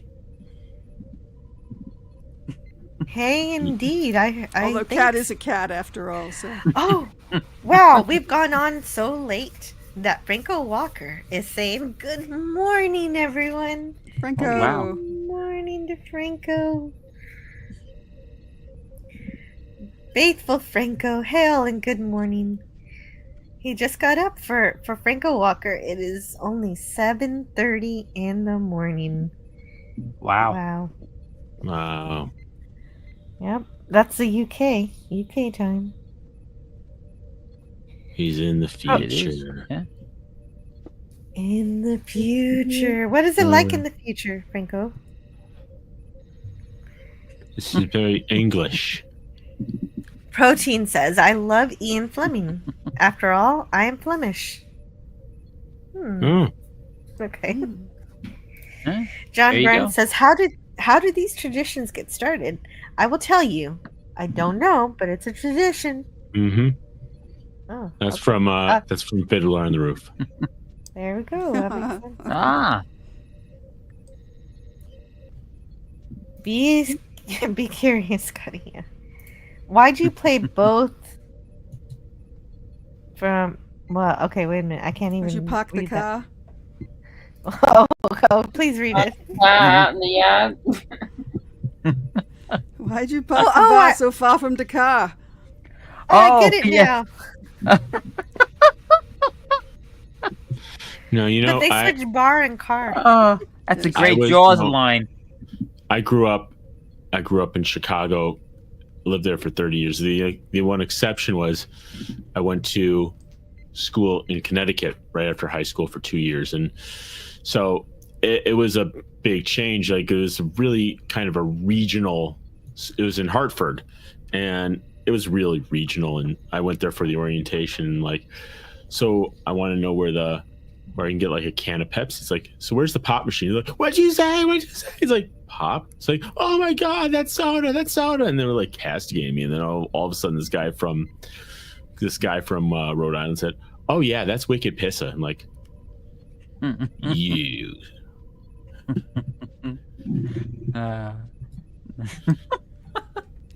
I was listening to a podcast this week where Conan O'Brien and Amy Poehler were sort of exchanging. Apparently, they're both from Boston. You know, I wouldn't have known that about Conan. They were talking about, do you lean into the Boston accent? Do you try to get rid of it? And they both admitted that they tried to get rid of it, and that even when they go to town, there's this sort of attitude throughout the city of, you're not better than me. You're not better than me. Come over here. You're not better than me. You know, Well, I hey, remember- look at the big star. Yeah, you're not better than us. It's just like, oh my God. My best friend from the hometown, he went to Boston, and he came back like Thanksgiving. It's like, you know, it sounded like freaking Matt Damon. I guess they must be contagious. Oh, and at 1:25, James Caserta said she wanted Decker to get with the program, and I think that's a cute joke because Decker got with the program. Yep. Oh, see, when Scotty joined, it put his stuff up. I gotta talk with my bot and see why it doesn't always do it. Man from Atlantis is greater than Atlanta, says Watch Wow, Max. yeah. That's Patrick Duffy, yeah. I don't know. Atlanta's really good. Patrick It's, Duffy, an essential part of especially Man Bear season, Pig. That season Yeah. 3 of Atlanta is particularly challenging. I keep meaning to bring it up to you, Jill, because season 3 of Atlanta has, like every other episode, has nothing to do with the cast and the story is given, and instead it's sort of a Twilight Zone episode almost. That frequently is based on, I don't know what to say, white-black values and culture and how they bounce off of each other, and they're often very eerie. They're very eerie episodes, and they're so powerful. They're really remarkable. Wow. Yeah, yeah, and they stand alone, you know, apart from the series itself, as it has its own arc and its own storyline, and they're just amazing. They're also a little. Some of them are sort of just flat out ghost stories. They're kind of creepy. Okay, so they are episodic. in nature. No, not But they these have standalone episodes in season 3. Just this, as far as I can tell, it was just season 3. Then a couple of the other seasons might have 1 or 2, but in season 3, it's like every other episode is like this. It's cool And, when what's cool when a series can go be dynamic about the genre but still stay on point. Yeah, that's kind of that's definitely what's happening. But it's and they're funny. They're real funny and frightening and challenging all at the same time. It's Oh, and at 1:09, that was like well over an hour ago. Canadian Spider-Man went to bed. I missed it. Oh, we missed it. I missed did. it. Yeah. His internet was dying. He was on the roof at his friend's roof in that Yes. city that I cannot pronounce. Zewataneo. Zewataneo. Oh, He's in Mexico? Oh, yeah, he's in Mexico. Yeah, Yeah, that's right. Yes, he Yeah, is. somebody did He mention flew over me. Yeah, that's right. Yes, he did. That Montebank. You don't get a hug from Scotty. You strap yourself in and feel the G's. Poor Scotty. Okay, Max Power.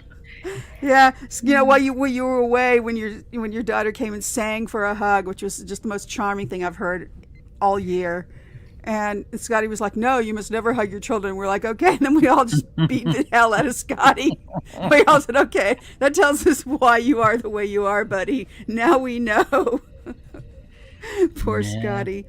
But he always tries to say something that he thinks is funny that he doesn't really mean. But every one of us, you jumped on that one. We couldn't resist it. No, he was being controversial to be controversial. Yeah, he did. But I think he kept. Hey, Max, have you met Scotty? But I think he kept it. I think he kept it, pretty normal tonight. He wasn't as couldn't- Scotty as he usually is. Yeah, it's he did a good job. I was very happy with it. But Scotty is what I'm here for. Yeah, no, and he was perfect. Yeah, he was good. No, I think he was the perfect amount of Scotty. Wes Cagle says to Canadian Spider-Man, I've said it many, many times. Warp has all the best lines. And he does. That's my Wes Cagle. And Joe Lamont says, "Hi all, just popped in for a late night Star Trek fix. Giant freaking robot has a video saying that Balance of Terror is the best episode. What do you think?" Well, actually, that's the episode that I recommended that File 13 go watch. Yes. If he hasn't been able to get into Star Trek yet. We never did finish answering Lemon Pie's questions. Oh no, but now we don't have other people here. No, we don't. But- We lost everybody who was here.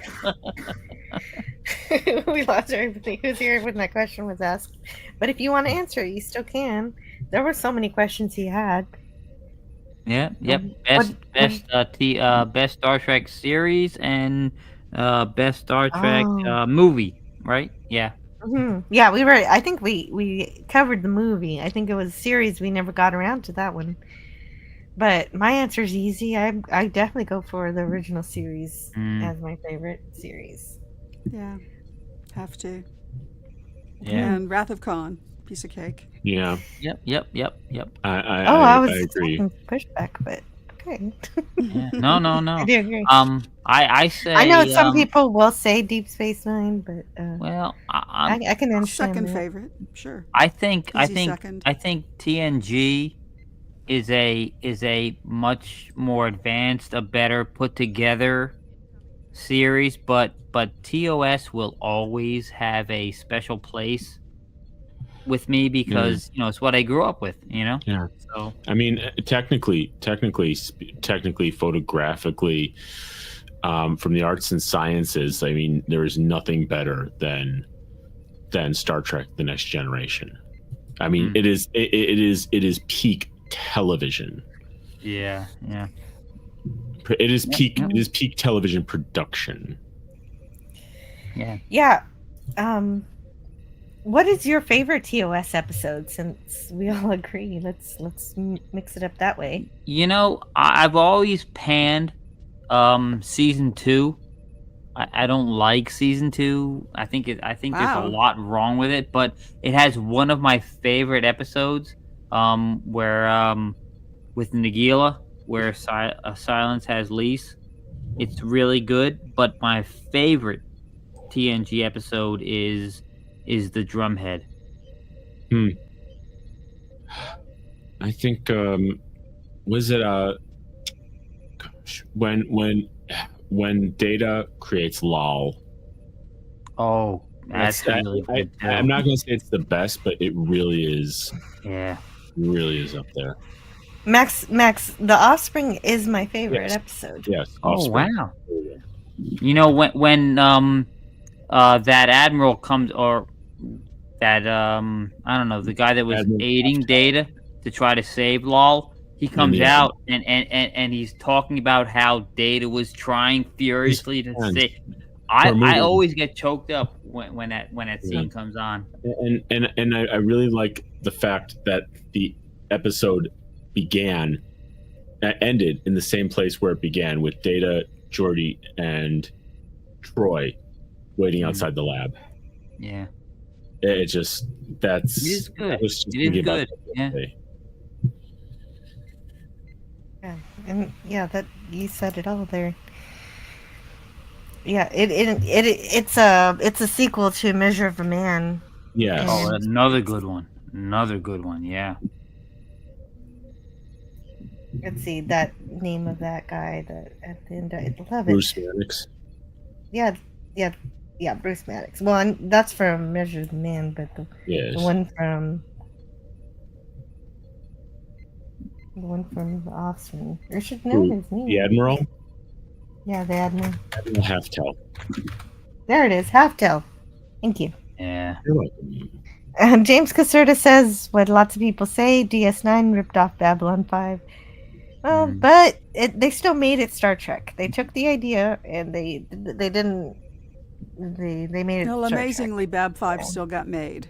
That's Yeah, the and amazing thing. So what's even- kind of a happy yeah. ending, but they did. Right. There's no doubt And they're that they also, did. and they're also friends too. They would Which trade is actors. Kind of. Except for Bruce contemptuous, but Boxleitner. It happens. I mean, it happens every day in Hollywood, every Yeah. freaking day. So True. kids, take precautions, copyright your stuff, mail yourself a copy of that script unopened. Mail yourself 3 copies. Do the things. It's not like Dark Star and Do what you Warhead. can. The second you write a script, get it registered with Writers Guild. Yes. Yeah, do what you can. There you go. Joe Lamont says he wants peptide cake. With mint frosting. It's the frosting that I with like. mint frosting, yes. It's the frosting. Again, Worf with the best lines. Oh my God, you're right. You're right. Cellular peptide cake with mint frosting. With mint frosting. With mint frosting. And Troy is a cake in that episode. That is so Yep. creepy. I don't know if I really like that episode that much. Yeah, it's a Matrixy episode. It's weird. It's a weird. I think it's okay. It's kind of nonsensical. What's going on? Yeah. Oh yeah, it's got the Data Android joke in it. I mean, the phone. I don't even know if they knew they were making that joke when that happened. No, they didn't. Of course not, because the Android wasn't a thing yet. No, it wasn't. No. So that was an accident, a happy accident, or they predicted the rise of Android. Maybe Scotty built Jill. Whoa, that'd be crazy. How did he do that? He's not even in Texas. He would have had to build me and then ship me to Texas.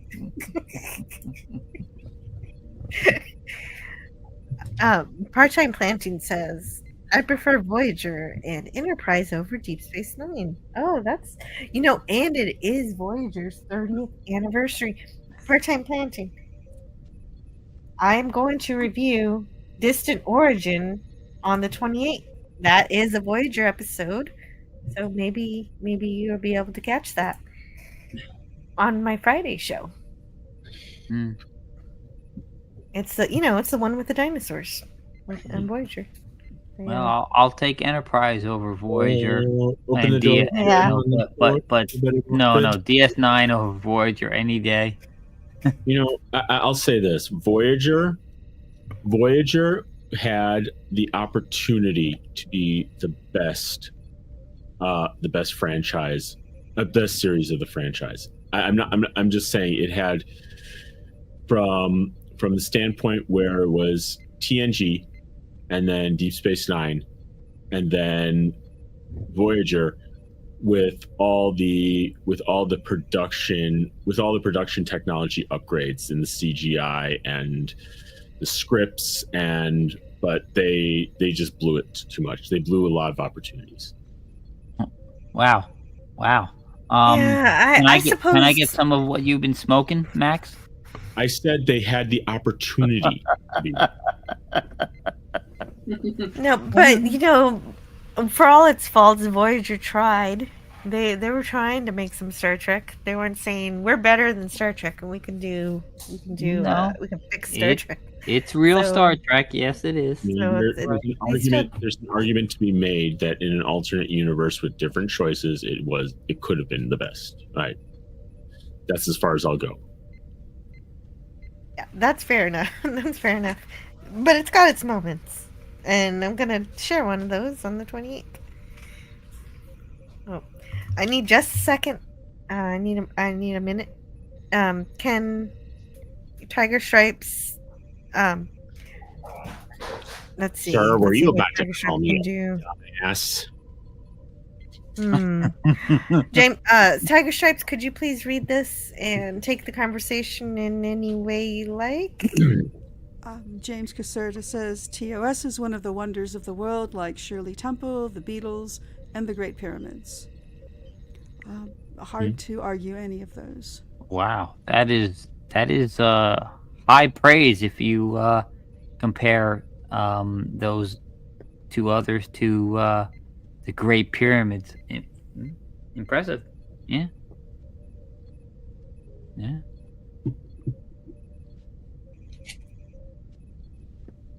Interesting. I think I'm supposed to say something while Jill's away. Is that what's happening?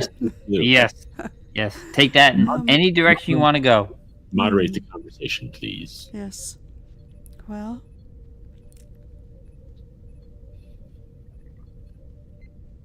Gosh. I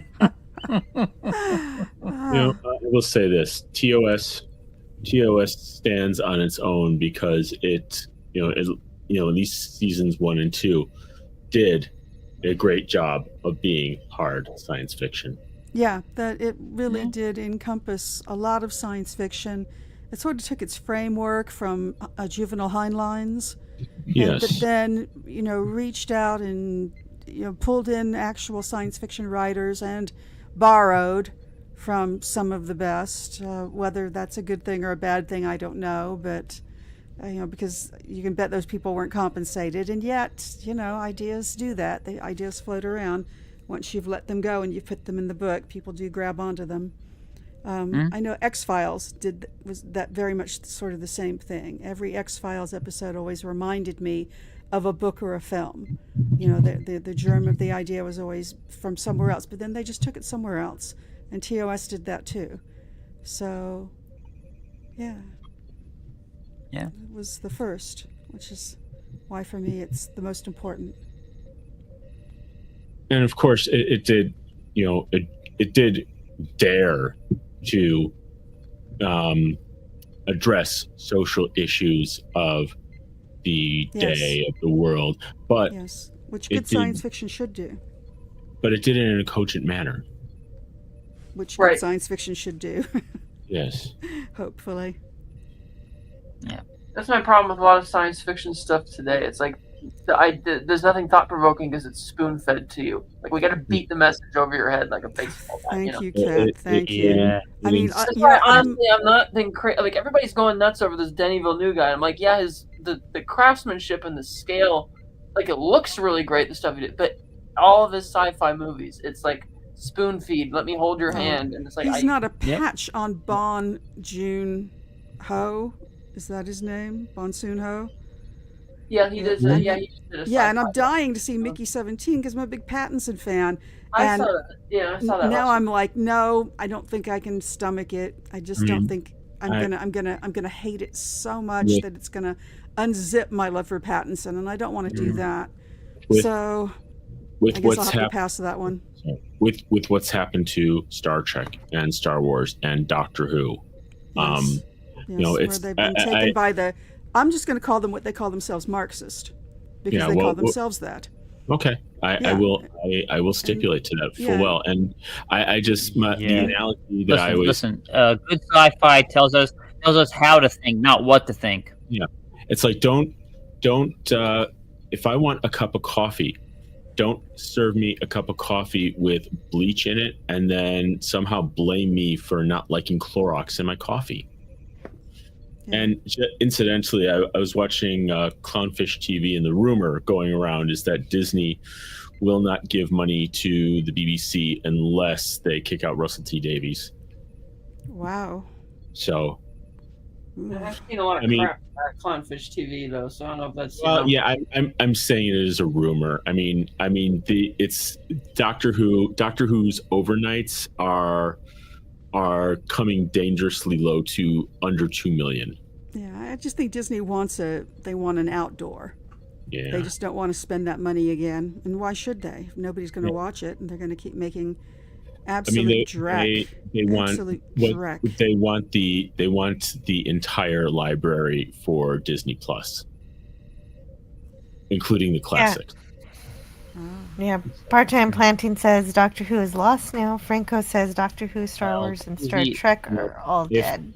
If I had a magic wand and I was given Doctor Who, I would basically go back to Capaldi and make it that the Master somehow screwed with his timeline, and everything from then could be retconned. Bada boom, bada bing. Sounds good. Well, that sounds a lot very similar to what people want to do with Star Trek, or Yeah. and nothing past Nemesis happened. Or maybe is in just a whole different timeline that can just sort of be pushed to one side and go, okay, that happened Yeah, there. that's essentially that. Would I would respect Kurtzman Trek a whole lot more if they made that official. That everything that they do is a completely different timeline. Yeah. Because everybody knows it. Even people who like New Trek know it's a different timeline. They know it doesn't match up, so they say, yeah, it's a different timeline, but I like it, and that's fine. But that's not. They don't ever. They want it to be. They want to erase what came before. Yeah. Well, that's Marxist policy. Erase everything that came before. Or pervert it, or make it so Destroy that people everything. can't stomach it anymore. Yeah, destroy it. James It's more of a Caserta says. capitalist more of a capitalist thing because they're trying to make money off of it. Well, that's the irony. Yeah, except they. Nah, except they don't care about making money. They care about pushing the message. The message. Was The it message. Honest Trailers reviewed Snowpiercer, which is one of the first Bong Joon-ho. God, I'm mangling that director's name. Films, and I came out of that movie spitting. I hated it so much. And they have, at the very beginning of their Honest Trailer, for some reason they draw an analogy to Mario, and they go, "Hey, I'm with the proletariat." Hey. Oh, I can't say it the way they do, but yeah, just the whole classism and horrible film, horrible films. Divisive. Never seen that one. Divisive films. And he does some pretty good. All of his movies deal with that, though. Yeah, no, every First one Light of was them. especially Every good. stinking one of them. Yeah.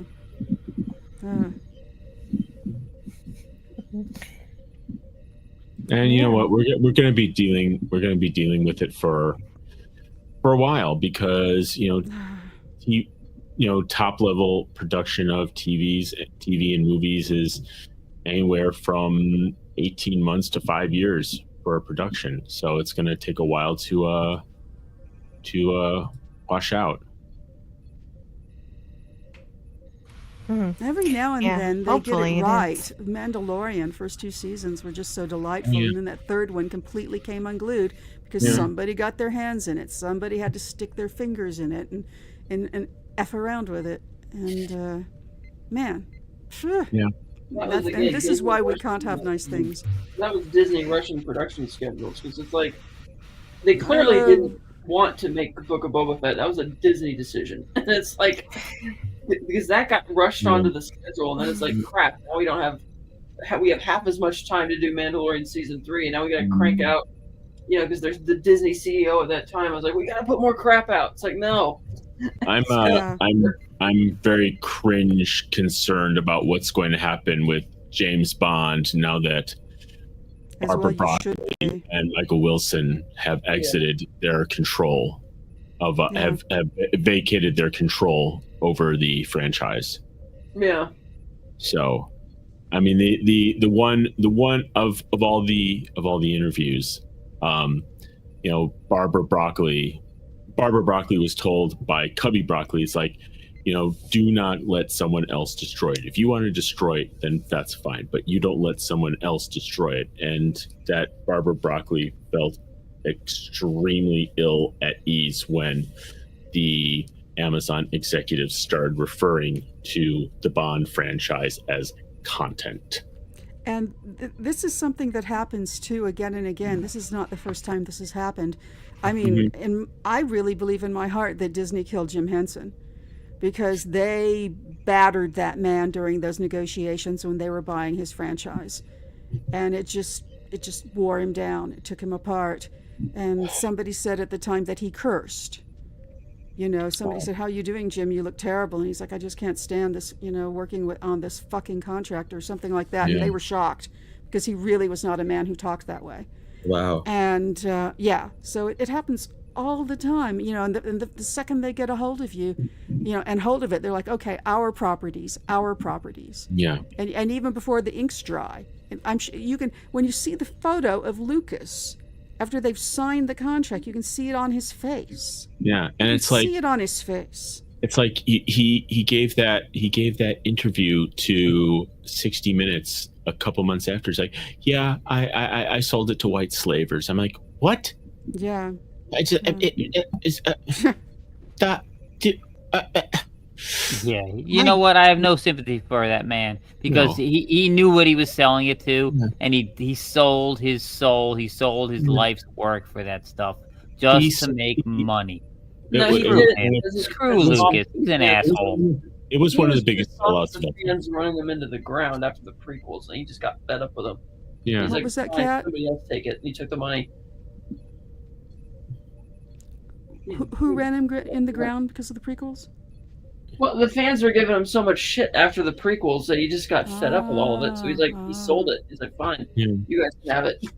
But you know what? It's just, I mean, it just. That's how, what's his name? The reason David Prowse got banned from all Lucasfilm events is because he saw that documentary that David was in. I think it was The People versus George Lucas. And Mark Hamill was going to be in that documentary too, but he figured out what it was actually about and he backed out. David Prowse didn't, and they edited out all the nice things David had to say about George, but only kept in all the bad things. Like, that's it, you're done. Oh, that's so sad. That is so sad. He saw that and he just got the opinion, well, this is how the fans feel about Star Wars now, then he just didn't care to do it anymore. So he's like, I'll just sell it. You know, I mean, and you know, I mean, if you, God, you know, the prequels were not so horrible. I mean, if you watch, I forgot what the cartoon, what the animated series was, the first one that came out. If you watch that, they had 5 seasons. It really did fill out the prequel universe. It did. I heard it was good. I haven't. There's so much of it. I feel like I can't start. You know, But, I mean, I did hate the watch, prequels. I didn't hate you know, the prequels. for a time I had Disney Plus through Verizon for free, so I was able to watch that. And sometimes I feel like, you know, the prequels could have been better. I mean, I saw the little documentary on YouTube about the 2 kids it came down to, and I feel like if they'd gone with the other kid, it would have improved that first film just immeasurably. And you know, that's the way life is. It's a flip of a coin. mean, what the most eloquent couple, sentences that Lucas said were, well, we had about 5 minutes of storytelling in the first one, and then 5 minutes of storytelling in the second one, and then we had, oh my God, we have to tell this much story in the third one. Yeah. I didn't get that. I mean, I don't doubt that he said that, but I mean, there's a lot of storytelling in those first two films. Yeah, I mean, it's just it's a lot. It feels to me like there was a lot of this.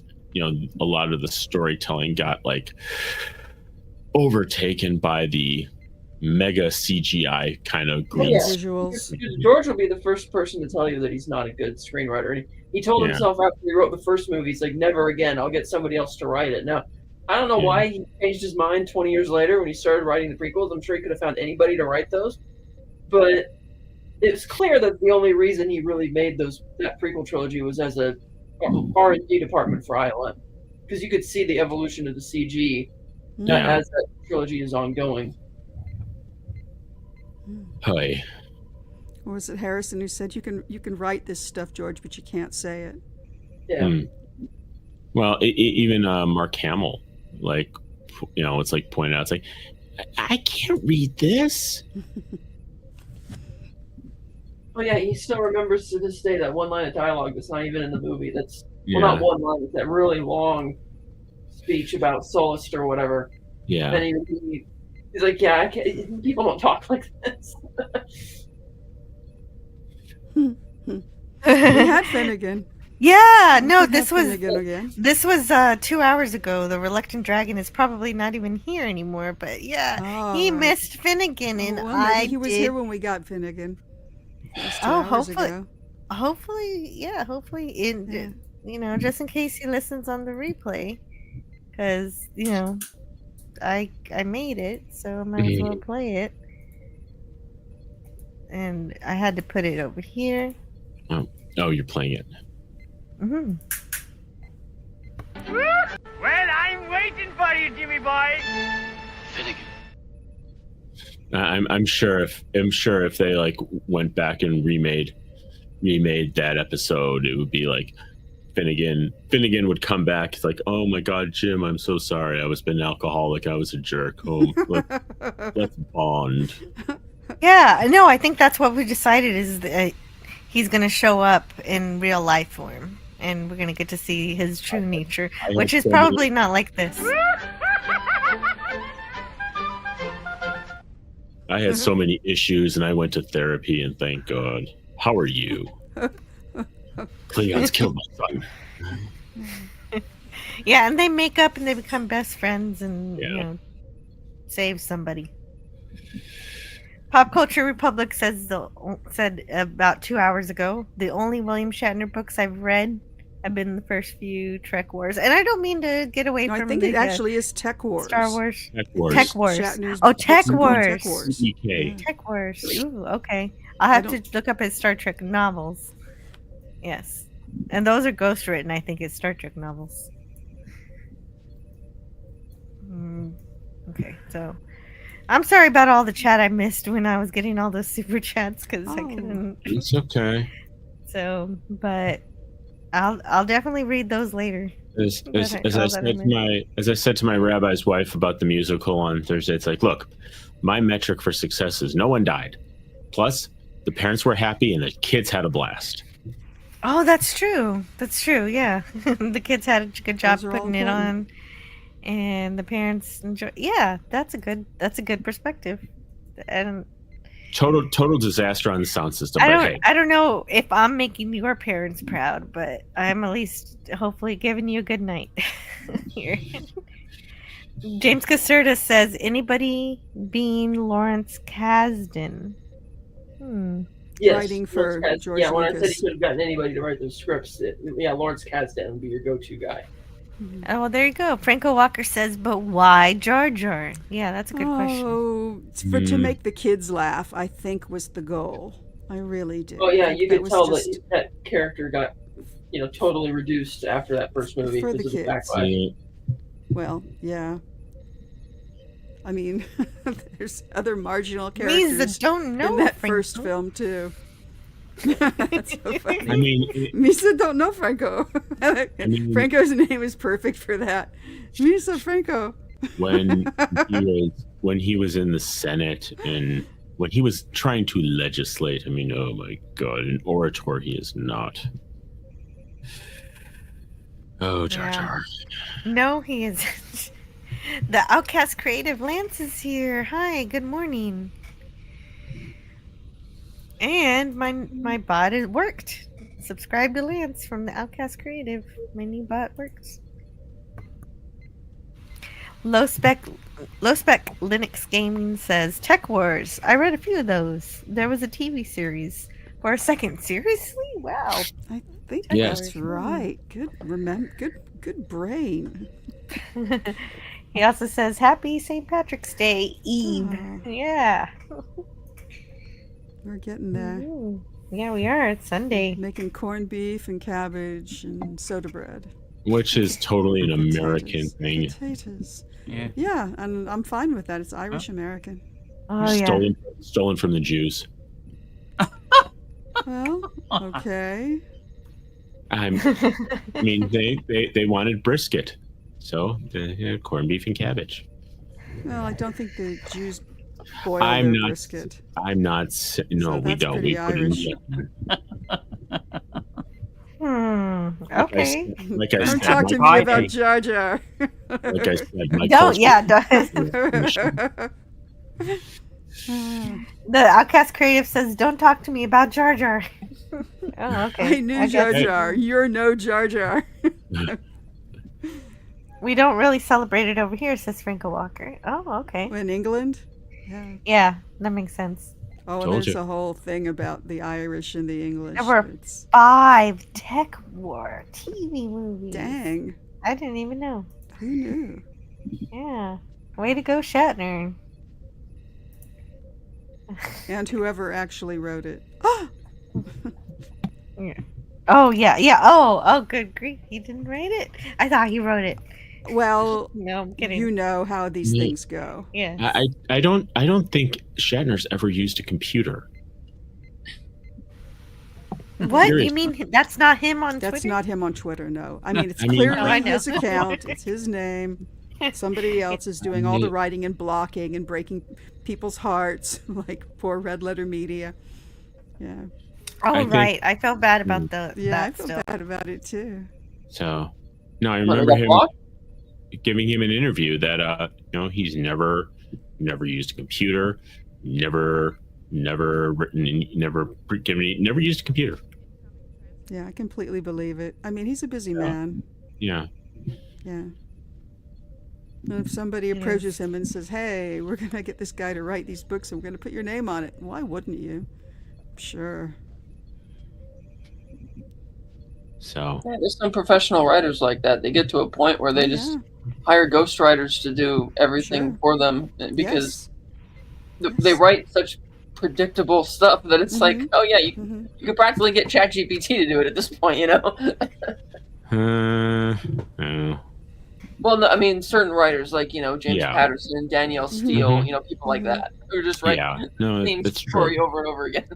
Like they have people writing for them. At this Yeah, point. they do. They probably, I mean, one hopes they block out an outline, but they might not even do that. Yeah.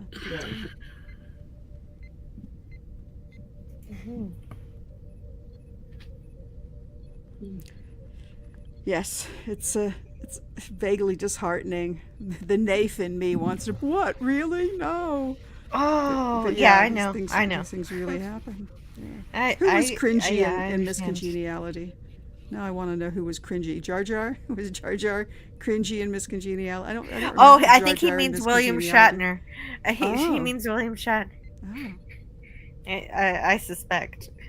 Because it was mentioned earlier that William Shatner is in Miscongeniality, and we were just talking about him. So I was looking at, okay, so one thing that Bird of Prey 5 always did was look at what's today. So what's today? Today is National Panda Day, which was gonna delight Scotty tomorrow because I don't know. He's I into think pandas? He thinks it's funny to hate pandas. No. What? Because he says Yeah. pandas should die because they're not motivated enough to save their own species. Yeah, they're not very smart creatures. Why is it Panda Day? Well, I mean, they're not even in the wild anymore, are they? I mean, they're completely zooified. There are less than 2,000 of them left in the wild. That's pretty bad. Oh, and there's still some in the wild. That's a comfort. Well, if there's still some in the wild, then they still know how to make pandas, so they're not that stupid. No, but they're just not very motivated. I mean, It's you know, when you're high all the time, you can't be motivated. It's like a koala. It's like a sloth. They just kind of sit there in the tree all day. Yeah, that's their nature. I guess. Or like your cat will just stare outside the window and sit there like all day. Or my cat. Yeah, trying but to that's remember because they if don't a- have to work. Because I'm trying to remember if a panda is a marsupial or not. I get this wrong all the time. That's right. It's not a bear. Yeah, it's like a koala. You're They're right. not bears. They're something else. They're, kind of prehistorical, really. They, yeah. I thought a panda was a panda bear. And people call them. It's not. It's not officially. It's not officially considered a bear. I mean, a koala bear is not a bear. No, koala bear is not a bear. Koala's a koala. I can't remember if a panda is a proper bear or not. I get so confused. It's confusing. Sure. I will consult the internet. Yes. I mean, I thought they were marsupials, and now I'm think you're right. realizing Oh, I dear. think I'm wrong. I think I'm wrong. Koalas about are that. marsupials. Yeah. I don't know. I don't think I've seen a pouch on a panda bear before. I can't remember pouches. But Wes Cagle sent another super chat. Oh. And he says Yeah. it doesn't get any better than Nightmare at 20,000 feet. The man knew how to. The man knows how to emote. For full crack up Shatner. Yeah, yeah. And we're gonna get there when I'm reviewing Twilight Zone, and that'll be a great day. I'll make sure everybody knows when that one's coming up. Outstanding.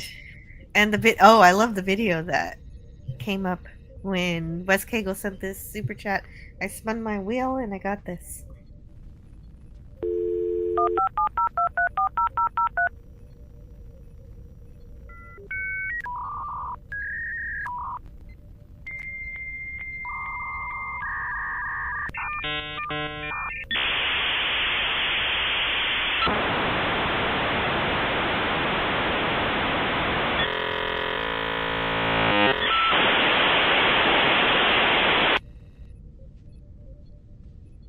It's at least 9,600 baud. Oh, those sounds are magic. Although I don't miss having. I don't want dial-up internet again.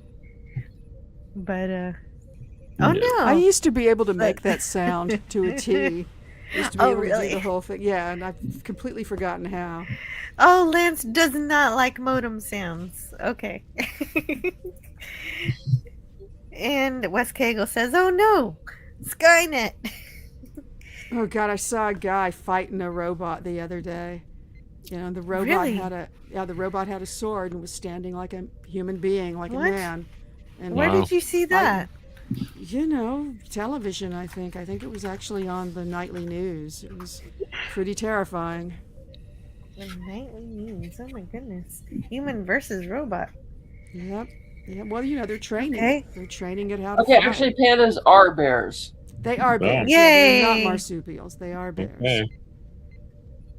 And I wonder what they lose an interest in breeding it when they're in captivity, but many animals do. Nobody likes to be watched while they're doing that. So no you can't- pouches. You can't. No pouches. Couldn't they have found the pervert panda bears? Just saying. No, it doesn't work that way. Oh right, and then you breed those and make sure and then this whole Yeah. problem where they don't want to continue will You know, be the solved. pandas who just don't give a hoot. Well, yeah, you're talking about artificial selection. Yeah. I don't know if that's possible with the panda bear. Are there any Well, no, feel like Scotty. Why is Scotty not here? Are there any horny pandas? I think we're lucky that In the Scotty's not wild. here. We wouldn't be able to get a word out if he's screaming at the top of his lungs about how much he hates pandas. Sometimes Yes. I send him panda videos just to aggravate him. You know, there's I watch this podcast called The China Show, which is kind of a unvarnished looking at what's happening in China. And one of the Impressive. things they That you can find it. yeah, and one of the things that they had lately was because it was a law passed in China to not slander pandas. So someone came up with an AI music video that pandas suck. Hmm. Did they Oh, arrest wow. them and put them in Well, prison? no, they lived in China for like 15 years, and then they left. They're in America now. Okay. Mm-hmm. Gotcha. Franco Walker says that's the problem with panda bears. They don't give a F. They can't Yep. help it. Poor panda bears. Hey, They're hey, fighting Hey, Barbie? Barbie, I guess. Maybe it was Hey Barbie. Jill, you would like the Electric State new movie on Netflix. It's pretty fun. Oh, Hmm. oh, thanks for the recommendation. You see the guy throwing soda cans at the panda. Oh no! Why? That's not right. People do at zoos, though. People act out horribly Yeah. badly in zoos many times. Ben Frail says that in China they get people to dress up as pandas in zoos. I think they're- that's I think I saw footage of that. They do So that. they With don't- they do that with a lot of animals. yeah. That way they don't get to trust in humans because not all humans are good. So I think what Ben is saying is that they actually have people pretending to be pandas yeah. in the displays. Well, they have other animals. Sometimes they have other. I mean, sometimes they're. It's not just pandas. Sometimes they're actually subbing out, like other creatures. Anyway. Yeah, I saw them paint Shiba Inus as black and white panda cubs. You're kidding. No. Nope. Wow. China fakes everything. Wow. That's. You know, you can lie to other people, but when you start lying to yourself. Mm-hmm. To thine own self be true. They also say it's Robert Goddard Day. Why is it Robert Goddard Day? Well, he's standing in front of one of them fancy blackboards with all the numbers and Robert Goddard. equations. Isn't that Yeah, the rocket guy? That's the Yeah, sir. it's father not. of modern rocketry? Yeah, it's not his birthday, so why is it his day? I don't know. Maybe he launched a rocket on this day. Yeah, this is the anniversary of his successful launch of the first liquid-fueled rocket. Huh? All Very right. cool. 99 years ago. Wow. Wow. Yep. We'll have to go all out next year. Father of rocketry. Oh, right. I got it. Where Werner von Braun learned all his stuff. Oh God! Goddard. Don't get me started. I'm sorry. You know what? Braun is a a great figure in history. He is. He's certainly a Unfortunately. figure in history. But also, he did some things and stuff. If Oh, he he didn't did do it, some- somebody would Oh, have. Jesus. Somebody else would have. Well, I mean, there is a debate about that. I mean, the juxtaposition is what did we America had Operation Paperclip, where we got our German scientists with their secrets, and then the Russians had their own version where they took their German scientists. However, after they were done getting everything that they got from the German scientists, they sent them back to Germany. Yeah, Yeah, it's but terrible. look what the Russians did to East Germany. Yeah, All right. I'm not Compared to I'm what not- we did to West Germany. I'm not I'm not saying one thing or the other. Oh, who knows? I mean, I don't know my history well enough. Like, I heard a story just this last year that was so appalling to me, that the men who invented the theremin were taken in front of whoever the Russian premier was at the time, Marx and/or Lenin, and demonstrated it. And this person said, "Oh, that's very nice," and then said aside to the guards, "Take them out and shoot them." Oh, and of God. course they did. I know. I mean, Stalin. What a world we live in and have lived in. Stalin and Mao looked at each other. It's like they thought the guy in World War II was forget about it. True. Like. Yeah. Dog lions. Oh no. The dog lions. Wigs Oh on no, my God. They put wigs on dogs and Oh say my they're God. lions. Yeah, I've seen that one too. Oh my God. I have not seen that one, but I don't want to. I mean, they will fit. China will fake anything. I mean, they 316 is meaningful. They had Is that there was a book they in chapter and verse or something? Is that why it's what the 316? Is that the one they hold up at the football? Yeah, that's John 3:16. Okay. For God so loved the world. Isn't that John Cena? Not John Cena. What was that wrestler? Yeah, I think you're right. It was John Cena. The one that got hurt. No. Before him, it was Stone Cold Steve Austin. Oh yeah. There So you go. All the kids in my middle school like that guy. as a example, there was China purportedly had one of the world's tallest waterfalls, or the tallest waterfall in Asia, and then someone climbed all the way to the top of it just to photograph it, and it turns out it was a water pipe. Wow. I looked it up. The inventor of OMG. the theremin was not shot. He was actually very well liked by the Soviets because the original purpose of the theremin was that you could use it as an eavesdropping device to catch the radio waves, and they loved that. Well, I'm happy to hear that. And he also invented a theremin version of one of the first burglar alarms. So that was, he's got a lot of patents. That's pretty interesting. He lived a long time, born 1896, died 1993. Very natural happy causes. to hear that. Okay. Yeah. Happy that that's just an apocryphal story that's not true. Good. I should not ever tell that story again. Yeah, thank you, DJ Play Nice, for letting us know Yeah, thank that you, Kat. theremin died of natural causes. DJ Play Truth. Yes. Ben Frail says, stunning Steve Austin from the Hollywood Blondes tag team was the best.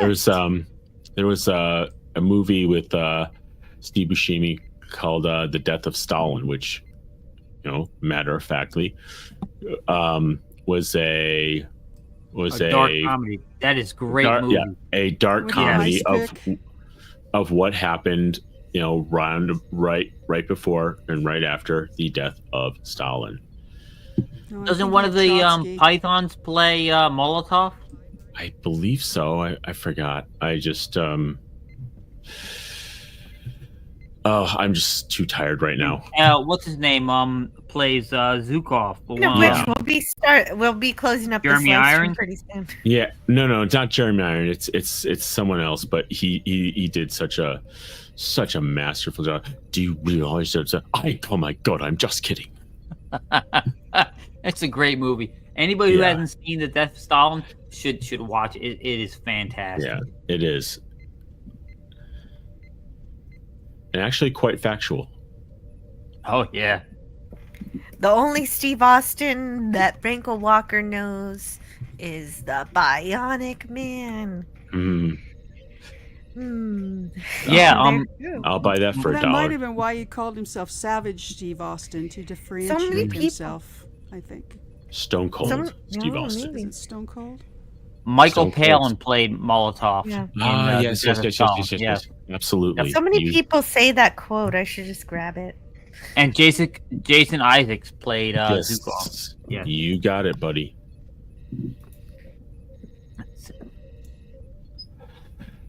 Well, there we are.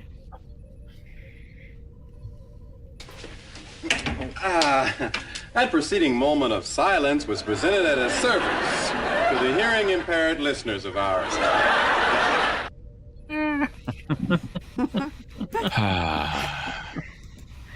So I think I'm ready to go to bed. I don't know about you guys, so but too, yes. I'm 4:30 in the morning.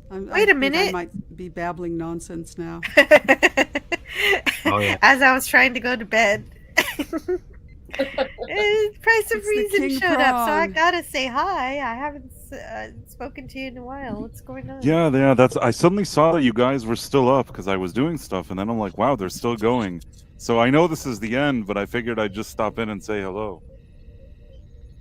Hello. Hello. Well, I'm glad you're here. Did you have anything you wanted to share with us? Where are you? Aboard? Are you aboard a spaceship? I am aboard a spaceship. Yes. Well, since he's here, maybe he can answer Lemon Pie's question about his favorite Star Trek series. My favorite Star Trek series. I mean, I think that the original series, it's hard to say that that's not the best, just because without it, you don't even have anything. So I don't know. I always have to give respect to the original. I know That's where what we he is. said. So he's on the Great Space Coaster. So in the original series, what's your favorite episode? Do you have one? This is difficult.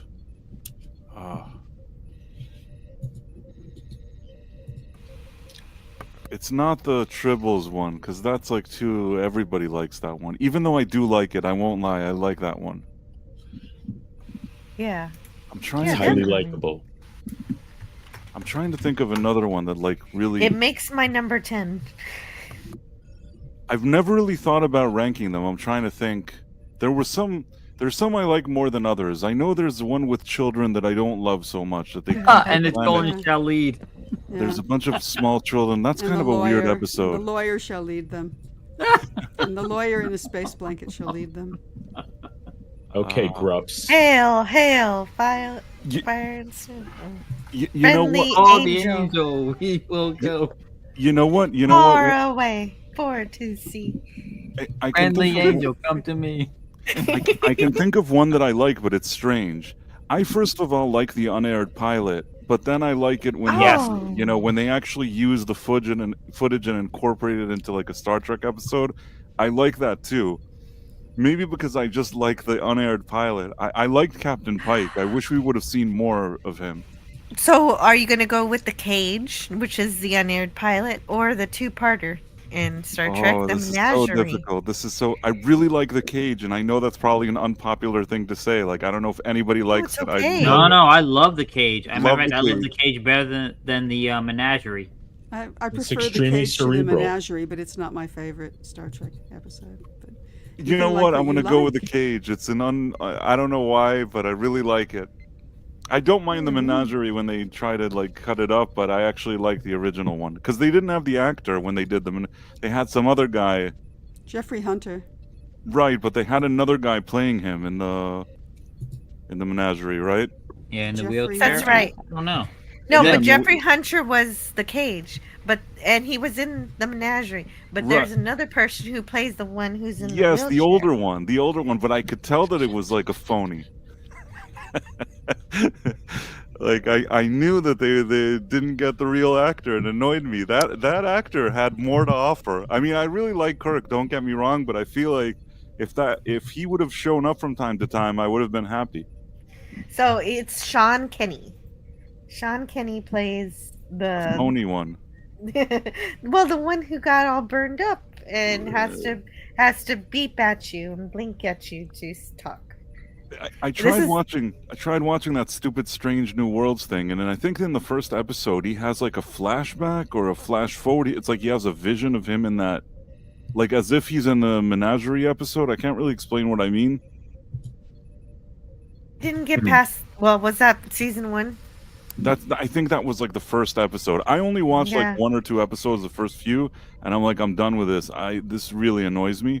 The thing that annoys me the most is like Captain Pike in the original one. He was this kind of classic a strong, cool, reserved guy. And then when you look at Strange New Worlds, you have a guy that has it looks like he has a hairstylist, and he's in the kitchen, he's cooking stuff, and that just doesn't seem like the same guy.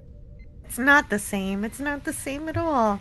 Nothing is the same. It's just it's an alternate universe, like Tiger Stripes was saying. In name only, they made him for lack of a better term, they made him this kind of beta guy, and I don't like that. He didn't seem that way when we saw him, so I just didn't like this new. Right. Yeah, I'm not. I know there's some people out there who like Strange New Worlds, and that's fine. But it just feels like he does let his crew walk all over him, and he doesn't really take charge the way Captain should. Oh my goodness, my cat is crawling on me, and I need to clip her nails. But this is the only clip I have for you from the cage.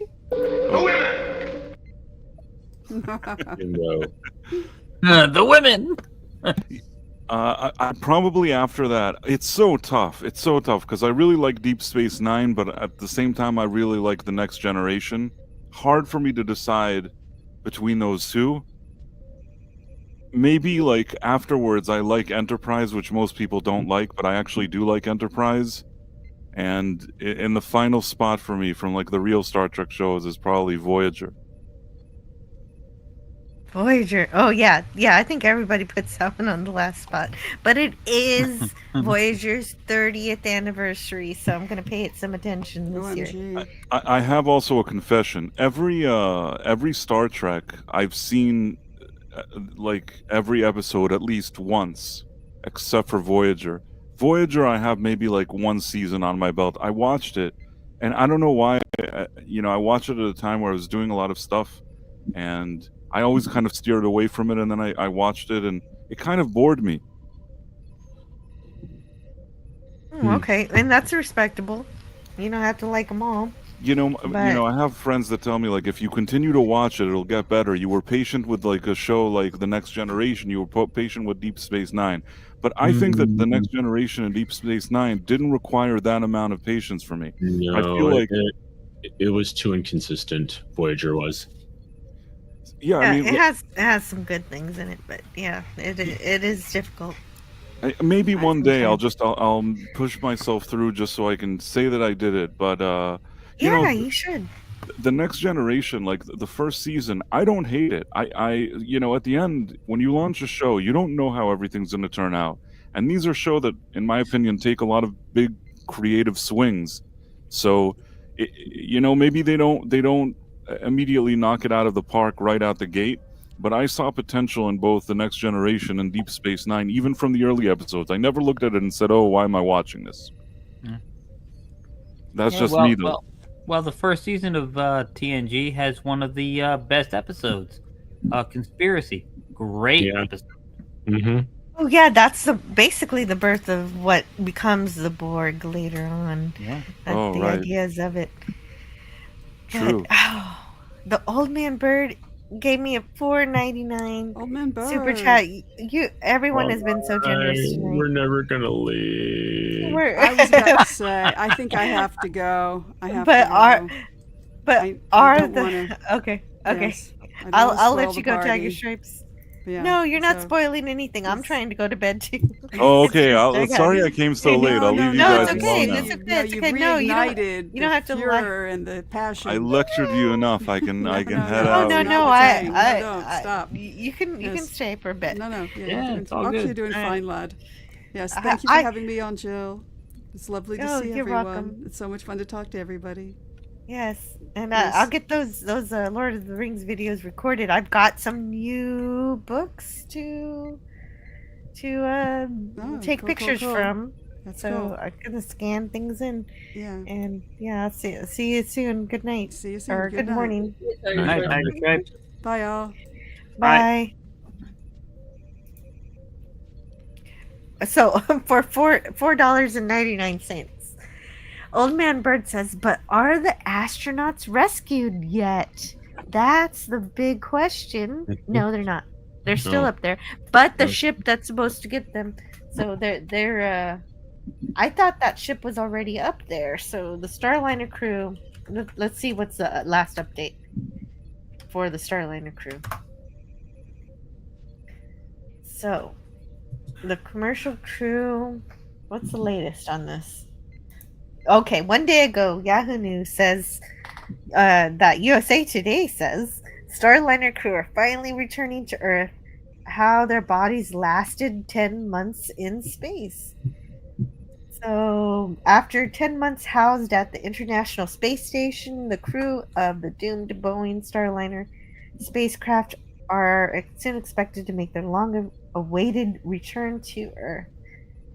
So, of course, it was just supposed to be 10 days and became 10 months. Thanks, And Boeing. thanks, Boeing. Well, and my friend was telling me it was because they started hiring contractors that were not as good. Yeah. So NASA learned the spacecraft had experienced multiple helium leaks and propulsion system issues, so it returned empty in New Mexico last September. And also it was making funny noises, and they're like, "Oh, what's going on here?"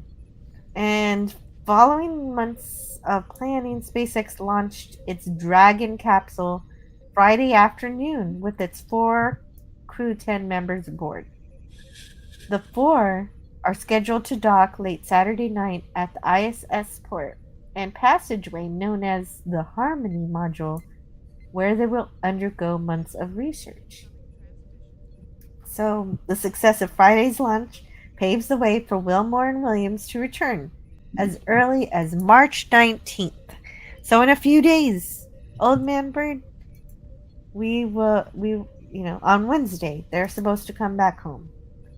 Wahoo. On a separate Dragon spacecraft already docked at the station. Right, because they sent up a spacecraft before that had a couple of empty seats for those crew members, and now that the next crew are doing their next mission, the Starliner crew comes home.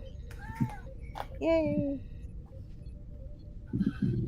And it talks about what happened to their bodies. Right, because being in space for a long time, that can do some things to you physically. That aren't that your great. stuff can atrophy. Yeah, your muscles atrophy, exactly. So hopefully they're okay. And I think they are. I hear that they're in good spirits anyway. They don't complain. And let's see what we get here. When I spin this wheel for Eugene Bird, what video? I'm actually going through a lot of these videos. I can't believe it. I'm gonna have to make this wheel again soon. And in order to do that, I really got to put this in an Excel file, but you don't need to worry about that. Well, I don't like that one either. Alright, I just got to find it. Oh, yes. That's a good one. I haven't played that in a while either.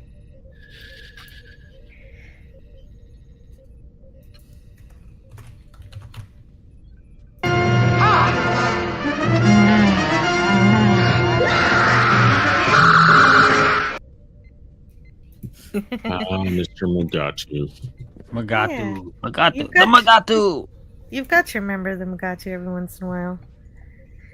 Oh, and another thing you've got to do is Joe Lamont says Forbidden Planet was the best episode of Star Trek. I can't argue with that, actually. Where is that super chat? There it is. There you are. Oh, and I should get some Forbidden Planet clips because that is such a wonderful, wonderful movie with the introduction of Robbie the Robot, who has his own IMDb page. So if you want to know everything Robbie's ever been, or parts of Robbie has been in, it's right there. And thank you so much for that $2 super chat. Let's see what video you get.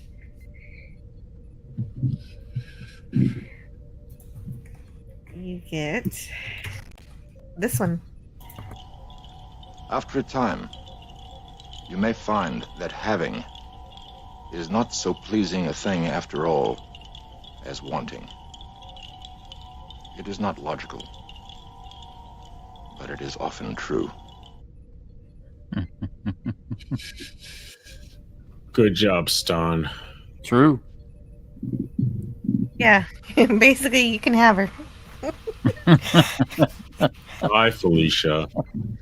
I thought of another one that I like. Oh yeah, what else do you Autopilot. like? I like Where No Man Has Gone Before. That's the Oh, one. another pilot. That is a That great. one- That's a great episode. It's like Kirk's old friend, but something's wrong with him, and he keeps Gary thinking Mitchell. He's like gone insane, kind of thing. Yep. That's a good one. Oh yeah, definitely. That's a great one. And yeah, that's his friend. And well, he has to wear these silver contacts. The actor does, and apparently that was very painful for him.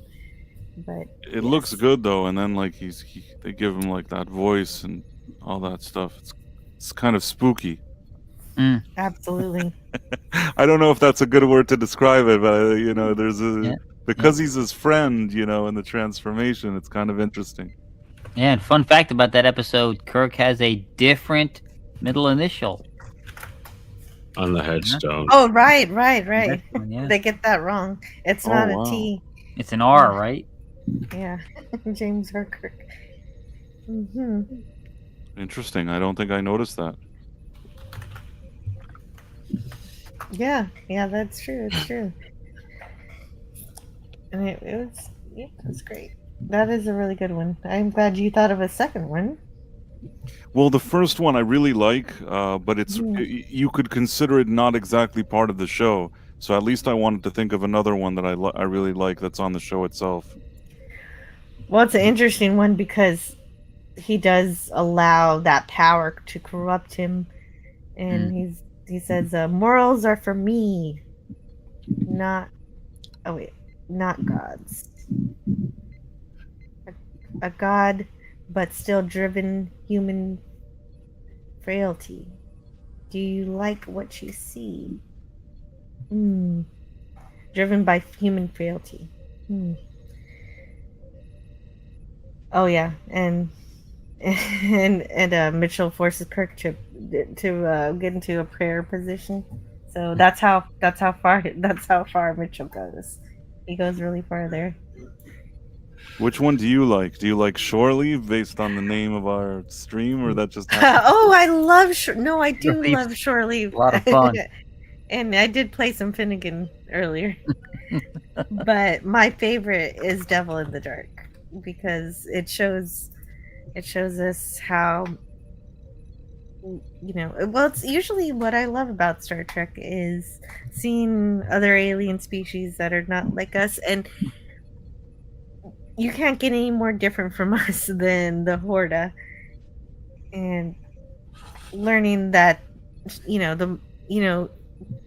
just that it feels like a horror monster movie, but then of course it turns out that the humans are the monsters and the Horta was just a mommy protecting her babies. Yeah. Exactly. No kill eye. Yeah.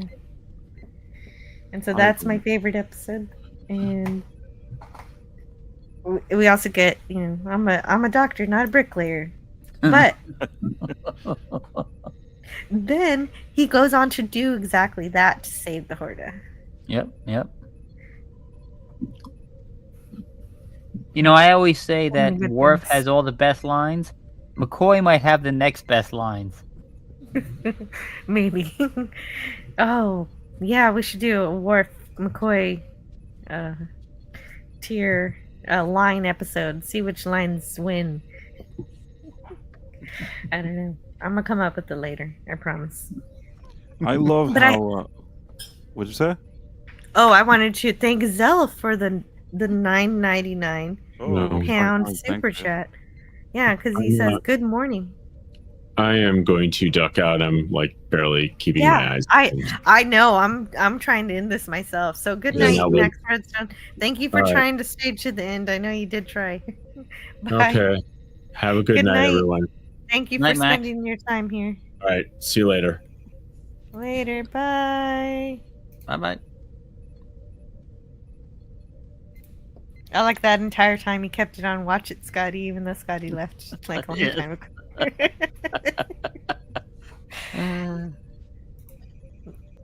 Oh, here it is. Here's what we're supposed to play. Someone in the chat earlier said the best rendition of Row, Row, Row Your Boat was the robot from Lost in Space. I don't remember him doing that. I should get that, but I have this one. I The Golden Man. You must be mistaken, sir. The gentleman and I have never met. Whee!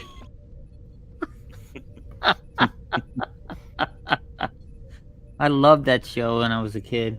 I look back in it now, it doesn't quite hold up to what I remember, but it's still good. It's still enjoyable. Absolutely, I like it too. I was reviewing it with Pop, Culture Curator. You remember? Oh, that one line from The Cage. I can't get used to a woman on the bridge. You're different, of course. He's speaking to number one.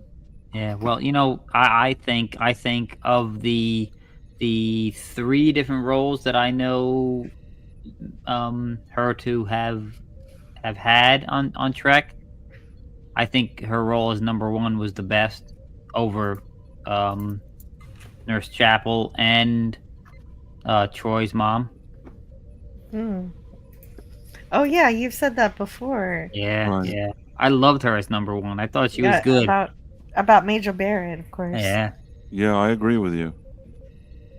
I'm gonna duck out too, guys. Okay. All right. Good night, Kat. night, I'm Kat. gonna end it too. I'm gonna end it in just a minute too. Yeah, I remember you said that 40 minutes ago. I know. Well, I'll stay with you for as long I as you know. want, Jill. All right. I know. Good night. Good night, Kat. Thank you for hanging out. So yeah, whenever you end it, it's up to you, but I'll stay with you. Yep. I'm good too. All right. All right. Great. Yeah, she was the computer voice as well. Franco. That's true. That's true. Yeah. Many episodes. Yep. Oh boy. She did a lot of good stuff, yeah. She did. Well, speaking of good stuff, I gotta thank Zell again. Oh, Zell, I know Zell. He's from Danger Man, UK Danger Man. He's his best friend. Okay, Danger Man must be warning people about me. You read out my super chat, and people leave the stream. No, it's just it was the end of the show an hour ago, and I keep getting messages and fun stuff to talk about. So as I'm falling asleep, I'm reading And the I chat. joined like 7 hours into the stream. Yeah. Yeah. so many super chats that we couldn't answer the questions of the regular chat. I know there was so much. I wish I would have gotten to a lot of the regular chat because they're really the heart of the show. But man, I love getting all these super chats. It's really fun. So this is the random video for Zell. Woochie, woochie, coochie, coo. Captain. Hope you like that one.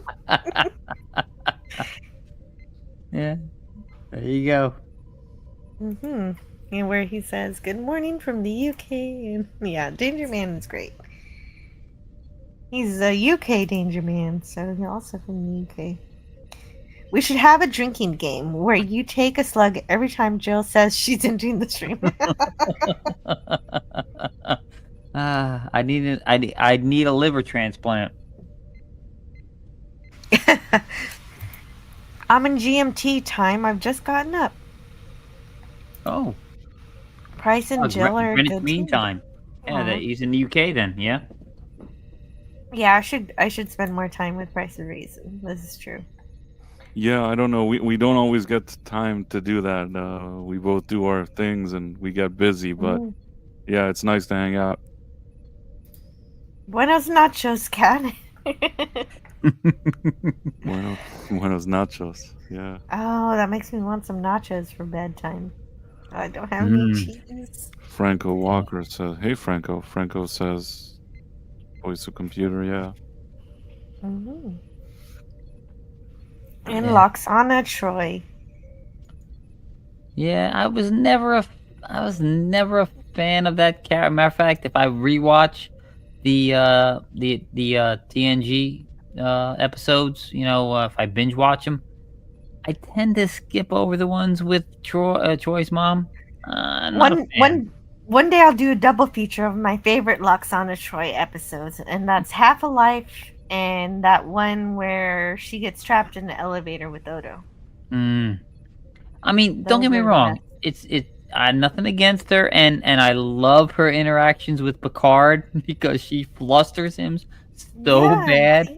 But not a fan. I like her, but it took a while for her to grow on me. I feel like sometimes they just bring her in for comedy relief, but sometimes they actually give her a story, and when that happens, it's pretty good. Yeah. I'm gonna go out on that. I think that's just fine. She's a fine lady. Zell says, "I'm Danger's man's bestie." Yeah, I figured he might beg to differ with the amount of times I've said stuff on stream that's nearly killed him. Uh-oh. Wow. Yeah, she's so confident. Yeah, that's what's She great is. about Loxana. Yeah. She knows what she wants. True. Very true. And she's the holder of the 5 rings of Betazed, or whatever it is. I can't even remember. The chalice of reeks. Yeah. Yeah. Yeah, the daughter of the 5th house Yep. of Beta Z, holder of the sacred chalice of reeks. Is there more? There's more. Heir to the holy rings of Beta Z. Yeah. There, that's it. Yep. A lot of grandiose titles. Who are you? No, but like I said, the best thing about her is that she absolutely flusters the straight-laced elements of the Enterprise, especially Picard and Worf. Yeah. Worf. Oh, but no, she always gets his name wrong. She calls him Mr. Yeah. Woof. Mr. Woof. Why is everybody picking on Worf? Q does it too. He says, "Eat any good books lately?" Yeah. Yeah. He calls him what does he call him? Micro brain, macro head with a micro brain or something. Yes. Uh, So rude. Franco Walker says, "Last Sunday of March, our clocks go forward." Well, speaking of Yep. clocks, mine is almost at 4 a.m. I've got to get to bed. yeah. And I want to, but I got to thank everybody. And so that takes time too. Because look at this.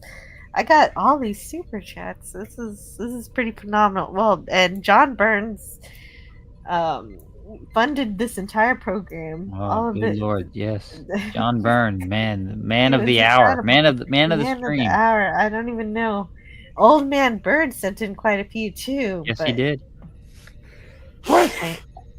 And the Dead Man was great. The dead man is cool. Yeah, the Dead Man is cool. Then we also had, of course, you, Wes Cagle. You sent in a few yourself. I even got one from Mark D with the C, so I feel like a champion tonight on that one.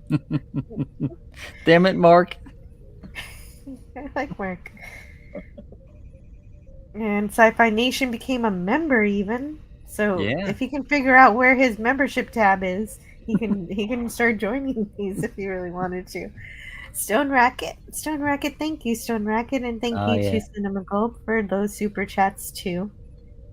And thank you, Joe Lamont. John Lamont. I'm getting tired, guys. I'm so sorry, Joe. And Zell. Yes, Joe Lamont, great individual. Hey, Sigvaldason.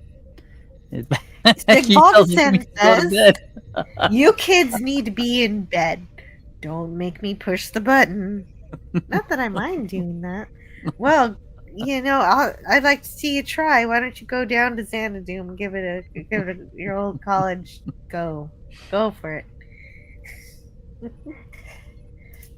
The Price of Reason was on sale tonight. Whatever that means, yeah. I don't know what that means. I just wanted to read it. No, it's good. It's good. I like James Caserta, so Yeah, I me know he too. meant it in a positive way. He always does. Oh yeah. But I just want to thank everybody who is here currently. Thank you, Wes Cagle, for hanging out for almost the entire time here. Of course.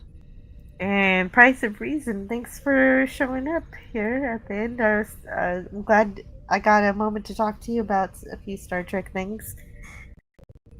Hopefully, I contributed something to the conversation, even though I Oh, it chose was the fun. cage. Yeah, no, I like the cage. No, there are. I have heard of people who put the cage at the top. You're not alone. At least one other person I can think of, and so that's good. And Well- Franco Walker says thank you, Jill and panel. Franco Wonker is also cool. Thanks, Franco. Mhm. Oh yeah. Absolutely. And yeah, so- I mean, you don't have to thank me. Thank Wes Cagle. He was here the whole time. I came like in the final minutes. The only reason I saw it, and I just said to myself, they're still there. Why don't I just hop on now? I'm so awake. Well, You guys are awake. nonetheless, whether you were here 5 hours or 5 minutes, tell us please tell us what you're doing on the internet and what's going on. Oh, I have my main channel, Price of Reason, and then the live channel, Price of Reason Live. Price of Reason, the regular one, has mainly kind of movie reviews and just bigger news stories, and Price of Reason Live is more live streams and Quantum Leap streams and other live streams. Cool. Yeah. I wish I could show up for more Quantum Leap. I really love We that. were very but I happy to kinda have you don't. when you came Yeah. on. If I think that was an episode that you specifically really liked, but Yeah. if there's other episodes you like, let me know. I mean, we'd love Yeah, to the have you thing is, again. I haven't seen them after that episode. I don't remember it, so it's been a while. And my watching of Quantum Leap is very much as Switch cheesed as the thing. he is. Yeah. Listen, if there's ever As something that Sam is. interests you, we can set it up so you could maybe watch the episode in advance, and then if you feel like Oh it, yeah, you that's a hop good on. idea. Yeah. Up to you, of course. If you know you have, Mm. some week you have time, or I can organize that.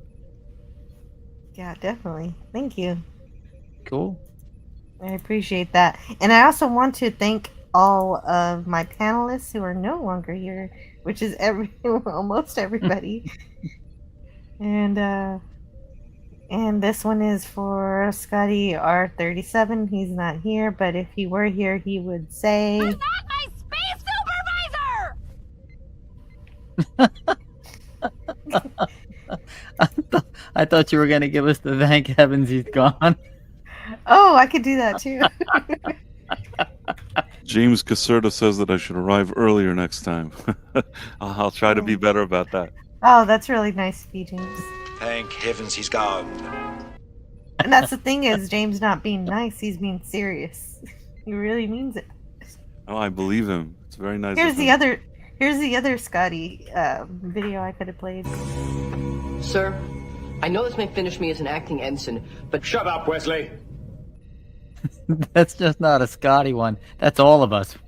We love that one. This week, I read that Lawrence Tierney, when he was on Star Trek: The Next Generation, that he kept on, saying very non PC things to Will Wheaton. Oh, I didn't know that. Who? Okay, so Lawrence Tierney is this veteran actor. He was in Reservoir Dogs as like the Okay. boss of the bad guys. This older kind of plump guy. I don't even remember what episode. I would have to. I'm trying to remember what episode of Next Generation he's even on, but I just happened to see his name mentioned somewhere today, and then it's like it was mentioned. And when he did the Star Trek: The Next Generation, he called, I guess, Will Wheaton. I don't know if he used the F word, if you know what I mean. Yeah. Yeah. Okay. Something like that. I don't know what. I just thought the guy was a drunk, alcoholic guy with apparently very difficult to work with. I just thought it was kind of amusing that he showed up on set there and like his target was like Will Wheaton for some reason. I don't know Well, why. it's not fair to label him with that kind of thing. But let's be honest.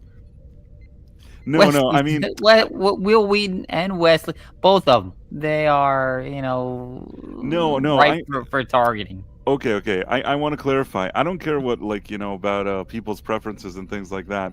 This guy was like an older guy that's like a drunk on a set. And in his mind, that's just what went through his mind. I'm not saying it's good or bad. I'm just saying that, like... Exactly.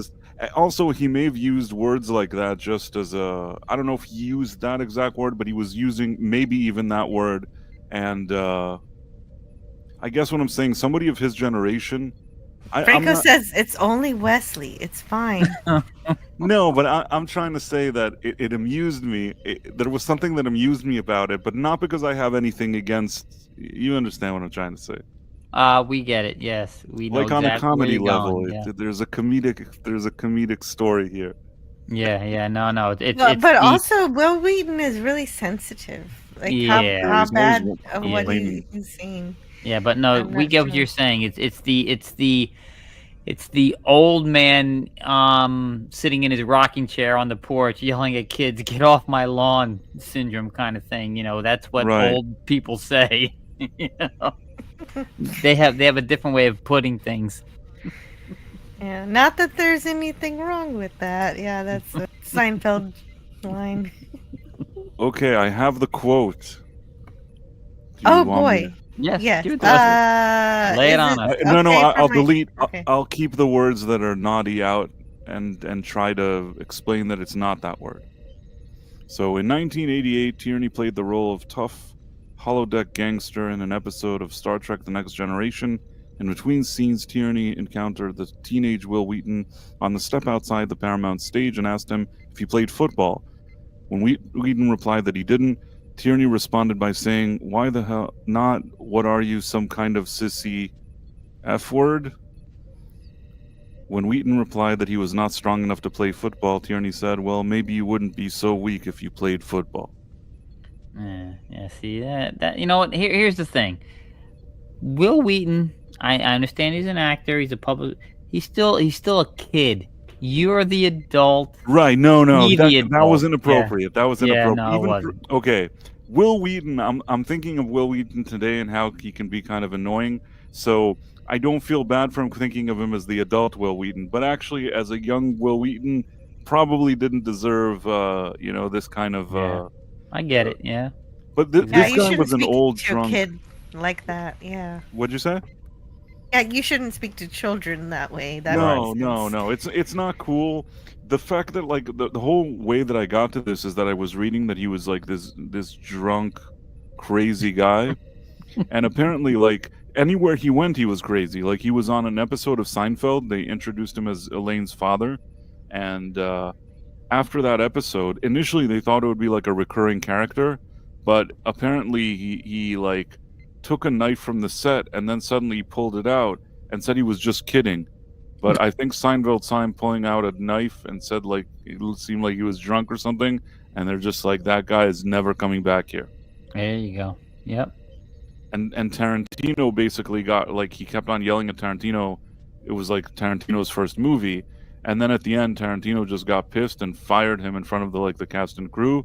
And then apparently like Harvey Keitel had to bring them both together, talk to them, and do like a bury the hatchet type of situation. But I guess anywhere this guy went, he was really, really difficult, and still a pretty good actor, by the way. Wow. Yeah, that's rough. If Harvey Keitel, who is, I mean, maybe not the worst, but not the most stable guy, has to be the intermediary to bring you back together, you're in bad shape. Yeah, he's like, he had to like clean up the mess. So when you're relying on Harvey Keitel, it's not a good sign. Yeah. Well, guys, I've gotta go. Yeah, it's 5 o'clock No here. problem. It's your stream. I was waiting Yeah, I for know, you. right? But I want to just thank people in the chat. Thank you, everyone who contributed there. Oh, wait, I didn't thank everybody on the panel first. First, of course, I thanked Scotty R37. Also, thank you to Cinema Gulp, Ben from Cinema Gulp. Make sure to subscribe. And also, who else did we have? We, of course, had Wes Cagle. We had Kat from the Phantasmagorium. I didn't even have her say the things she does. She does stuff on the Phantasmagorium and the Cantina Network and all that. Oh wait, I'll just put her link in the chat here, and you can check that out yourself. Let's see if it worked. It works. I'm sure it'll work. I put her in there. There it is. Virtual Cantina Network. There it is. Unifying Force and the Phantasmagorium. Push the button, Frank. Referring to TV's Frank, says Sigvaldson. And we had more Always people push on the the button. panel. And we had Rob Wright, Gen X Pop Culture. Check him out later today at 6:30 p.m. Central Time. Or maybe it's Easter. I don't remember. Sometime he's tomorrow. doing that. The music of the '80s. Fantastic streams when they do those. Yes. Definitely. Top 40. Everybody's going to have a different one. So the conversation will be jumping for that one. And I'm so glad he decided to give us some time. That was wonderful. Good stuff from Rob. Very interesting. And he has all the Star Trek books. It's really cool. And thank you to Max Redstone for being on the panel. Who else was here? I don't want to miss Tiger Stripes. Tiger Stripes hung out with us.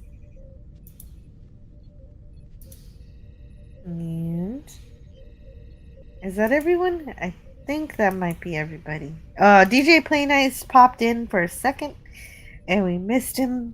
I'm sorry we missed saying hi to you. Hopefully we can make up for that later on.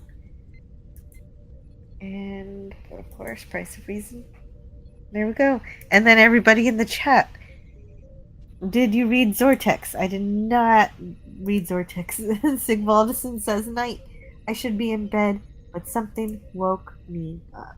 Oh, I should be in bed, but I decided to stream, and one of the early people in the chat was King Dolphin TV. Thank you for being here, King Dolphin TV.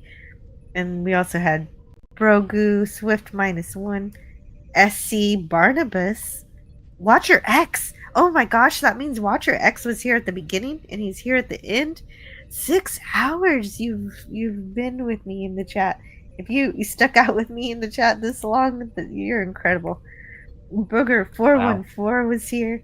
File 13, Real Wade Nation Gaming Clips, Old Man Bird, Pleasant Valley Picker CA, Narot Anaximandbear, Miss Martin Muses, who is incredible, Mark Harkness, of course Wes Cagle, who's right here, Pop Culture Republic, The Comic Relief Crusader, The Dead Man, Daniel's Hot Topics, DJ Knight, and of course Jedi Master 2022, Suzanne, FKHC 2005. I had the whole crew here. Lemon Pie, Jim's Landscape, LLC, number 1. You gotta remember that number 1. Commodore Productions, 1903 TX, or Texas. Sigvaldson, the Reluctant Dragon, which I regret not saying hi and talking to directly. He's really cool. He's really great. Going back to the Cardinal Sin channel days with him. Good to talk to him. SP4H, fellow wrench over in the Xanadooms. John Burns, who funded this entire stream and kept everybody having a good time. Greek Letters Larson was also here, who I also missed out on talking to. James Caserta, Andy Masterson and Gary Ambrosia showed up, which is amazing. And Philip Blair, Mark D with the C again, Price of Reason, Protein, Sci-Fi Nation, Part-Time Planting, Bumpmaster 1, Franco Walker, Joe Lamont, Ben Frail, Euler Greg, and Zell. Woo! That's it. That's all the ones that I got down. If I missed anybody, sorry about that. That was my robot's fault. I'm blaming the robot now. But so Part-Time Planting is back. He went away for a bit. And Old Man Bird gives us a Harry Potter quote. I open at the close. And so I'm going to give him a few Harry Potter clips because I still have these Harry Potter videos for some reason. Let's see, let's play the best ones. Well, this one, I'm not going to play that one because it's kind of mean. Oh, maybe I'll play it since you know it's mean. What an idiot. And then there's... I'm not going home. Not really. Tell me, what exactly is the function of a rubber duck? I love that line. Wait! I did my waiting! 12 years of it! In Azkaban! And then, I guess if I wanted to end the stream, I'd play this one. Mischief managed. Otherwise anyone can read it. There we go. Jill has a lot of $2 checks to cash. I know, $2 Canadian checks. Anyway, guys, thank you so much. I never know how to end Shore Leaves because they're so much fun, and if I still could keep going, I would. But sorry, I gotta end it. But we'll hang out another time, and Yep. I'll see All you good things on have the to come to an end. Yeah. Oh, and good night. Price of Reason checked out. I'll see you all next time. Bye now. Thanks for being awesome. Later.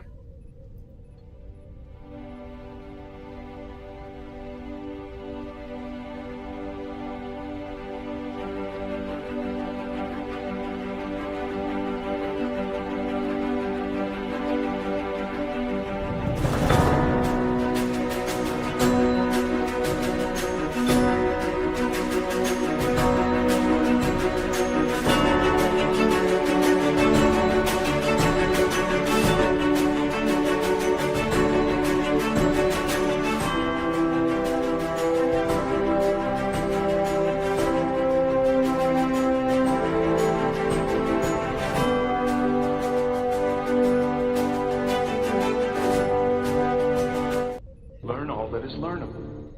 And the ways our differences combine to create meaning and beauty. It has always been easier to destroy than to create. May we together become greater than the sum of both of us. Well, now you have something new to think about. Carry on. Going to bed. Gotta turn off the lights. Hey, there's TV. Gotta turn off the power. Hey, turning off things. Yeah, it's time for bed. So now, where's the sleepy place? It is upstairs, but I gotta make sure the door is locked, and now it's time for bed. Baxter, he's on the couch. He wonders why I'm singing. I'm going upstairs, and Baxter's coming with me. Just found a little poop. Gonna pick it up with my fingers and throw it in the toilet. Baxter is not to blame. Hey, buddy, you coming up? He's looking at me like I'm a crazy person. Come on, it's bedtime. Anyway, that's my song.